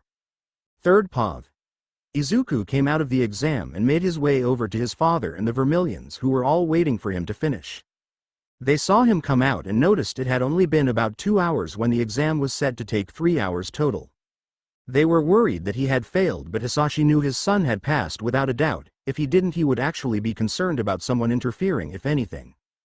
Just as Hisashi had predicted, Izuku had passed the exam with flying colors and was granted his full hero license, since this was the exam for the full one instead of the provisional one which you only obtained via hero school, since that is where they allow you to gain experience before the full exam, and third parties could only pay to have the full exam done and not a provisional exam is done, since the commission didn't want random people running around with just a provisional license, which was slightly easier to get since they accepted a hero school to keep them in line. 3. As the group was celebrating with each other and talking, Hisashi noticed that the Hero Commission of America president had started coming towards them. Son, here comes the president of the commission. I believe you will make the offer that I warned you about. Are you sure you want to accept it? Hisashi asked, and Izuku nodded his head and was sure he wanted to go that route since it would allow him more privileges in the hero world and give him access to the likelihood of finding more powerful quirks. It would also help him if he ever ran into All Might on the job and All Might found out about who he was, since the special agents had special jurisdiction rights, which would complication matters for Japan if they had any ideas of trying any legal moves on him at All Might's or Green Tornado's request. 5. The president of the commission arrived next to them and requested a private meeting with Izuku and Hisashi, which they accepted. The Vermillions would wait for the Midoriyas in a side room until the meeting was done, since they planned to go out to dinner to celebrate. After walking a bit, they arrived in the room and sat down. Congratulations on passing Shadow Hero, Hunter. I quite like the name, though I wonder what inspired that name itself. Asked the president of the commission. Izuku thought about what inspired him to make the name and then spoke. Multiple things, as you know about our quirks. I have some inspiration from the quirk itself. I know very likely I will be used to stop villains from returning permanently if they have a dangerous quirk, either via killing them or removing their quirk, which limits their future actions. So Hunter, as in hunting people down and hunting new quirks down to add to the collection. The shadow part is because I plan to be mostly an underground hero type for a while until Stella graduates from a hero school. After that, I will likely start going more daylight, but still focuses on special operation missions that require a massive hitter or a sneaky entrance even during daylight. As such, I want to be a shadow that people don't really think about until they notice it, because let's be honest, you don't notice your own shadow until you look down at it or it's brought right in front of you if something makes it more defined to the point it catches your eye. I will be like that, unseen until the last moment, or I deem myself needed to be seen as a determinant to villains, because getting your quirk taken would be one huge determinant to doing crime. Izuku said, and the commission president nodded his head at Izuku's words because they were true, and the commission president was happy that Izuku was mature and had an overall plan thought out. 6. With your father involved in your life, I am sure he's already warned you and told you about the special agent program, yes? The president asked, and Izuku nodded his head at that statement. Good. If you have any questions, then feel free to ask, but I am hereby formally inviting you into the special agent program. Do you have any questions about joining? He asked Izuku, and Izuku thought for a few minutes. Yes, I have some. As you know, I am with Stella, and I'm sure you are aware of my former family. In regards to Stella, would this program prevent me from becoming a daylight hero in the future if I decided to do that with her whenever she graduates in the future? Izuku asked, and the president thought it over for a few moments. Normally, we like the special agents to stay hidden for the most part. However, we could work around it and make you 2 licenses. One for your special agent position and a normal hero license. If you are doing anything that isn't for the special agent assignments, then just show your normal license, which would hide the fact that you're a special agent. Stated the president, and Izuku thanked him for that. Overall, you would be asked to go on a mission that might include international trips if a case leads you out of the country or the UN requests you to go somewhere. Otherwise, you operate as a normal hero unless needed for special assignments. So I don't see anything that prevents you from working with her in the future, he stated, and Izuku nodded his head. Then he thought about Izuku's former family. That was a hotbed of a mess in his honest view. To be honest, your stepfather, mother, and half-sibling issue is a hotbed of a mess. However, it isn't something we can't handle since they haven't found you in all of these years, and unless you become the center of attention that international news picks you up, then they likely won't find you. Though a case might lead you to Japan, which would be an issue, and at that point, you will have to deal with them finding you. Even if they do find you, call my phone number at any time of the day, even if I am asleep, and we will send the paperwork renouncing your Japanese citizenship, which ties Japan's court's hands for the most part. They still might try something, but it will take time and a lot of work. By then, you could likely escape back to America, where you would be protected easier. Even if you stayed for a case, with your quirks it would be hard for them to lock you down, and even then, you being an official hero ties their hands as well, since as an official hero you are legally recognized as a legal adult even though you're underage for a lot of laws. You can even drink now since you have the full hero license. Stated the president, and Izuku nodded his head in understanding. He thought it over and realized that unless All Might tried to physically stop him, then they couldn't do much against Izuku. Though, Your father can't even step foot in Japan since they could legally arrest him if they can connect the crimes of All for One to Hisashi Midoriya, which I fear All might figure a way out with Principal Nezu's help of UA. So, Hisashi, stop returning to Japan in my opinion and just have representatives do the work instead. They can't touch you in America since we would never authorize your arrest since we get far more benefits and you've committed no crimes since you've turned over a new leaf, so we don't see any reason to allow them to since you provide a lot of tax money and benefits to the country. Stated the president of the commission, and Izuku was glad at that moment his father had turned over a new leaf all those years ago and has a clean record since then. 8. With all of that talked about, I accept the offer to join the special agent program since it would provide me more benefits to block them and allow me to operate more in the dark without others really knowing of me, Izuku stated, and the president said he would have the special agent paperwork sent to their family lawyer and the special agent license printed soon after. The meeting came to an end and Izuku and Hisashi met with the Vermillions and informed them of Izuku accepting the offer to enter the special agent program. Stella told Izuku to be careful or else she was going to make him pay. Oh, how are you going to make me pay if I am not careful? Izuku asked, and both male adults rolled their eyes and looked at him. You screwed up, they both said at him, and he was confused until he turned to look at Stella and got the hint. She was glaring at him and then grabbed his ear and twisted it. Oh, I'm sure I can find my ways of punishing you, she said in a tone that sent shivers down Izuku's spine. Shit. I fucked up and I don't even know what she will threaten me with, Izuku thought as he felt some heat from Stella's hands. Come on. Stop heating my ears up, it's really uncomfortable, Izuku said as she just kept twisting his ear and using her fire to heat her hand up, which made his ears heat up, which only made it far more uncomfortable. The males just snickered at Izuku's plight until Izuku just gave up and submitted. Fine. I give.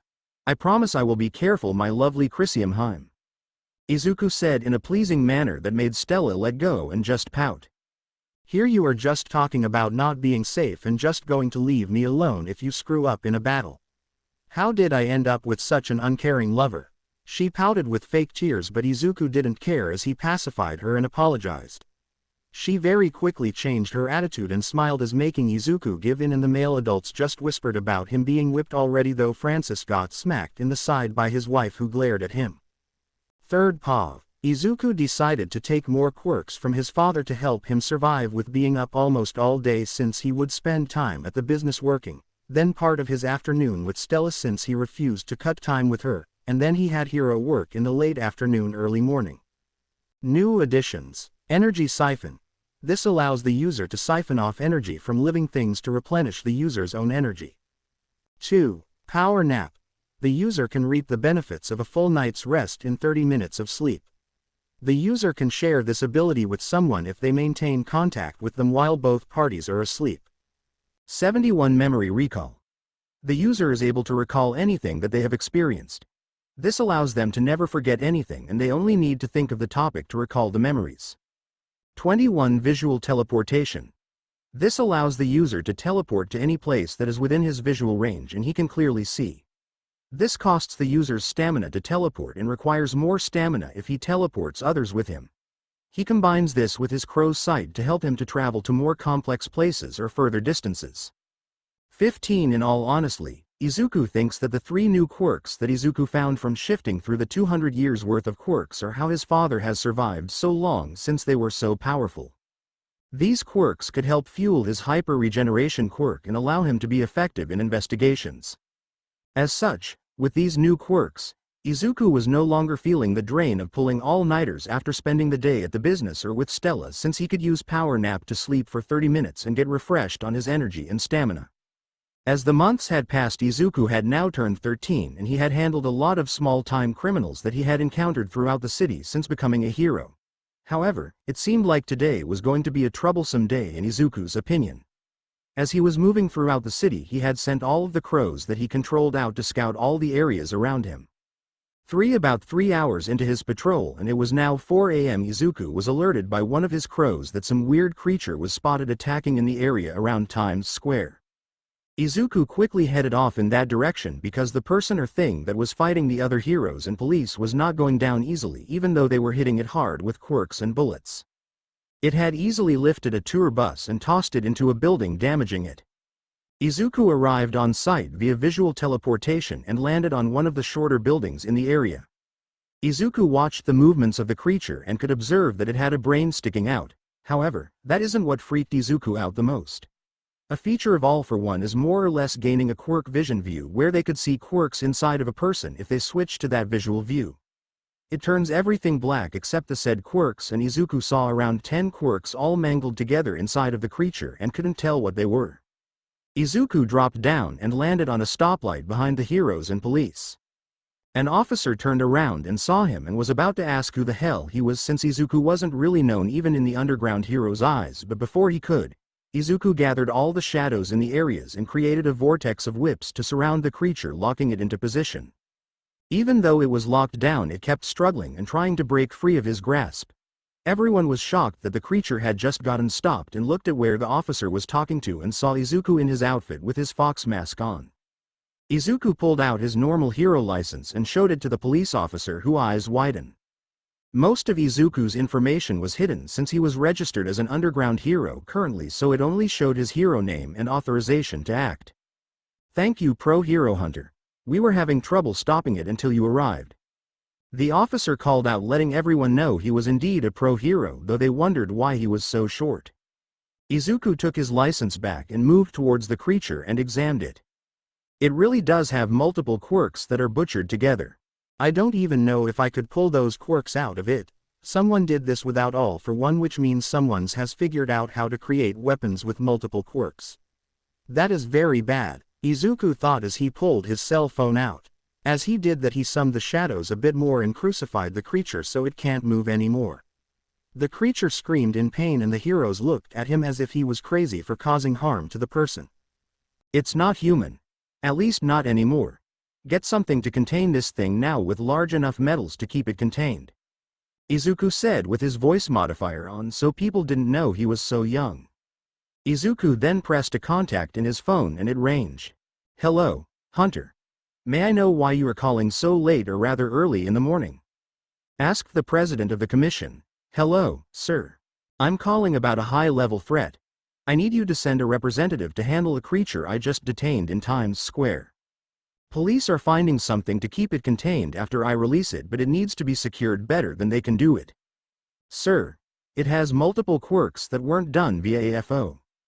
Someone has figured a way out to make bioengineered weapons with multiple quirks, and I don't know if I can pull the quirks out of it, and I won't try until we are in a private setting since I'm still in public," Izuku stated on the phone as he moved away from everyone else while still maintaining the shadows to keep it contained. Overall, it wasn't that strong, but the fact that someone made a multi-quirk creature that could easily deal with basic heroes was troubling. The line was silent for a few minutes. "I'll have somewhere there. Tell the police to keep it contained in a container or something, or you keep it contained until the representative arrives. Don't let the creature out of your sight. You were right to call me right away about this since that is a huge issue. We need to figure out where this creature came from. I'll bring your father in the loop on this since he might know something from being as old as he is. The representative should be there in about 5 minutes since he is already close. He has read in already about you and your father," stated the president of the commission as he hung the phone up. Izuku then went back to the officers who had brought a normal police van. Izuku shook his head. "No, that won't hold this. We need something better, but regardless, a representative from the Hero Commission will be arriving in about 5 minutes. This creature will be sent to a special location to imprison it," Izuku said, and they questioned how they knew this, and Izuku said he called the Hero Commission president directly and they looked at him if he was joking. Izuku just chuckled at their expression, and soon the representative arrived after about 8 minutes. The representative saw the creature and paled a bit. He had made a few calls and asked Izuku to keep it contained for a while longer. About 10 minutes later, a new vehicle arrived, and it was a heavier truck with a steel cage box in the back with a place to lock in a person with large cuffs that should keep the creature contained. Izuku moved his shadows and made them coil around the arms and legs of the creature and moved it into the seat, and he used other shadows to close the metal locking devices inside. He pulled the shadows back slightly but kept them close enough to grab if it somehow broke free. After the creature started to try and break free, it was deemed safe since it still wasn't breaking out of the hold. Izuku got into the car with the commission official and followed the transport from behind where they went to America's version of Tartarus prison. Their most secure prison in America, which was said to be harder to break out of than Japan's most secure prison. However, unlike Japan's most secure prison, no one in America actually knows where America's most secure prison is located at. They all think it's Rikers Island, which they state is the most secured, but it's not. That's the second most secured one where a lot of top villains go to, but if they think they have a chance at escaping they go to the hidden one. The hidden prison is accessed via an underwater tunnel, and the prison is located under the Governor's Island, which had been turned into a Hero Commission office publicly but in secret. It's where they monitor the hidden prison and other things for the heroes across America. If a prison escape is likely to happen, then the island can flood sections of the prison, drowning the people inside the said sections if the commission is forced to do it. 11 After arriving, Izuku found his father and the president of the commission waiting for them. What a way to make your real big debut, Hunter. The news is already talking about the mysterious hero known as Hunter who hunts in the shadows. They're talking about how you handled the monster that many heroes couldn't do and have a partial image of you. It's a good thing you wear a mask or there goes your privacy, joked the president of the commission. Hisashi just congratulated Izuku for a good job, and soon they made it to the room that the creature was being held in. I can confirm what you said, son. This wasn't done via a quirk like ours from what I know. It's possible, but it looks mangled, like they were forced together. Not even when I forced a quirk onto someone with rushing did it turn out like this, and the last time I did that was 90 years ago. It looks like multiple DNAs mashed together which formed a mess of quirks, Hisashi stated, and the scientists that were read in on Hisashi and Izuku was making notes.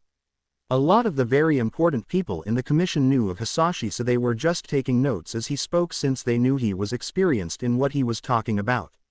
Izuku then touched the create and tried to remove one of the quirks, but it just ended up breaking apart and destroying the quirk.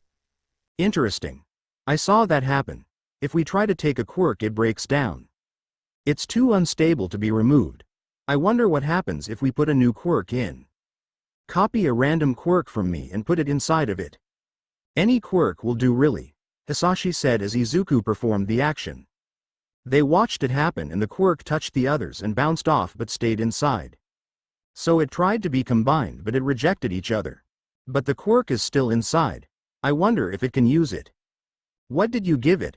Hisashi asked, and Izuku said a quirk that made it have a longer tongue. The scientist forced the mouth open as the creature tried to break free, and they saw that it didn't have a larger tone from what was observed beforehand. Okay. Try to take it back, Hisashi asked, and Izuku did, but it broke apart. Well. It seems quirks that are put into this creature become unstable since it broke apart. That's good to know, Hisashi said. Izuku didn't want to try to copy a quirk out of it. I don't think it's wise for me to attempt to copy a quirk from it. It might kill me if it destabilizes all for one, Izuku said, and Hisashi agreed as well, so that test was off limits. 11. They decided to start taking blood from it and see if they could find any DNA matches in the system for who this might have been, but that would take time due to how many people are in the country or even possibly the world, since they aren't sure it was made in the country since villains can travel between countries. Izuku then remembered that he had a quirk called Knowledge. I'm going to try Knowledge on it. It might give us some clues, Izuku said, and Hisashi nodded his head. Izuku performed the quirk and screamed in pain as he backed away. Hisashi quickly moved to him, as did some doctors. Shit! What the hell? Izuku cursed out loud. They asked what was wrong, and Izuku looked at the creature. Going to tell you now. You're going to get multiple DNA hints. This is some experiment that is made of multiple humans. That's why the quirks are like that. Someone is conducting mass human experiments. I could only get so much information before the knowledge quirk went haywire due to the conflicting information from multiple sources, Izuku stated, and Hisashi nodded his head since it made sense. The president asked if he got any other clues, and Izuku thought it over. As it stands, I can tell you it wasn't made in the United States. Before I got cut off it seemed like it was about to show a foreign name for the location where it was made. However, I couldn't see it fully before it cut off. I can say it was likely somewhere in Asia. We can likely limit it down once we get the DNA hits back, Izuku stated, and they all nodded their heads. They could only wait and let the scientists do their work. Izuku though was having a migraine from the knowledge quirk going haywire. Dad, do you got a quirk to help with migraines? Izuku asked and Hisashi nodded his head. Izuku copied the quirk which was called 6 Clear Head. This allows the user to negate any issues with their mind or issues revolving around their brain. 25 Quirk List. Advanced All for 1, Birth Quirk. This allows the user to copy, take, give, and combine quirks. Currently, there is no limit to the number of quirks that the user can hold. It takes about 1 minute to copy a quirk with physical contact. Other actions can be done within seconds. Hyper Regeneration. This allows the user to use stamina to regeneration their body and wounds. Stamina Booster. The user's stamina is recuperated at x2 their natural body rate. Familia Telepath. This allows the user to send messages to people that he considers close to or who he considers family. Geolocation. This allows the user to acquire the general location within 100 feet of a person that they are thinking of. Crow. This allows the user to communicate and order crows to do his bidding. Izuku could also connect his mind to the crows and see through their eyes. Though if the crows don't like him then they can break free of his control through sheer willpower, though it's unlikely of it working. Knowledge. The user absorbs the knowledge of things once they come in contact with it. If they touch an apple they know where it was grown from and what type of apple it is. Shadow Master Combined Quirk. Pitch Black and Shadow Minion. This allows the user to materialize any shadows with varying strength and form it to meet their needs. The user could make items like whips or weapons, clones made of shadows, wings out of shadows, or anything else that their mind can imagine. The user can even travel via the shadows since he is one with the shadows. Pitch Black. This allows the user to control shadows, and the darker the shadows under control the stronger they are. Shadow Minion. The user is able to control their personal shadow and make it materialize as a physical form. Shock Absorption. This allows the user to take kinetic energy and absorb it into his body and use it to boost their own strength. Velocity. The user can steal the kinetic energy from people and objects in motion to gain more speed while slowing the person or object down due to the stolen energy. Double Strength Booster. Grants the user of the quirk a doubling effect of their natural strength. The stronger the individual's body is, the stronger the doubling effect is of their strength. Color Changer. This quirk allows the user to change the color of any hair on his body and allows him to change the color of his eyes as well. New quirks that Izuku added to his stockpile. Warrior Replication. This allows the user to learn the fighting styles of others at a faster pace and adapt the fighting styles into one overall compact and efficient fighting style. This provides an overall edge in battle if the user engages in close quarters combat. 2. Null. This allows the user to negate the effects of other quirks upon himself if he decides to have it active. A lie detector quirk wouldn't work on him and ring as true if he had it active. Pain Negation. This allows the user to lower the amount of pain they feel from injuries and allows them to push through during a battle. It can be turned on and off at the will of the user so they can make sure they aren't missing a wound that needs to be taken care of. Though the Hyper Regeneration takes care of Izuku's wounds. Mental Restoration. This allows the user to restore an individual's mental state and repair damage to their brain. Energy Siphon. This allows the user to siphon off energy from living things to replenish the user's own energy. Power Nap. The user can reap the benefits of a full night's rest in 30 minutes of sleep. The user can share this ability with someone if they maintain contact with them while both parties are asleep. 9. Memory Recall. The user is able to recall anything that they have experienced. This allows them to never forget anything and they only need to think of the topic to recall the memories. Visual Teleportation. This allows the user to teleport to any place that is within his visual range and he can clearly see. This costs the user stamina to teleport and requires more stamina if he teleports others with him. He combines this with his crow's sight to help him to travel to more complex places or further distances. Clear Head. This allows the user to negate any issues with their mind or issues revolving around their brain. Third Paw. Izuku Midoriya, who was 14 now, was spending time with his girlfriend for almost 2 years now. Izuku was so happy that he had followed the scream that day all those years ago and had found her. She has made him start loving himself more and decreased his self-hatred issues. Izuku, even after years of being with his father, still had self-hatred issues due to his green hair and green eyes that reminded him of his mother, but after a while with Stella's help, Izuku's issues had decreased due to her positive reinforcement. There are some days where they make reappearances, but Izuku was doing much better and Stella always made sure to support him whenever she knew he was having issues. Most of his mental issues had been addressed since Izuku had made his appearance in Hisashi's life at the age of 9, and Izuku knew he would never replace his father ever. Izuku could see the light and day differences between All Might and Hisashi. Even when he was busy, Hisashi always made time for Izuku when he asked for it. 7. Izuku has also spent time helping Stella train, and Hisashi has even helped her.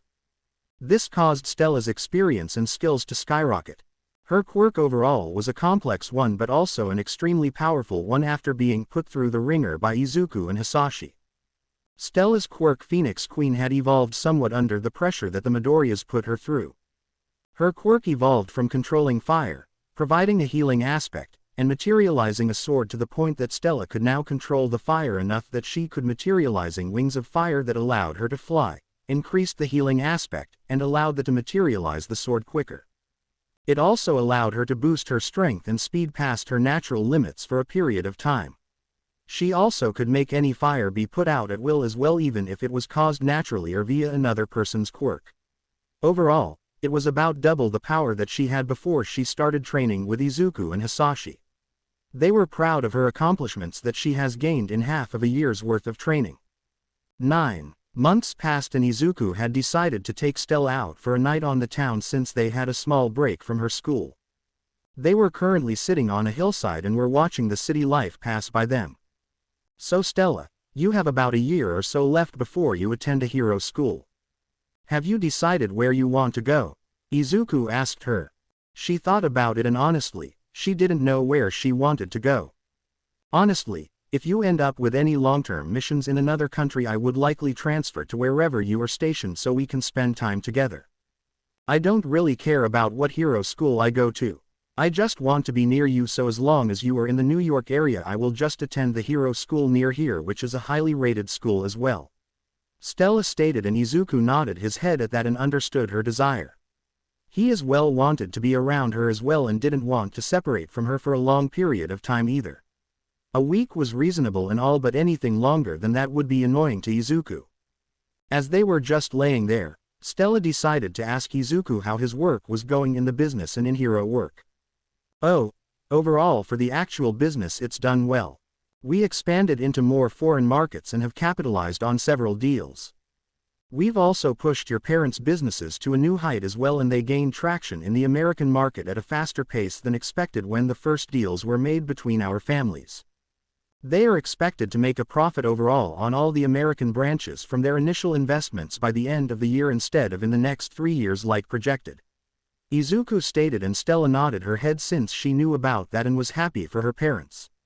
Once they recuperate all of their investments, then it will be working in the black from now on, which will make things easier overall for their American branch. 2. Izuku then started to talk about his hero work. There are limits on what I can tell you due to laws. Overall, I'm doing quite well in the cases I've been handling. I've had to deal with some special agent cases and I have killed. It was disturbing. I felt sick with myself and disgusted, but coming home to you after the mission made it easy to push down and move forward. Izuku stated as he hugged Stella. Stella had moved into the Midoriya's home halfway into their relationship since the amount of time she spent with Izuku. The parents agreed to it but warned them not to make any children, which caused them to blush. It honestly helped Izuku improve overall, with his girlfriend of almost 2 years being around more when he had to come back from those nastier missions. On those days, Izuku knew he wasn't a monster for dirtying his hands for the sake of peace. Izuku had found some interesting quirks as well but kept them hidden for emergencies since they were a bit more destructive, and Izuku could see why they ended up being targeted for permanent removal due to how many people they killed with the quirks. Stella just hugged Izuku as he talked and nodded her head. Just remember, you're not a monster. These people you are killing have done many horrible things. It would be one thing to kill a random thug, but an entirely different thing to stop mass murders that just enjoy killing innocent people. Stella said, and Izuku leaned down and kissed her on the lips and thanked her. Stella then asked about the creature case since she knew some of it already from the media. It's getting troublesome. They are tracking down all of the DNAs and have found nearly all of them. It appears to be sourced in Japan, which means I will have to travel there for the mission, which is risky since it means I can run into them. Izuku said, and she felt him tense a bit at talking about them. She nodded her head. Just remember, if the case turns into a long one, then I will just transfer to Japan so I can spend time with you and all, Stella stated, and he nodded his head at the statement. Izuku just really didn't want to deal with them, but the more he and the commission dug into the case, the more it looked like he was going to be returning to Japan for a long-term mission, since he doubted a case like those creatures would be simple and easy to solve, since it took them this long to even track the source of where they were being created to down to one damn country. 10. As they were resting, Izuku felt his phone vibrate and saw that it was time for them to leave and return home. As such, they got up and left and soon arrived home. Izuku found the entire family at the home getting ready for dinner. Since Izuku and Stella have been dating for over a year now and she moved in with the Midoriyas, the Vermillions had started showing up for dinner every other day, which has become a normal event. "We're home," Izuku called out, and Hisashi said that dinner was about done and to get ready, which they nodded their heads at. Soon dinner was ready and they all found themselves at the dinner table eating dinner and talking about different things. As the night went on, Izuku was just glad that he could enjoy days like this, but he knew that one day the peace would be destabilized. As they were sitting there eating dinner, Izuku received a phone call. It was from the president of the Hero Commission. Izuku looked at his father, who nodded his head, and Izuku just answered the phone there at the table.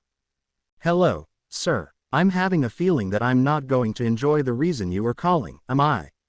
Izuku said, feeling some dread when he saw the name on his caller ID when it ranged. "You would be correct, Hunter. We've gathered everything we could really gather from the creature you captured about a year ago. We haven't received any more attacks from creatures like it, but the issue still stands that it's a threat that needs to be dealt with. As such, I'm calling you to issue you a special agent mission in conjecture with the United Nations, since we've brought them into the loop about this mission and they are concerned about it as well.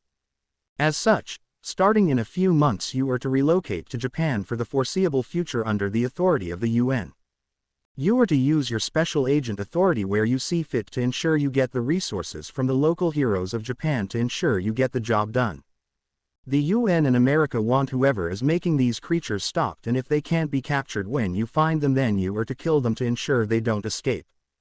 Do you understand?" asked the president of the American Commission. Izuku was silent for a few moments but exhaled. "I understand, sir. I will start preparing to leave within the next month and a half. May I inform Stella of this order? She plans to attend a hero school wherever I am stationed at, so we can stay together." Izuku asked him and hoped the request would be approved, since Izuku didn't want to deal with being in Japan alone. Everyone at the dinner was tense due to hearing Izuku's words. Stella looked at him in concern and waited for him to receive an answer. Izuku waited and waited but then got a response. "Sorry for the wait. I was talking to a representative from the UN who was in my office about allowing the information to be told to Stella. I explained that your former family is in Japan and are significant heroes who do have some authority to cause you issues. They have agreed with me to have her read in the entire case so you don't have to hide things from her about it, so she can mentally support you since you have to be in your home country where you received a lot of trauma. We both know the likelihood of you running into them is going to be high as well, so it would be good to have her nearby. I would suggest having her apply to UA since it's the best hero school in Japan, but that's for you to decide on where she goes. If you want, I can do a recommendation for her to UA, or she can take the general exam. I know she's powerful enough to beat either exam," the president of the commission stated, and Izuku thanked him. Izuku then looked at Stella. 3. I'll let Stella know of your offer to recommend her to the UA hero course in Japan and our plans to move to Japan for the foreseeable future, Izuku said, so she would know the location of where they were going. "I'll reach out to you in a few days with the decision since I know the paperwork for UA will need to be sent in soon," Izuku stated. He talked a bit more before ending the call. "So. Yay. Looks like we are going to Japan if you still want to go with me since I'm being stationed there for the foreseeable future," Izuku said as he looked at her, and she just quickly responded. "Of course I still want to go with you. I without a doubt will go with you no matter what now since you have to be near your previous family now. I can already foresee the future headaches that you are going to have now. She stated, and Izuku nodded his head. Old man. Would you mind buying me a property in Japan? Actually. Let's put it under Stella's parents' name or something so if they do figure me out they will have some trouble tracking me down. Izuku stated, and they all nodded their heads. That is a good idea. Anything to delay them finding you will be helpful. I think it might be a good idea to also buy a gated house so they can't just walk up to the house and have to go through a fence and a gate. If they go over it then they would be breaking and entering and you could cause legal issues for them as well. Hisashi stated, and Izuku nodded his head at that idea. Izuku really didn't want to deal with those people but he knew he would likely have to no matter what in the end. Stella just rubbed his back and told him that she would support him and help him, which Izuku responded with a kiss causing her to blush hard since it was in front of their parents. Third POV. It has been about a month since Izuku had received the phone call from the president of the commission in regards to his new orders. Stella had finished the schooling that she needed from her middle school and had tested out of it. They also decided that it would be a good idea for Stella to also test out of her high school education, so the only thing that she needs now is the actual hero course education system. The reason that they did this was to ensure that she had as much free time with Izuku that she could have. They didn't know what exactly Ua would do with her free time during that day since she wouldn't need the classes, but they assumed that Nezu would likely put her in advanced classes like he has done so in the past with students like Stella that have passed through his halls. Izuku had looked around on the internet with the parents. They have even contacted a real estate agent in Japan and gave them a list of what they were searching for in their new home in Japan and the rough area where they wanted it to be. At first, the real estate agent thought they were being pranked since it was a foreign caller making the request, but soon realized they weren't kidding and got to work quickly. Outside of that, Izuku had talked to their parents and had to listen to threats from Francis Vermillion. Francis was threatening Izuku and telling him that he better take care of his daughter or else. Izuku was reaching his limit on listening to his threats and had snapped back. "Oh, you think I am going to let the future mother of my children get hurt or mistreated?" Izuku snapped out after listening to so many words of his. The room was silent until Izuku realized what he said and decided to hide his face in the couch pillow. "God, kill me now." Izuku groaned out as the adults were all laughing at him. "Oh, already planning marriage now are we?" teased Stella's mother, and Izuku groaned until he heard a squeak from behind him and he turned around to find Stella returning from finishing her last day at the school. She was bright red from what she heard and Izuku groaned again and hid his face in the pillow. 36. Stella. You heard all of that didn't you? Izuku asked and she nodded her head. Izuku rolled his eyes and pulled her down onto his lap. "Well, I mean it. When we get a bit older I will propose to you, okay?" Izuku said, and she nodded her head while in his lap with a large blush. Izuku was also flushed red as well since he had said that in front of their parents. Stella's mother just said she approved of it while Francis rolled his eyes and grumbled out approval. Hisashi was just laughing at his son the entire time, which earned a glare from Izuku. As they all calmed down, Izuku looked at the message on his phone that he received. "Seth got back with me. The paperwork for the new home in Japan was finalized. It's been put under the Vermillions' name. It's a home on the coastline of the Shizuoka prefecture. It's about 30 minutes away from the school via train and 10 or so away via car. I've had Seth arrange for a car to be sent to Japan for me to drive since my special agent license grants me the right to drive even though the law says I can't. So when I can I will always take Stella to school myself so she doesn't have to take the train, or we can arrange for a driver from one of our local branches to drive her to and from school." Izuku stated, and everyone nodded their heads. They all just enjoyed their time before the children would leave in the next couple of weeks. 8. Time passed quickly and the two of them were off from the United States to Japan. The trip was long but being together made it seem short. As soon as the plane landed a car was driven up to them. It was a blue Mercedes-Benz GLC that was nice and clean. Now you would think that Izuku would be riding in a sports car or something, but that wasn't honestly the Midoriya way. No, they were more about efficiency and the ability to meet their needs, which this car did. It provided enough room for them to drive in and transport things, but also was a top-class car for what they needed. Izuku opened the door and allowed Stella into the passenger side. She looked at him and asked him if he actually knew how to drive. Izuku chuckled at that question. Do remember, multiple quirks my Crimson Heim. Dad transferred all of his driving knowledge to me and then he helped me practice on a recreation of a Japanese road a few weeks ago. He went to great lengths to ensure I knew how to drive in Japan. Izuku stated, and Stella giggled at the lengths the two Midoriyas went to ensure Izuku was successful. God damn, the sounds of her giggles make me feel on cloud 9.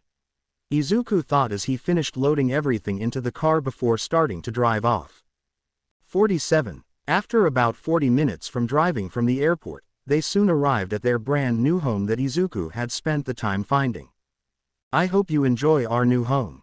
I spent some time trying to find something that would give you a feeling of traditional Japan but also still have the modern convinces that you enjoy so much. Izuku stated as they came upon the home.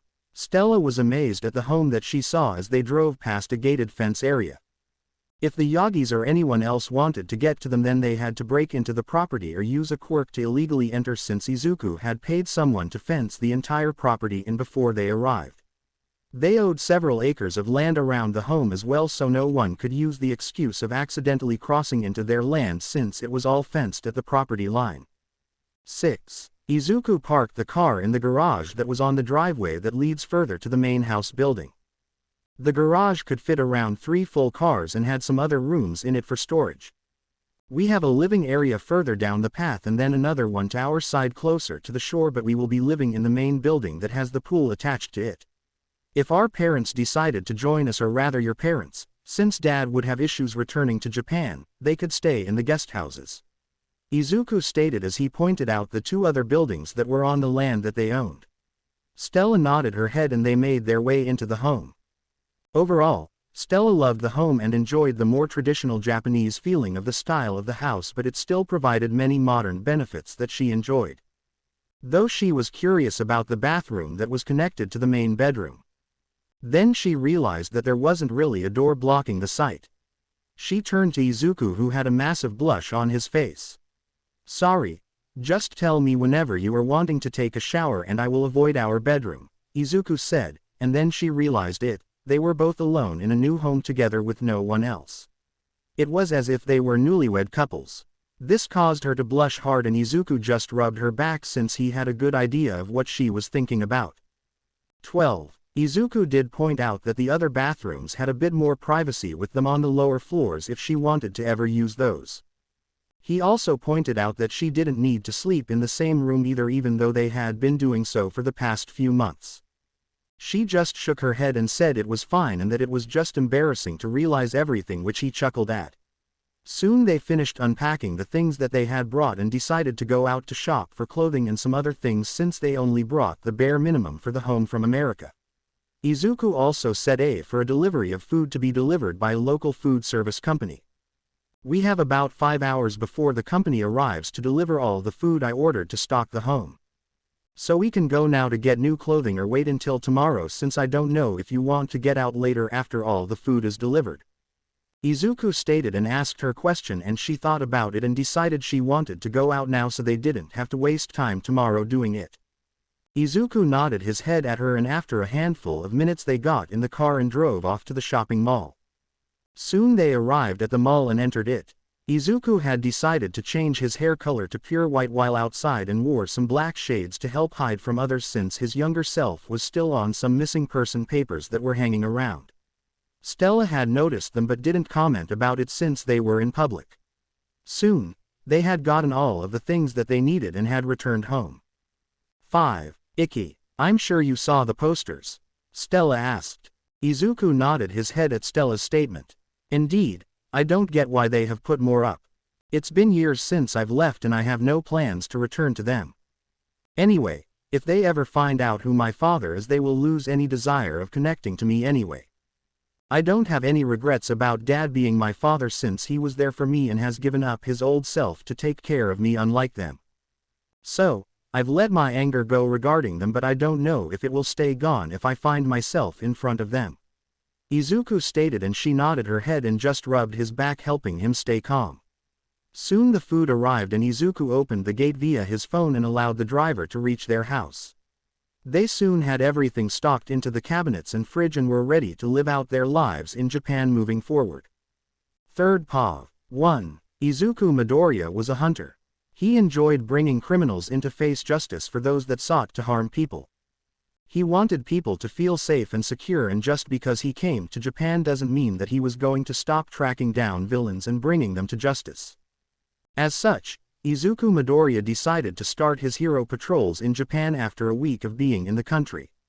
Stella and he had enjoyed their free time together, but he did need to do what he was sent here for.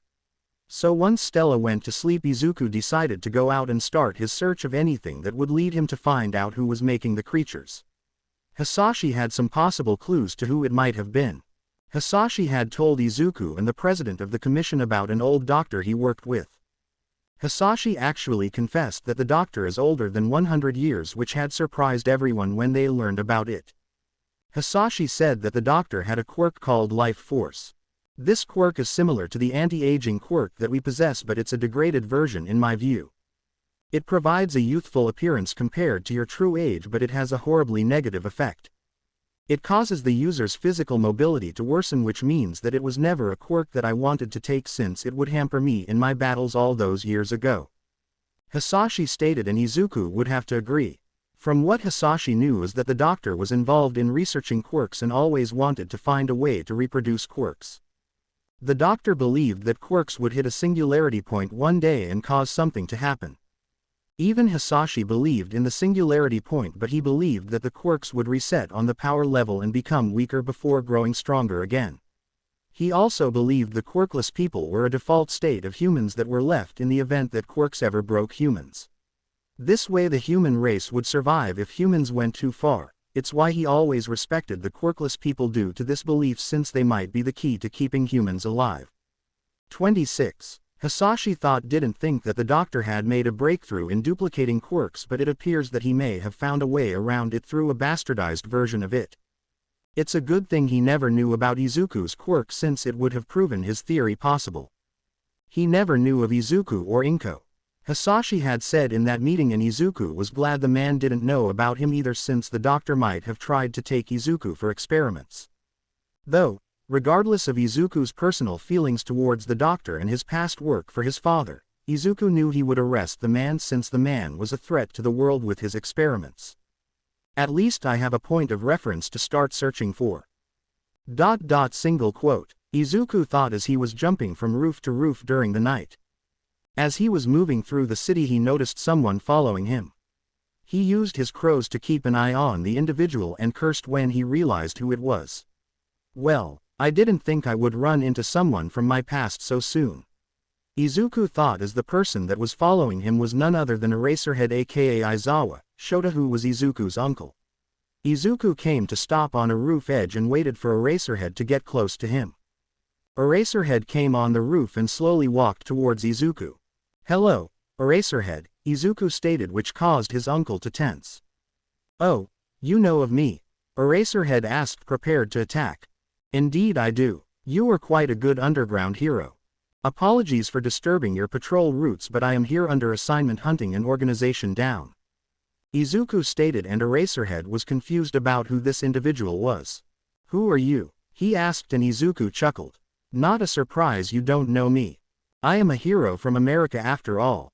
I am the Shadow Hero, Hunter," Izuku stated as he jumped off the roof and disappeared via his shadows. Eraserhead came to the edge and saw him gone and cursed. "The Shadow Hero, Hunter. He sounded young though," Aizawa stated as he decided to move on with his patrol. Izuku then came out of the shadows and watched his uncle move away. "Well, I handled my emotions quite well for seeing him, but he didn't really cause me issues. He just wasn't around for me is all," Izuku thought as he jumped away in the opposite direction of the way his uncle went. Soon, Izuku went through several small-time criminals and questioned them if they knew of any organizations engaging in human experiments, since he didn't want to say the doctor's name and give his hunt of him away if he somehow had a way to keep watch on people that knew about him. So far Izuku had struck out the entire first week of hunting, but he expected that in all honesty and would need to expand his search zone slowly but surely until he got a lead. He did create a small uproar in the police department since they believed that Izuku was a vigilante because Izuku didn't stick around after ensuring the police were given the criminals. He wasn't required to as a special agent. He just filed his reports with the UN and they would handle everything on his behalf because they didn't want him wasting his time with the local police unless he was requesting their support in the mission, and he wasn't going to do that anytime soon until he had a lead on where to start looking at. As such, that is how Izuku kept going about his days and kept striking out. However, a special little event happened about 10 months or so before the start of UA entrance exams. Izuku was on the streets walking with Stella when he heard an explosion coming from the distance. They decided to check it out and see if Izuku needed to get involved since he could easily use his quirks in the shadows to transform into his outfit without any issues. As they approached the area they saw none other than one Bakugo fucking Katsuki in the hands of a villain that was trying to kill him while using him to destroy some buildings around them. The heroes on site weren't really doing anything except for Backdraft, who was trying to keep the fires from spreading to more buildings and endangering people. The other heroes were just standing around doing really nothing, even though Izuku saw multiple ways for them to get the situation under control. Kamui Woods could have used his branches to get Bakugo after wetting them with Backdraft's help for a few seconds and then pushed past the explosions from Bakugo to grab him. Mountain Lady could have leaned down and picked the villain up. Of course, she would get some damage from Bakugo's explosions, but it would put an end to the fight. 5. Death Arms could have moved to the top of the buildings and looked for a chance to jump down and attack the villain. They could have thrown something into the villain's eyes, causing a gap in the attacks since he would be blinded for a bit and couldn't attack or redirect Bakugo's arms to attack others. However, they were not doing any of that. Instead, they were just standing there letting the idiot die. Izuku could also see his half-sibling and Todoroki standing in the crowd shouting for Bakugo to hold on. Then Izuku heard it. One of the heroes said they needed to wait for someone with a better suited quirk to come and help, and this just annoyed Izuku to no end. Stella, I'm going to help even though it's them. If I turned an eye then I'm no better than they are. Izuku stated as he stepped into a shadow, and she nodded her head as she sat at a table at a little cafe watching. Izuku quickly transformed into his hunter outfit and had a few of his crows in the air above the fight. Izuku always kept a large number of his crows in his shadows since he found that he could store things in it and they wouldn't age or expire. Izuku was amazed when he discovered this out with his Shadow Master quirk. Anyway, back to the actual problem at hand. Izuku came out of the shadows and waited for a good time to strike. When the villain turned to the side a bit, Izuku darted out and everyone saw him but the villain until it was too late. Izuku got up close and used his shadows to grab Bakugo and yanked him out. Once he did that, he jumped back with Bakugo and handed him off to the other heroes. They were trying to figure who he was, but Izuku just dashed back towards the villain, who raised a tentacle and smashed it down towards Izuku, who just dodged to the side and pierced the villain with a shadow whip, but it just didn't do much. Izuku though wanted the villain to let his guard down as Izuku jumped back and the villain attacked, but at that moment Izuku yanked his whip back and made them pull the two eyes out and into his hands, which caused the villain's body to break apart since Izuku had guessed as the only actual solid part that they were required to keep the body together. 2. Right after Izuku did that, All Might arrived on site and crashed into the ground looking like he was going to attack the villain, but Izuku had defeated it already. Everyone was stunned to see the villain defeated so easily, but also to see All Might late to the party in a sense. Izuku just rolled his eyes under his mask, though none of them knew that. Izuku handed the villain's eyes to the police officer who was about to ask who he was, but Izuku just disappeared into the shadows near them. Everyone was shocked and stunned. Izuku then came out of the cafe and sat down with Stella without anyone even realizing he came out of thin air since he exited the restroom from inside of the building, which made everyone none the wiser. Stella rolled her eyes at his dramatic display and Izuku just chuckled. The two of them sat there as the heroes and police were looking around for Izuku, but they couldn't find him. Even All Might saw no signs of where Izuku went, so they had to give up. You know they are going to assume you are a vigilante, right? Stella said, and Izuku nodded his head.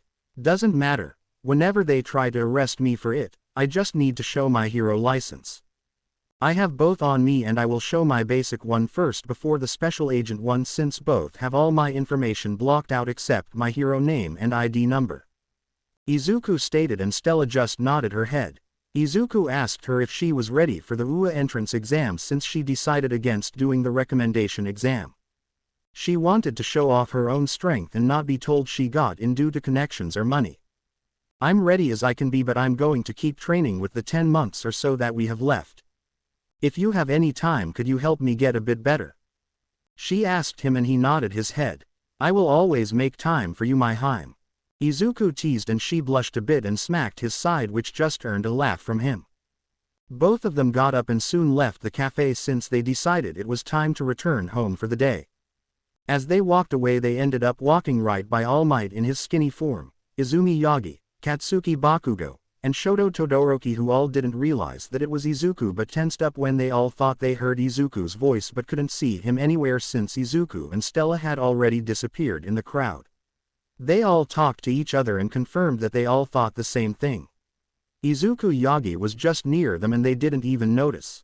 Third POV 3. Over the next 10 months before the UA entrance exam, Izuku had spent a lot of time helping Stella train while he did his work on the special agent case at night.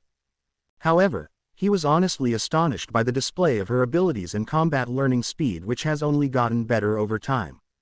Izuku had realized that even with all of his quirks that she was one of the best people capable of fighting him or his father in a battle.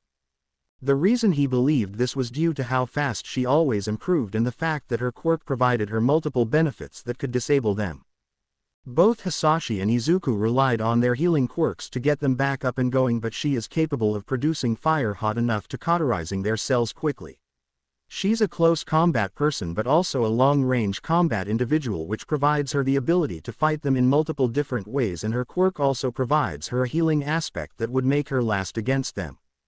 Though, Izuku said capable of fighting them in a battle and not defeating them in a battle. Izuku and Hisashi both have a large number of quirks that would allow them to get out of sticky situations as long as they didn't underestimate their opponents, and Hisashi had taught Izuku that again and again. Hisashi had reminded Izuku that even though he was stronger than All Might, he suffered a defeat at his hands since he had let his guard down and underestimated his opponent. As such, Izuku knew to be careful against even the weakest person that he fought and to always approach them as if they could kill him if they were lucky enough and fate smiled upon them. 4. As the months passed away, Izuku also saw an increase in the activity of those that used to be related to him. He could see them looking around the city where he was on the day of the sludge attack. They must have heard my voice when walking by with Stella. They shouldn't know who we are though. They are just blindly searching since I have seen Uncle Aizawa, Uncle Endeavor, Grandpa Torino, Uncle Sir Night-Eye, and whoever his little helper is. Izuku thought that he realized that he called them with titles as if they were family, and Izuku honestly didn't know how to feel about that.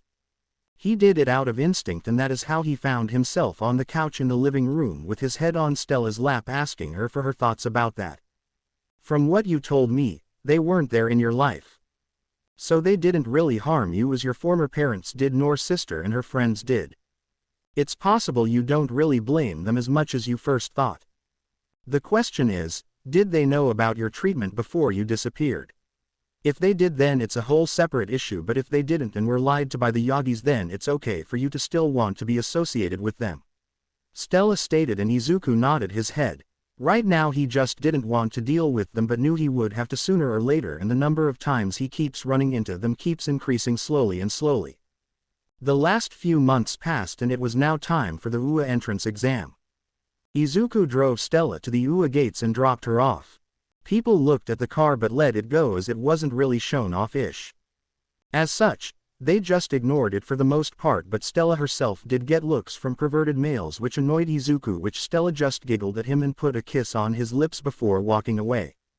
A lot of boys wanted to glare at Izuku, but he already drove off and parked the car far away from UA before he changed into his hero outfit and teleported by using one of his crows to get a visual of the inside of UA. Izuku blended in with the shadows quickly before the alarms and sensors could pick him up. Izuku had no issues with Nezu finding out about him being there, but he didn't want to cause an issue, so he just hid and made his way into the school. Izuku wanted to spy on the exams because he personally wanted to see what they were like on the day of the exam. Call it an old childhood dream of his that he never got to live, so this was the next best thing. 1. Izuku has also been debating on revealing himself to his uncle Nezu. Izuku is highly doubtful that Nezu would have allowed Izuku to be treated like he was due to Nezu's past. Nezu would have taken Izuku away if he knew, and Izuku believed he just trusted All Might's and Green Tornado's words because of how long he knew them and trusted them to not lie to him. As such, Izuku had already asked the UN and the Americans Commission President for permission to read Nezu in on the case if Izuku decided to bring him in on the case, since he would involve Nezu most likely even if he didn't fully reveal himself. As Izuku was moving around the campus, he soon found himself in front of said Principal Nezu, who was staring at the shadow that Izuku was hidden in. Izuku was kind of shocked that Nezu was staring straight at him. "There's no way he knows I am here, right? I'm pretty sure I hid before the sensors triggered." Izuku thought and watched Nezu. Nezu just walked up to the shadow and waved his paw and told the shadow Izuku was hiding in to follow him. Izuku did as he was asked since he had been found out. How did he find me? Izuku thought as he just followed Nezu. Soon they arrived in the principal's office where Izuku came out of the shadows. "Well, hello Mr. Hunter," Nezu said, and Izuku bowed slightly and sat down without speaking since he was afraid he would give himself away in full since Nezu was smart. 12. Now, I am wondering why an American hero is here in Japan. Eraserhead told me that he met you before then there was the event with the sludge villain.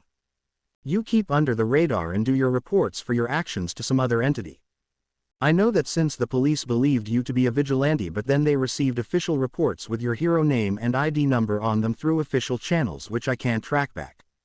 So that means several things from what I can assume. 1. You're wanting to keep a low profile as best as you can, but you don't mind getting involved in other matters, and 2. You have some primary mission you're meant to complete here in Japan that warranted you to come here. Nezu stated, and Izuku nodded his head. Nezu observed Izuku and noticed how he never spoke in front of him. He's not mute since Aizawa said he spoke, so I must know him and likely could figure out from his voice even if it's modulated via the voice changer. Nezu thought as he sat there. Interesting. Would you mind telling me if the mission involves UA since I found you on my campus? I would like to prepare for any threats you might know about that would attack here, or if I have a mole or something if you are hunting an individual down.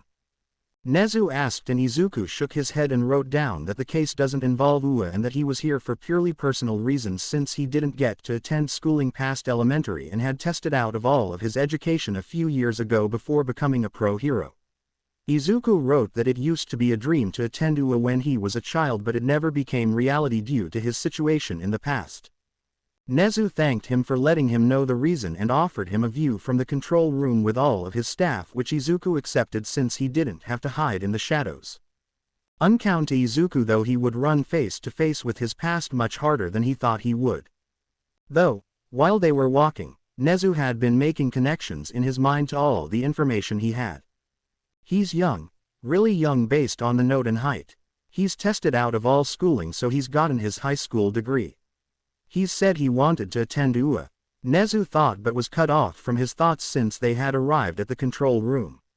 The sad thing is he was close to putting Izuku's identity together from all the small clues he had due to his high-spec quirk, but switched the train of thoughts due to arriving at the control room and needing to be ready for it. 3. Izuku thought was freaking out because the moment he entered the room it was filled with people that could recognize him. Endeavor, Sir Night-Eye, Eraserhead, Gran Torino, Recovery Girl, and Nezu were all in the room with the other staff of UA. They all looked at him, and Eraserhead stood up a bit on guard when he saw Hunter. Nezu waved him off. "Everyone, this is an American hero who is just visiting campus. He's here in Japan on a mission that is unrelated to us but wanted to watch the exam, so I've allowed him in here. Please treat him with care," Nezu stated, and they all nodded their heads. Some tried to talk to him and Izuku wrote out responses that confused Aizawa, who questioned him about it. 1. Hunter, the last time I ran into you, you were completely able to talk, so why aren't you now? Aizawa questioned with a raised eyebrow. Izuku just didn't know what to say, so he shrugged his shoulders. Then, That is when Izuku tensed up as the door opened, and in came Green Tornado with all might. Fucking shit, what are they doing here? Izuku thought, and then he realized Izumi Yagi, Katsuki Bakugo, and Shoto Todoroki would all be taking the exam today, and he had forgotten about them. Oh dear God, that means my Heim will have to deal with them. That's just fucking fantastic. Izuku thought, and Nezu noticed how Izuku had tensed but put it aside in his mind for now and would come back to it later. All Might greeted everyone and had powered down, not realizing Izuku was in the room since he just blended in with everyone. All Might, you idiot, we have a guest with us.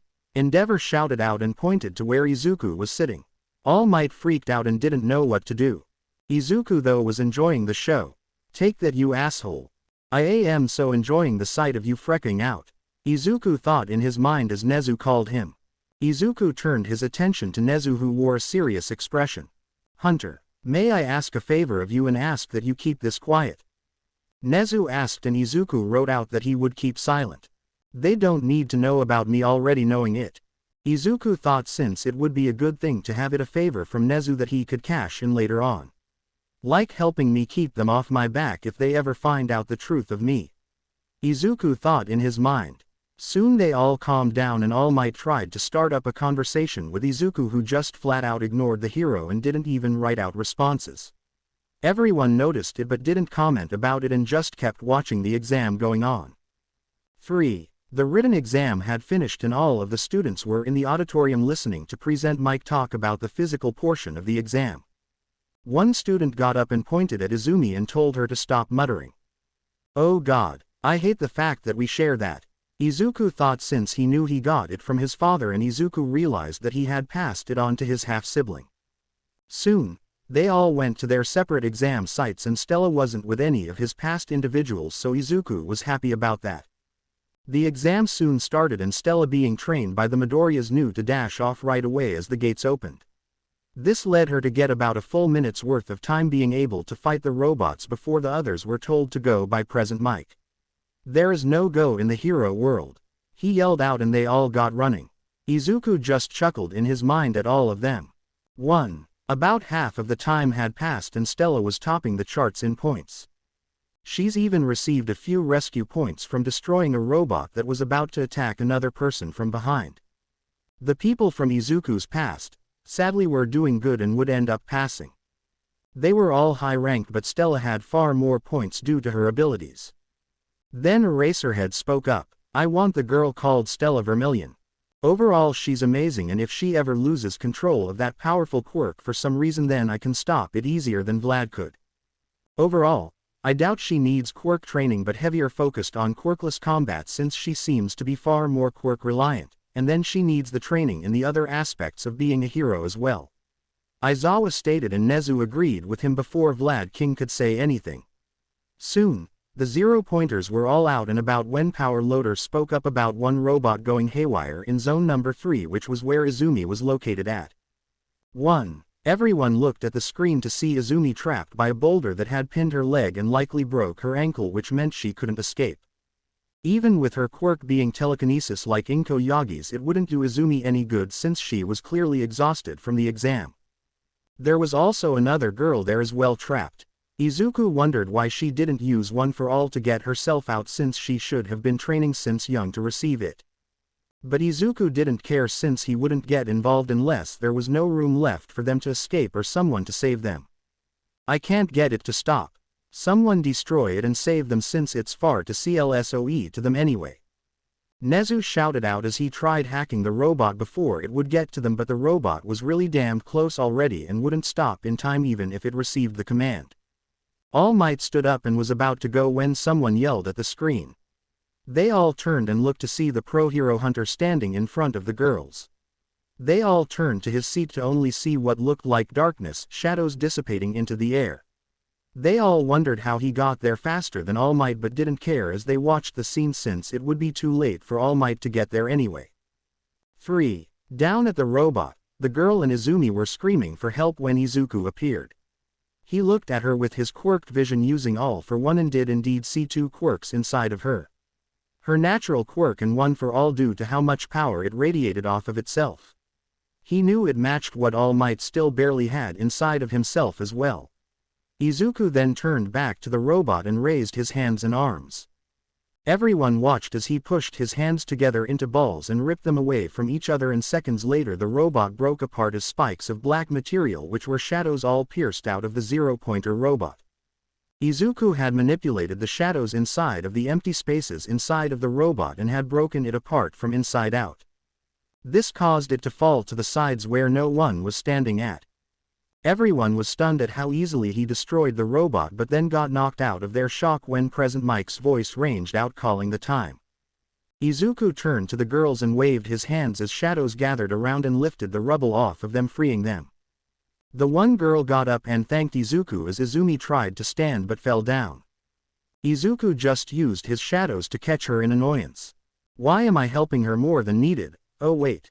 Because I am a hero and God I hate her. Izuku thought as he carried her via the shadows he was controlling and dropped her on the ground at Recovery Girl. Though, drop, would be too harsh since he lightly put her down even though he really wanted to drop her for real, but Recovery Girl would be pissed at him for doing that in front of her. Izuku then jumped back into the shadows and found himself back in the control room where he had come from. Everyone turned to him and he shrugged his shoulders as if nothing happened. Izuku was sure he heard Aizawa and Sir Night-Eye whisper out a, "What the fuck?" But he ignored them. 19. Izuku took a paper out and wrote something down. He wrote a message to Nezu that said he would likely bring him in on a case in the coming month or so since he might need help tracking a large threat down that he would rather get done sooner rather than later. Nezu nodded his head and said he would be waiting to hear from him about the potential case. Izuku waved and then left them all in the room. Okay. Are we going to talk about how weird he is? Present Mike stated as he sat in his chair. Some staff nodded their heads but Nezu spoke up. I'm sure I know him from somewhere. It's the reason he didn't talk like Aizawa pointed out. Hunter was sure I would figure him out and he's determined to keep his identity hidden for some reason. It might be a part of his mission requirements. Anyway, I know he's the same age as our incoming freshman. Nezu stated and everyone was in shock. Sir, are you sure? All Might asked even though he and Inko weren't really popular with the staff due to their issues regarding their missing son that they all knew about. I'm sure. I've gotten some clues from a talk I had with him in my office. He wrote out that the case doesn't involve Ua and that he was here for purely personal reasons since he didn't get to attend schooling past elementary and had tested out of all of his education a few years ago before becoming a pro hero. Hunter wrote that it used to be a dream to attend UA when he was a child but it never became reality due to his situation in past. Then we have the fact that he doesn't speak in front of me, which means I can identify him. He's really young but I wonder who Hunter is. Aizawa, you've run into him before at night since he seems to operate mostly at night. Keep an eye out on him. I might end up in a battle with America over Hunter. I have multiple theories and it's possible he's in a safe situation but I just want to be careful. If he ever asks any of you for help on something, please accept his request if you can since I want him to trust us and reach out to us if he needs help. Nezu stated while he was still trying to figure who Hunter was. He indeed had multiple theories and one of them was that Hunter was Izuku Yagi. The reason he thought this was due to the fact that Izuku disappeared during elementary. Hunter said he never finished past elementary and had tested out. Hunter said he wanted to go to UA like Izuku did and both had issues in their childhoods. Hunter was also likely the same age as Izuku Yagi, which meant there was a 40% chance in Nezu's mind with the current information that Hunter was Izuku Yagi, but there were many questions of how Izuku got to America and became a hero if it was indeed him.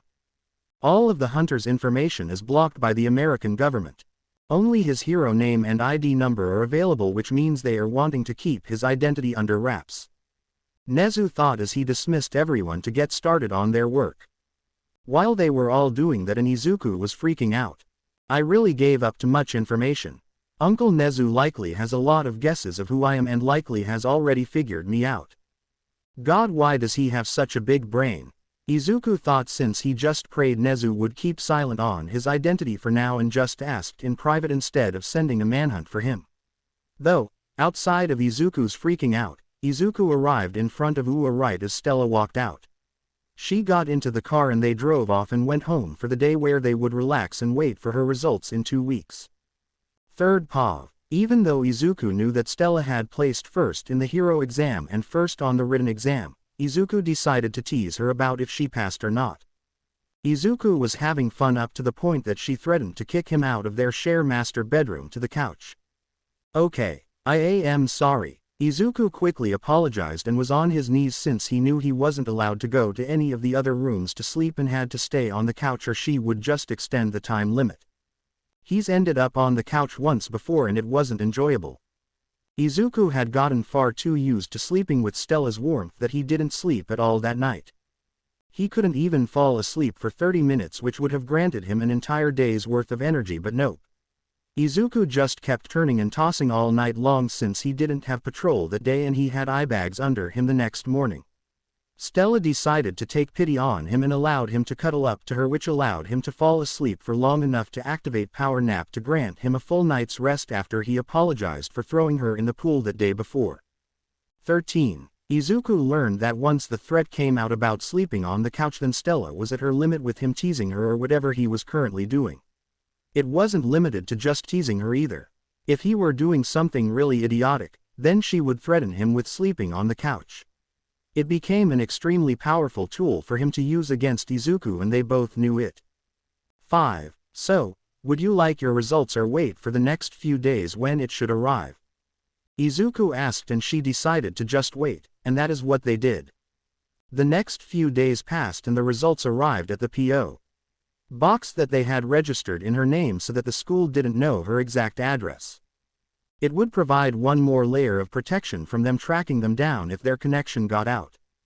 Izuku had stopped at it on the way home from an early morning patrol since he's noticed some decreases in villain activity and he decided to look into it, but he didn't find any of them. It was as if all the villains were slowly disappearing. Izuku placed the results on the table and had made breakfast for his Haim and woke her up once it was done. As they sat down and ate, Stella opened the results and Izuku's mood was ruined. I am here to deliver the results, yelled out All Might as he was on the screen. Hello, young Vermillion. I am here to congratulate you on passing the written exam with 96%, which is the highest result in UA history. Stated All Might, and Izuku kissed her on the cheek. Good job, my Haim, Izuku said, and they kept listening into the device. Outside of the written exam, we also have the results for the physical exam. Once again you scored first place in the physical exam with 192 points, which means you are 10 points higher than my personal record. This also means that you are the class representative for the entire first year's class. All Might stated, and then it provided more information like she was in class 1A. The projection soon stopped and they talked about the results. Izuku warned her that the people from her past were attending that school as well since he saw their results and the without a doubt passed. There was also the issue of All Might and Green Tornado teaching at the school moving forward. 3. Izuku overall believed them working there would open the school to being targeted by villains that want to take shots at the hero's reputation, since attacking UA and All Might and not even succeeding would still be a hit to the hero's reputation. However, he wasn't going to reveal himself just to bitch them out over the idea of All Might working there. Stella, if something ever happens then reach out to me via text. If there's any trip off the main building then text me the location so I can check in on it with my crows, and if something happens I can come. I'm not really concerned about the main campus, but I just want to be safe, my Haim, because something doesn't feel right with the criminal activity recently. Izuku told her and she agreed to alert him of any trips off campus. Soon, they just went about their day with some light training and then relaxed since she would be starting school in about a month. Izuku asked Stella about her outfit that she would wear and he was a bit annoyed about the skin being shown. If Izuku had his way no skin would be showing, but he didn't want to be controlling so he kept his mouth shut and Stella could tell. You want to comment, don't you? Stella asked him and he nodded his head. I do, but I don't want to be controlling, Izuku said, and she said she wanted his comments but he would need to accept whatever she decided in regards to it in the end. I wish the chest was covered up a bit more. I could deal with the legs, but I just really wish the chest was covered up a bit more since I don't want other men looking. Izuku stated, and she giggled at him and he pouted, but she said no skin would be showing. She showed the notes and she would have a layer of material going over her body under the outfit. It would provide her some protection from the elements and some attacks. It's also meant to be tear resistant in the event that everything else gets removed from me. So even though it looks like the skin is showing, you need to look at the hands compared to the legs and chest. It's two different colors but slightly. It won't be directly showing any skin in the legs or chest area and only the lower arms. Stella stated, and Izuku said he was completely happy with that since he didn't see the notes about that. Izuku did make a comment about killing any perverts that dared previous on his Heim, and she just fell over on the couch laughing at that, which earned Izuku just pulling her onto his chest into a cuddle. 21. Soon the start of UA had arrived and Stella got up and dressed in her uniform, which Izuku admitted that he found attractive. She just jabbed him playfully in the side at his comments, but he just smirked and lifted her chin slightly and kissed her. Izuku wasn't in his hero outfit or anything today. Instead, he was just in a business suit that made him look a lot like his father. Ikki, you know how you always thought you were like your mother? I think you look far more like your father, just with green hair since you stopped adding white in now. Your hairstyles match more now and you have grown out of most features that look similar to that woman. Stella stated, and Izuku smiled a bit and thanked her. Izuku looked in the mirror and did realize that if his hair and eyes were white he could be mistaken as a carbon copy of his father, and that made Izuku extremely happy. Stella, what do you think would happen if they find out my identity and I just quickly turn my hair and eyes white in front of All Might? I think it would be a fun sight to see if he mistakes me for my father.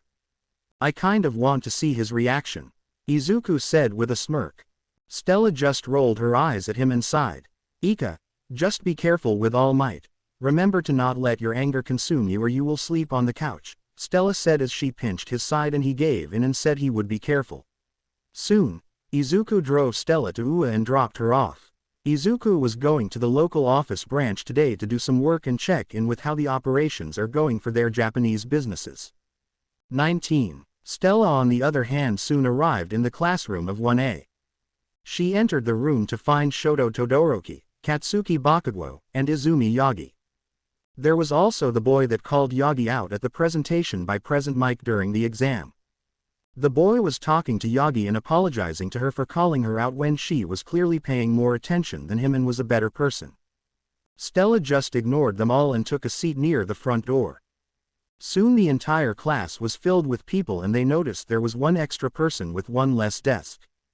Ika said the teacher for 1A is his uncle, which he's unsure if he hated Ika or not due to his previous quirkless statues.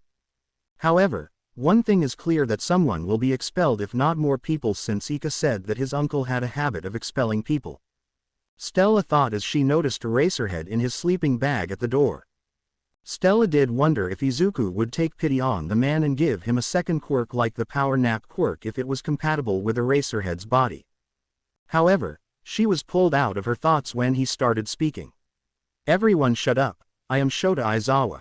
You will call me Aizawa-sensei. Now put these gym uniforms on in the changing room and get out to the training field in 8 minutes or I will expel you.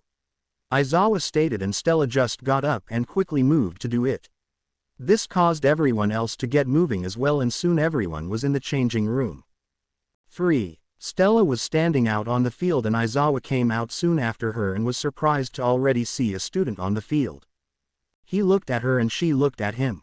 Good day, Eraserhead, Stella stated, and Aizawa's eyebrows raised a bit in shock that a student and a foreign student at that knew who he was. I'm curious of how you know of me, Aizawa stated, and she chuckled a bit. I've been told about you. Though, I wonder if you will live up to the hype he gave me.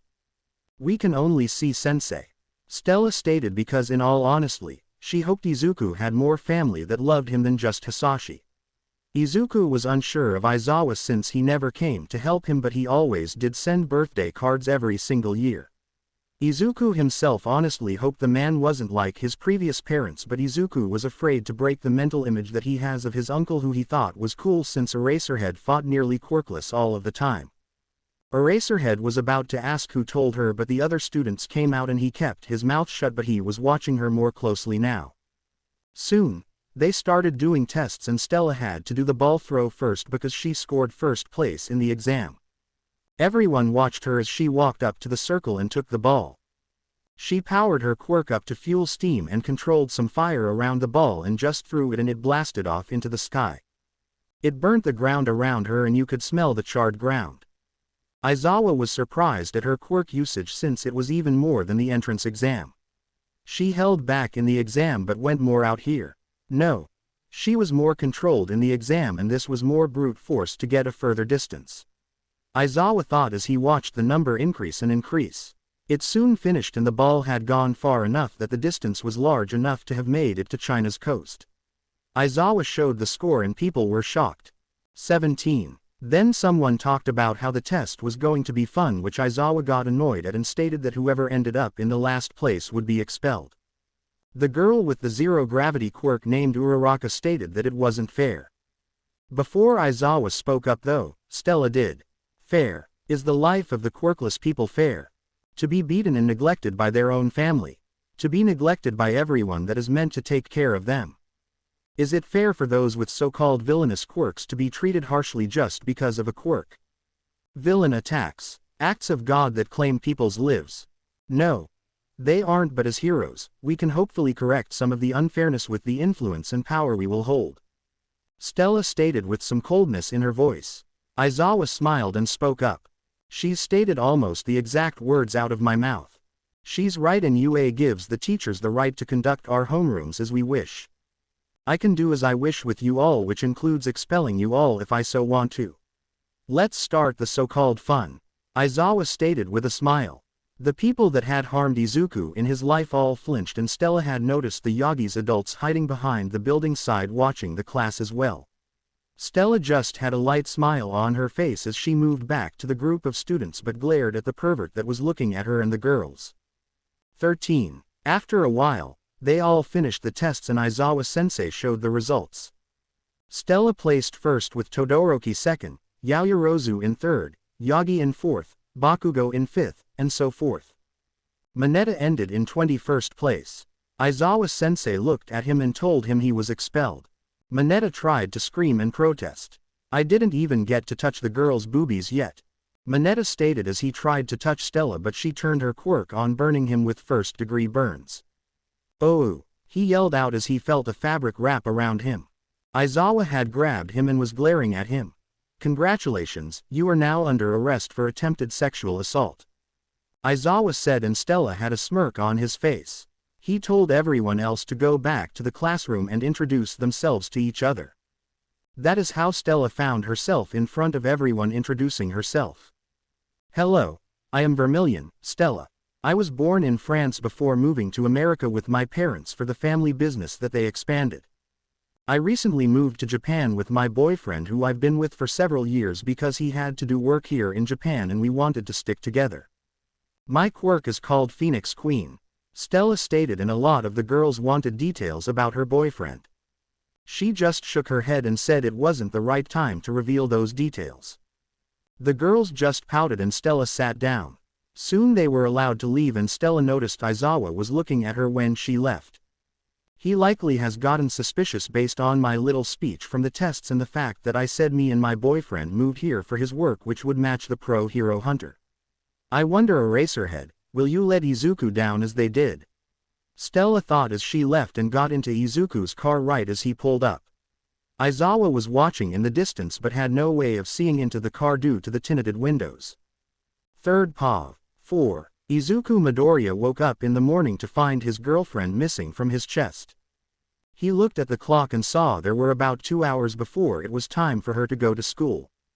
He got up and decided to look for her, and the first place he looked was the bathroom, and he found her there standing completely naked and he froze.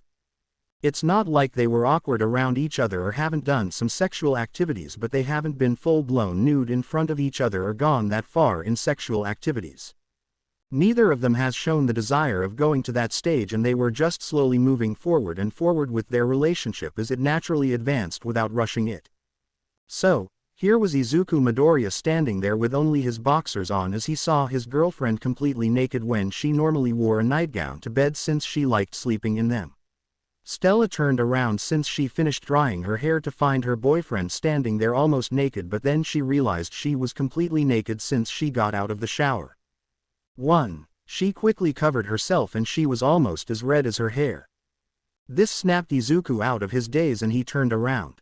Sorry, I was I came looking for you since I didn't find you asleep on my chest like normal. I'm sorry I didn't say anything, I was just in a daze at the sight of. Izuku was stuttering now and had a large blush on his face until he felt Stella pressed up against his back, which made him freeze. It's you, so it's fine if you see me like this, but I'm not ready. I'm not ready to go the full way right now since we are still a bit young. Okay, she said with some stuttering, and Izuku quickly turned around and hugged her. He rubbed her back and kissed her forehead. It's okay. I'm willing to wait for centuries if it takes that long. We have almost all of the time in the world to take our lives as slow or as fast as we want to. Izuku stated as he kept kissing her forehead. Izuku then picked her up and moved her to the bedroom and pulled some of her clothing and uniform out of the dresser so she could change. He himself started to get change and he took his boxers off in front of her since he had seen her naked. Ika, she said quickly, but he chuckled. I get to see you naked right now, so I don't care if you see me either. Remember, we can take it as fast as we want or as slow as we want, but I am comfortable with you seeing me completely naked, and I love seeing you as well, my Heim. You have always made me feel comfortable with how my body looks with all of my scars from my childhood, so I have no shame of showing off in front of you. Izuku stated as he slipped new clothing on but still sported a blush. Stella soon finished getting changed as well and they made their way downstairs and Izuku made breakfast for them. 11. Far as I know today is simple, but we do have a battle training at the end of the day. They didn't say who the teacher was, but we know All Might works there with Green Tornado and I think it's going to be them. Stella stated and Izuku nodded his head. I'll keep a crow nearby like normal but kick their ass, my Heim, Izuku stated, and Stella just giggled, which made Izuku so happy hearing her giggle. God, I love it when I make you giggle, Izuku said, and she rolled her eyes. Soon it was time to go to school and Izuku dropped her off before heading out to do some patrols since he's been noticing a dangerous trend of criminal activity dipping even more. Izuku was afraid of a large attack incoming and decided to warn the UN so they would send a warning to the Japan Hero Commission. Izuku stated that he believed UA would be hit, likely due to All Might teaching there, and that it would damage the hero's reputation in Japan if the school got attacked while All Might worked there. The UN sent the warning to Japan's Hero Commission, but Izuku didn't know if the school received the warning or not, so he made sure to keep several crows near the school at all times. As Izuku was hunting down criminals and trying to find out what was going on, Stella was going through her day until it was time for the battle training. Stella was sitting in the classroom and she made some friends with a few of the people in the class. She became friends with Jiro, Asui, and Ashido, who she found enjoyable to be around. They would all sit together during lunch and talk about things going on. Stella's even offered to help them with their homework since she was being assigned harder work that was on a level with some college-level work. Nezu had set it up so she would be earning college credits since he had a license to perform such class types. The homework would be given by the normal teachers and he would grade it. If she had any questions, the teachers could help her since they all knew it as well, but a lot of it was self-study at her own pace. The more she finished, the sooner she earned individual college credits. The class was shocked to learn that she was doing that type of work but accepted it since Stella said it has happened before in UA due to people testing out of the high school level work. As she was waiting with everyone else, she heard footsteps quickly coming, and then the door opened. In came All Might, who did some weird pose. Green Tornado came in as well, but Stella just rolled her eyes and held her tongue.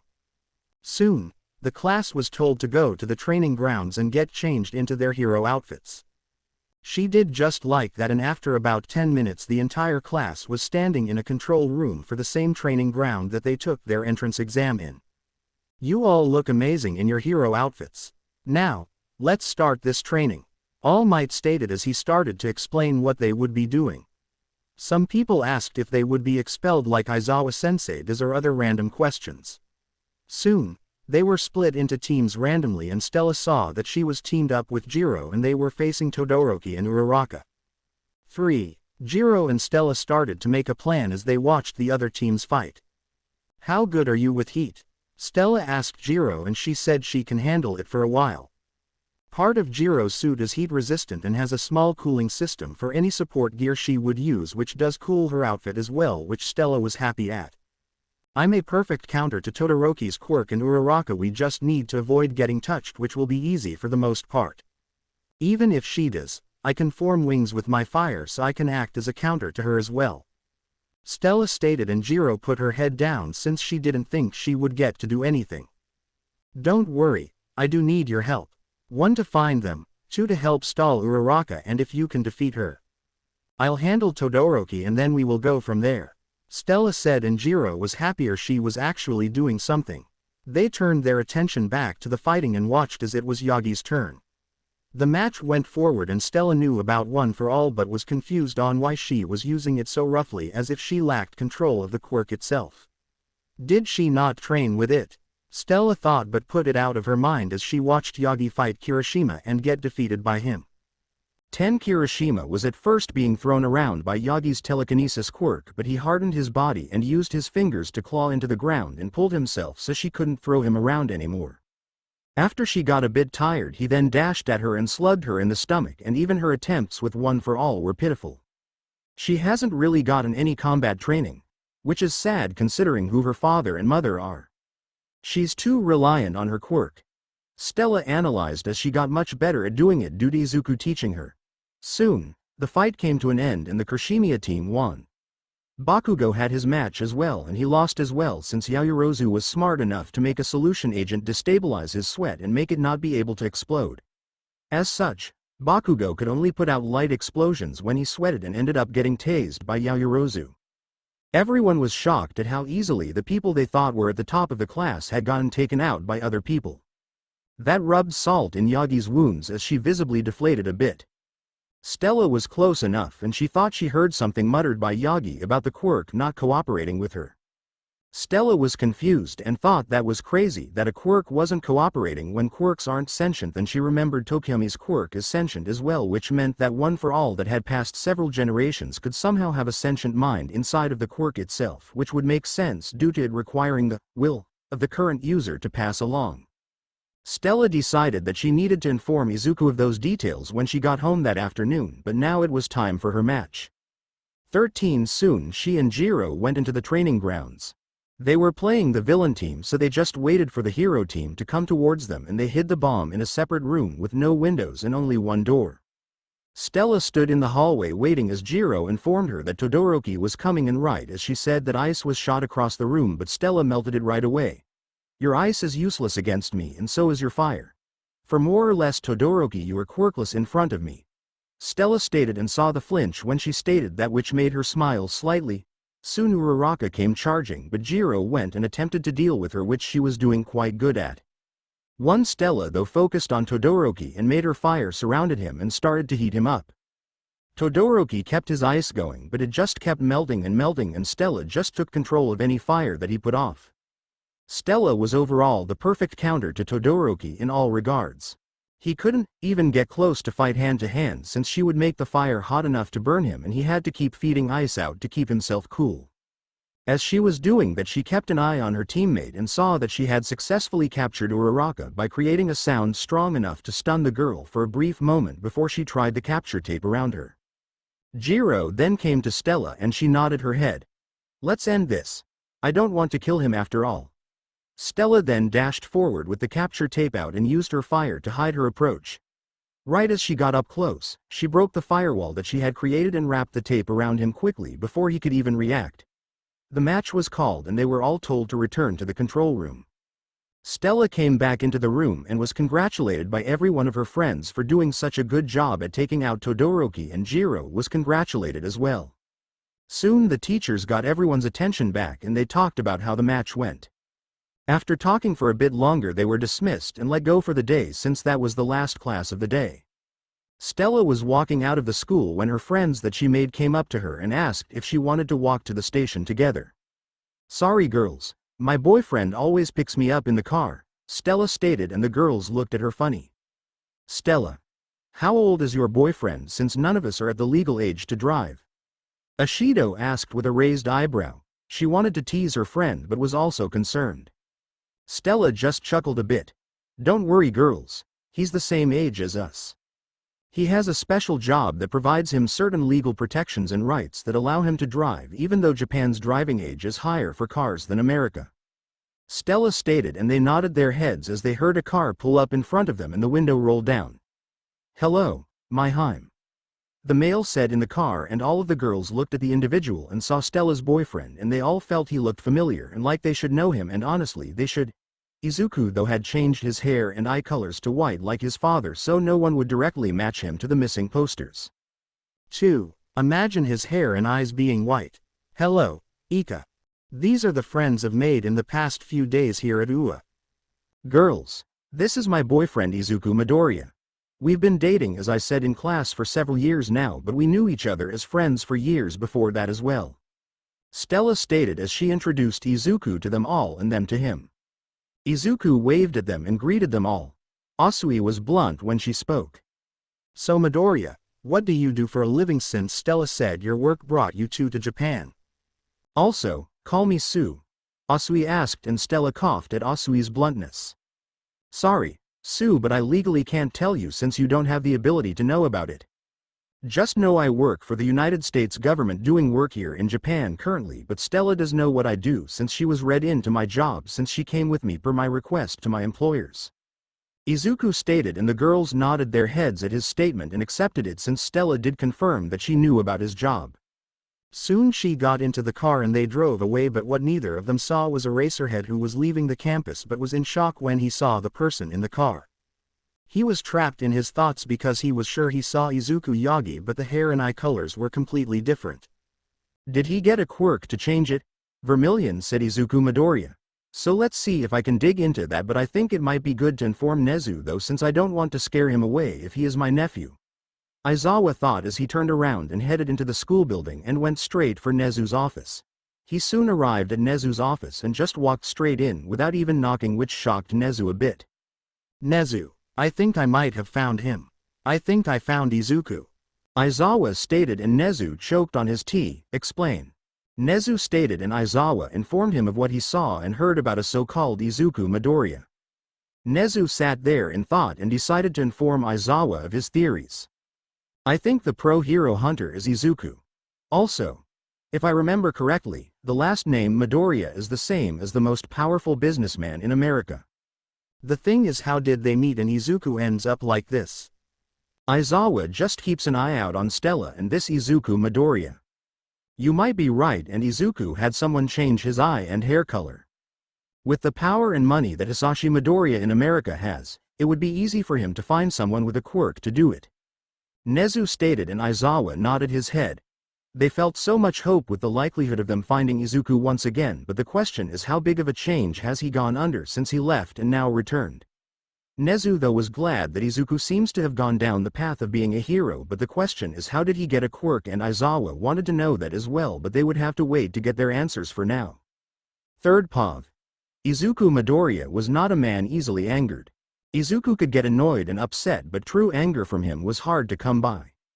There are only a limited number of people that have achieved truly angering him, and that list contains Inko Yagi, Toshinori Yagi, Izumi Yagi, Katsuki Bakugo, and Shoto Todoroki, but now it contained a few more people on that list since someone decided to touch what belonged to him. Someone decided to touch Stella Vermillion and threaten her life, and now Izuku Midoriya was truly angered. That is what Izuku felt when he came to the USJ and found his lover, his future wife, his soulmate harmed and injured with the rest of her class at the hands of villains with one of those creatures created by the doctor. It was at that moment that the doctor earned a place on Izuku's shit list and was going to end up dead if Izuku had his way. However, let's explain how we got to this point, shall we? 13 Izuku had gotten up that morning to feel the embrace of his girlfriend against his chest. Izuku had taken to just sleeping naked over the past few days with Stella since they had seen each other naked already once. Stella threw a fit about him doing it, but in the end accepted it, and Izuku could tell that she secretly enjoyed it since she decided to get naked as well, and they both just started to sleep like that for the past few days. They never got sexual with any of their actions but just enjoyed the warmth of each other's bodies. Now, Izuku enjoyed waking up to the sight of his lover on his chest in full view, but today he felt off.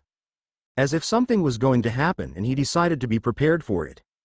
He looked at the clock and saw that there were several hours before Stella would need to go to school.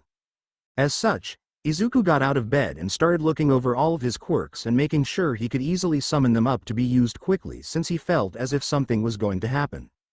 As he was doing that, he also called and warned his UN and American contact about his feeling of something happening today. Now, for a normal hero, they would take the advice with a grain of salt since they could be wrong, but Izuku wasn't a normal hero. Instead, he was a special agent and he had all for one. His warnings were not to be ignored. As such, the UN sent Japan's Hero Commission a warning to warn all of their hero schools of a potential attack. However, they warned Izuku that they were unsure of if Japan's Hero Commission had sent the warning out even though the UN ordered them to. Stella soon woke up and found Izuku mediating. Stella broke him out of his meditation and they got dressed quickly and enjoyed breakfast before Izuku dropped her off at the school.